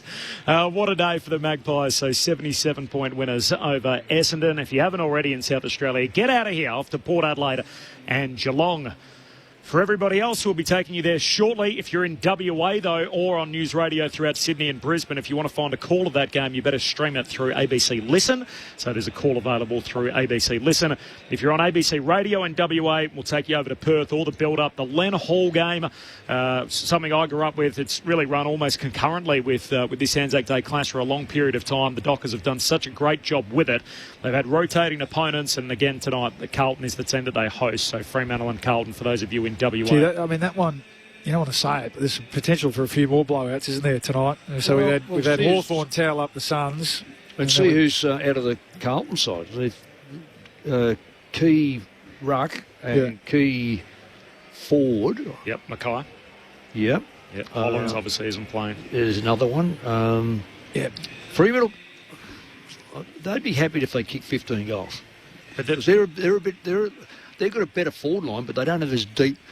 Well, there's a live kill there tonight. Port Adelaide were really good last week. They in the end, they could have pinched the game against the Hawks. So, that's true. It's a good call out, though, Bally. I mean, we did a victory lap on Monday thinking, how great's the season? We had 5 games decided by 9 points or less. This weekend, by the way, we've gone 11 goals on Thursday night, Sydney over the Bulldogs. We've gone 9 goals on Friday night, Melbourne over Richmond. We've had 49 points, Hawthorn over the Gold Coast. And then today, the all-time record winning margin in one of these matches, Collingwood by 77 points over Essendon. I cut you off before, Mick, but it is an important conversation to have. Do you think Collingwood and Essendon should be bumped off the date on Anzac Day as the blockbuster here at the MCG? I've just seen, I was over at Collingwood this afternoon, before this, and there are 3 different groups, and you try to be as informative as you can. And I wouldn't want to rob Collingwood or Essendon of the game but what right have they got over 31 games? So it's 31 years. So the rights have been, we've had draws, we've had some great games, we've had some great players. The medal can only go to a Collingwood Essendon player. The others just look back and go, wouldn't it be, I'd love to play. I don't know what the answer is. You've said it, which I really didn't take into consideration. There's 93,000. You could have a game of 2 up out there getting at 92,000 or 93,000 because it's the occasion. But at some stage, don't we want to say the reward for an Anzac Day may well be last year's grand finals. This could have been Brisbane Geelong. We don't know. One could have tailed right off. You don't know, and you can't make up the draw as you're going along. So you've got to pre-arrange the draw.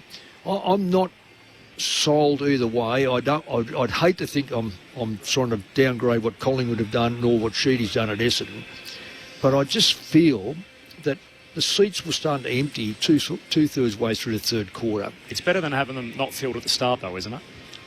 So you're suggesting that a Brisbane-Geelong game may not get 93,000? I don't think so. I think it wasn't as if we didn't play footy on Anzac Day before 1995, but we built it up into this game. I understand. So then to say, hey, thanks for all that. By the way, we're now going to share it around and give it to someone else. As I say, I'm divided because I see a game like this and I'm thinking, look, I did pick Collingwood and I thought I was hoping for a close game, but reality was that you can't go on 10 quarters of football and go, we're over the hump. And Collingwood, I know the way Collingwood play. And as soon as you read about the young kids playing, you think they're going to squeeze them up and squeeze the life out of them. And this could go anywhere. But the only thing why I didn't pick Collingwood for bigger margins is because they haven't kicked big scores. Yeah. They've just smashed the scoreboard today.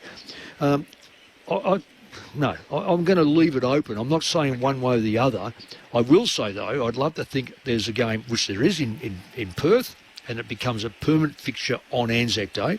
And I'd love to think that Adelaide go, look, we might have to start a bit earlier. We have to start earlier than the Melbourne game. But let's get the southern states who have been so football since 1880s involved, where Port or Adelaide have the game and they play whoever, and you've got the southern because we keep feeding the northern states, so let's have that. And the problem for Essendon fans, and there'll be people out there getting prickly about the conversation, if you play like that, it leaves yourself open for questions. The same way it did for Richmond and Carlton. All-time record winning margin, Collingwood by 77. Let's go back, celebrate with the winners, and Ray Chamberlain. Razor. Thanks, Corbin. And look, we're down in the winning rooms here. We've been Billy Frampton's taken some time out of his aftermatch. Thank you very much, Bill. Mate, there's never a dull week in the AFL, and you guys have had a massive month. 4th win for the season, just to tilt the ledger in your favour. On field, what was the focus coming into this week? Yeah, our focus is pretty simple, really. We just wanted to bring our pressure. I think a lot of people have been talking about our offence and how that's been maybe not clicking how we want, but we knew the bones were in place and we just had to let our pressure and DNA come to the fore, and eventually it will start ticking over how we want it. So really good game to get a bit of nourishment, especially for the forwards. So yeah, a lot of boxes ticked. The Collingwood Football Club and obviously the other club today being Essendon, in conjunction with the AFL, you do an incredible job in honouring the servicemen and women, past, present. It's a privilege that comes with enormous responsibility, right? So give us an insight into the week and how the club educate and immerse the group in the history of the Anzacs. Yeah, it is such a massive occasion. In my opinion, I think it's our most proud day as a country, and it's such a privilege to be able to play on this day and try and channel some of that spirit from our Anzacs and those who serve. So the club represented really well. We had a couple of speakers come in from the local RSL and another one who served in Vietnam, and he was an older guy and he played in our under-19s way back, and it was quite emotional. He came in, wasn't supposed to speak, and then he sort of got up off his own bat and gave some stirring words. It was quite an emotional time. And really inspiring, obviously, to see what those guys have gone through, especially some of our Vietnam vets. So, it was incredible. It was a great mix today. You had 3 players who was their very first Anzac Day game, and then you've got a couple of more experienced guys. You might have heard of them, Sidebottom, Howe, Chris, a bloke named Pendlebury. Went all right today. Talk us through the relationship between those older guys and the younger guys and the impact that has. Yeah, it's so important. I think we do have a lot of youth coming through. We're probably lacking a little bit in that middle sort of echelon of age, so it's sort of old and young. But the old guys are absolutely incredible at how they bridge that gap. Like Howie, Sidey and Pendles are as good at teachers as anyone. And obviously their on-field stuff's amazing too. So to play with them, my experience of playing with Howie, like he sets the game up for you. Pendle's the same with all the mids. Like he literally tells you what to do at times out there while helping himself to 43 and 2, which I think is a career high, if I'm not mistaken, which is absolutely insane for the old bloke. So, yeah, we're so lucky to have him in our team. Boys, any questions that you might have for Billy? Oh, just a quick one for Billy. Don't worry about the old bloke. He'll get enough praise. Billy, just on your year, I think would you say it's been a really consistent 7 weeks of footy? You haven't had your partner in crime, Darcy, down there a little bit, but I feel like you've taken that opportunity to really step up as the leader down there in the back 6. Yeah, thank you. Yeah, it's been a good opportunity for me to sort of play a bit without Darcy. I'm going to just sort of try and marshal the troops a little bit myself, obviously with Howie carrying a bit of the load. So I try to just take it in my stride and really wanted to start the year well in a good, consistent fashion. And I think I'm sort of ticking those boxes at the moment, feeling really confident in my game and, just want to keep going week to week and not have any lapses. I think the ruck's become a really key position this year, just with the tweaks. And again, Oscar Steen, when he gets his opportunity tonight, I think, when the game, not that it was in the balance, but when you really had to put the foot down, it was him out of that centre. It's become quite a weapon, especially with Nick and Geordie back in the team tonight. But being able to run onto it into space. Yeah, no doubt. He's a massive weapon. He's so good in the CBs. Vertical leaps, incredible, and the way he taps the ball down, especially to Nick. I'm sure Nick's in his ear 24/7 during the game, telling him where to put it. And he's just so good in there. Gives us a really good look. I noticed last week too, so he sort of changed the game a bit in the last quarter, and I feel like he did it again. I feel like we didn't lose many CBs today, which as a backman's unbelievable. Don't have to deal with those coming out the front too often. So, yeah, he's been a huge bonus for us. You mentioned your offence, and I think today, you're right. It's good to sometimes get a bit of an easy kill in that second half, and sometimes you just need to break through and put a good score on the board. Because when we look ahead, you've got a tough 3 weeks coming up, haven't you? The Hawks and then Geelong and the Swans are on the top of the ladder at the moment. Yeah, exactly. It doesn't get any easier, but yeah, you've got to play who's in front of you. And we knew today was a bit of a chance against a younger team to obviously start really well and be a bit of an arm wrestle, and then if we can break them, hopefully get our offence moving and get some score on the board. So yeah, I think we broke 100 for the first time in a while this year, so it feels good for everyone. Get a bit of reward, and yeah, obviously a big couple of weeks coming up, so we'll be looking forward to that. Billy, last post is playing, MCG silent. What are you thinking about in that moment? Yeah, it's a sensational moment. Like, you can't really describe it. I get a little bit emotional just sort of reflecting on people who've gone before us and what they've done for our country. We don't exist without them, so it's a moment of reflection and just thinking about those people and the sacrifices they've made. And then once the plane flies over and the crowd roars, you sort of can't feel your body. It's a little bit of an out-of-body experience. So, pretty incredible way to play footy. Awesome. Congratulations on the win today and being part of it all. Appreciate your time. Awesome. Thanks, guys. Appreciate it.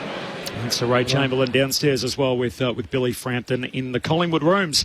A win by 77 points for the Pies. The ABC Footballer of the Year votes. We've pinched Ballie's votes from the Anzac medal. So 3 for Pendlebury, no surprise. 2 for Nick Dacos, 1 for Josh Dacos. So 5-day break to Hawthorn. Hawks are humming too. They won without Sicily and more today by 49 points over Gold Coast. And then after that, it's Geelong of a longer break. I think it's a Saturday night. It's an away game for Collingwood, so Geelong will be laughing. They'll be licking their lips thinking this is great. We can sell a few corporate boxes and a few seats and get the Magpie Army along. So if he plays the next 2 games, he'll equal Boomer next Thursday night, and then he'll break it the following Saturday. It's a Saturday, Veronica. Saturday night? Saturday night, yep. It's you're going to have a new running mate. Instead of you and Boomer, it's going to be you and Pendles as the all-time games record holders. See, as I say to you, no record stands forever. That's for the whole idea. The ones you win Ballie's premiership with, as a coach, you got the medallion. That's yours for 2010, and from there on in, it's all over. Are we seeing a ladder that's just starting to crystallise, which is like Hawthorn has just knocked off Gold Coast. We had high hopes that Gold Coast would be highly competitive to the point of challenging for the top 4. Yep. They've been smashed. Still a bit pretendy, I think. That's where I'm coming from, Bully. Lost 3 of their last 4. 3 of the last 4. I don't know how Hugo Hagan went. He kicked 1. Had it 7 times, kicked 1. Well, that's not enough. Jack Johnson, feeding him. These older players, it's telling me exactly what Scott Pendlebury said to me a year, I think it was Corby, I remember saying to you, Scotty said, all those pre-seasons, the long pre-seasons have just served me. Now I can just nestle in. I know what I have to do. My body's already equipped for it. Dunstan was probably, when he went to Brisbane, told that he's not going to get a game at Hawthorn. Mm-hmm. At Hawthorn, he was told, look, you might struggle. And he struggled for the first few weeks back at Hawthorn. I think he might be leading the goal kicking. If he's not, he's pretty close to it. Well, and he's so, like, we saw what they were like without him last week. Yeah. We did that game. They really struggled forward of the ball against Port Adelaide without... And we heard Sam Mitchell call him his safety blanket. Yeah. He's such a smart player and kicks it so well. So, Yeah, they look like the most logical. I mean, the Swans' best at the moment is really, really good, and they've still got Soldiers to come back, of course. That's it. They're a real dangerous side. And we still think the Lions will probably time their run. Their best, I think, still the best in the competition. But then I think the Hawks are the next. And then I mean, we keep dismissing or overlooking the Cats. I don't. No, again, I think that's your top. I think that's your top four at the moment. I think they're the best Victorian side. Fremantle is... Or outside of Hawthorn. I'd just like to think... Yeah, I think Geelong are better than Fremantle. Okay. Geelong are better than Hawthorn. But Fremantle's a side that we keep hearing, they're there. If they get Young back in the side, then they're... Played last week, yep. Yeah, but playing the way... Yep. Because right now, they are... Compared to Collingwood, even Collingwood, I mean, their depth in the middle... This Anderson, I mean, he's jumped up out of... If you drop Long and leave Anderson aside, they're saying, listen, we don't mind the toughness of Long, but this kid can finish off. He was very, very good. We've got another half a dozen minutes or so. Your thoughts on the SMS. Hi, ABC footy experts. Can you explain to me how the Dons thrashed the Demons 2 weeks ago? Really funny game footy from Pauline. It is. Yeah, it is. Yeah. No, short answer, no, Pauline. Sorry, can't explain it. Beansy from Broadford in Victoria. G'day, Corby, Ben, Mick and Bawley. I have to congratulate you on an excellent call of a terrible game. I can hardly watch, but I'm enjoying listening to you fellas. Thanks, Beansy. Appreciate that.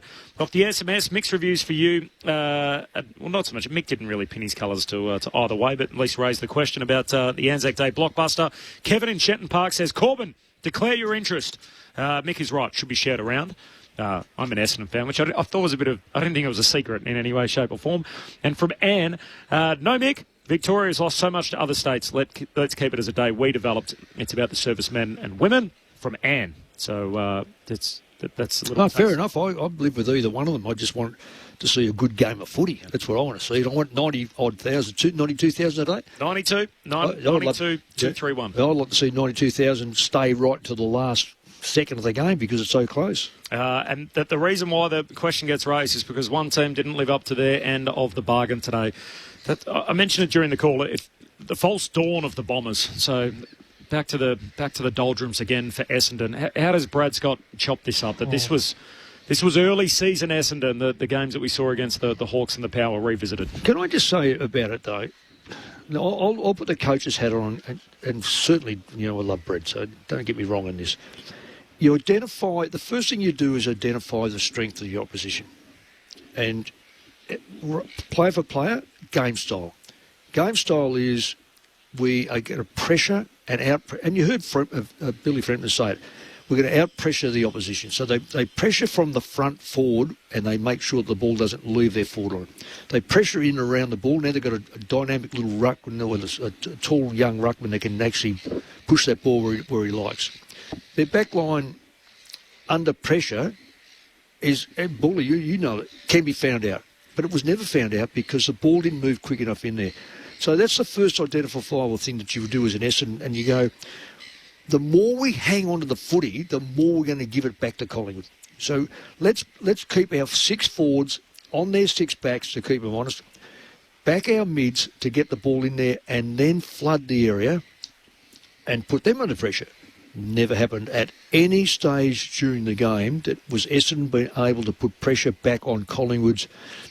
There's a couple of players that are a little bit iffy at ground level, not courage-wise, just touch-wise, and also on the lead. I think Bully, you named it a couple of times. They were a bit fragile because the Essendon found their way in there, but they stopped doing the run. They stopped getting the ball quickly into the forward line. They've got Caddy down there who can mark the football. He was opposed to a player who was always going to be playing off him in Howe early on. Didn't exploit it. So I'm thinking that perhaps they just didn't identify the strength of Collingwood and try to at least do something about it. I think the effort, like why you're feeling so glum about it, I think, Corby, is just their lack of resistance. When the tide started to turn, and sometimes a player like Nick Davis, and we saw it last week as well. When they get on a roll, okay, sometimes you get beaten by talent, but there just felt like a real lack of it, and the body language reflected it. It was like, oh no, this is we haven't got the run. This is going to be too hard. So it was a training drill from really 10 minutes into that third quarter.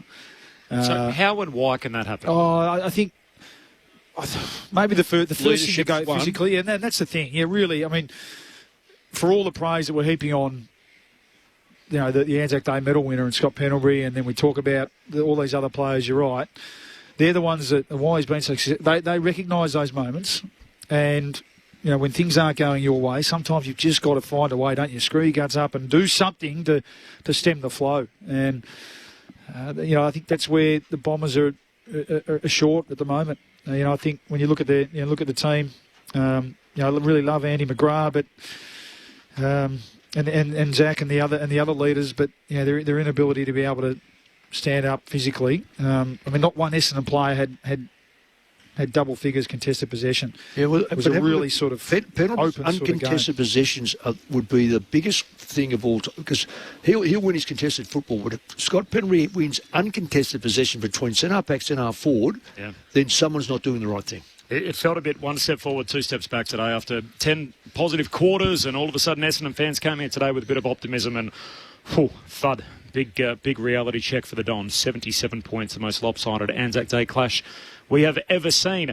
We're going to do something a little funky here. So we're going to drop off one audience, and then 4 minutes later we're going to drop off another audience. And there's a good reason for that, given the fact we don't want to crash headfirst straight into the Anzac observance ceremony, which is taking place in Adelaide. So if you want to listen to the game between Port Adelaide and Geelong in full, don't forget you can stream all these games in their entirety through ABC Listen. So every game available, you can check it out there. But if you are in WA, we're about to leave you to it. You're off to Perth State.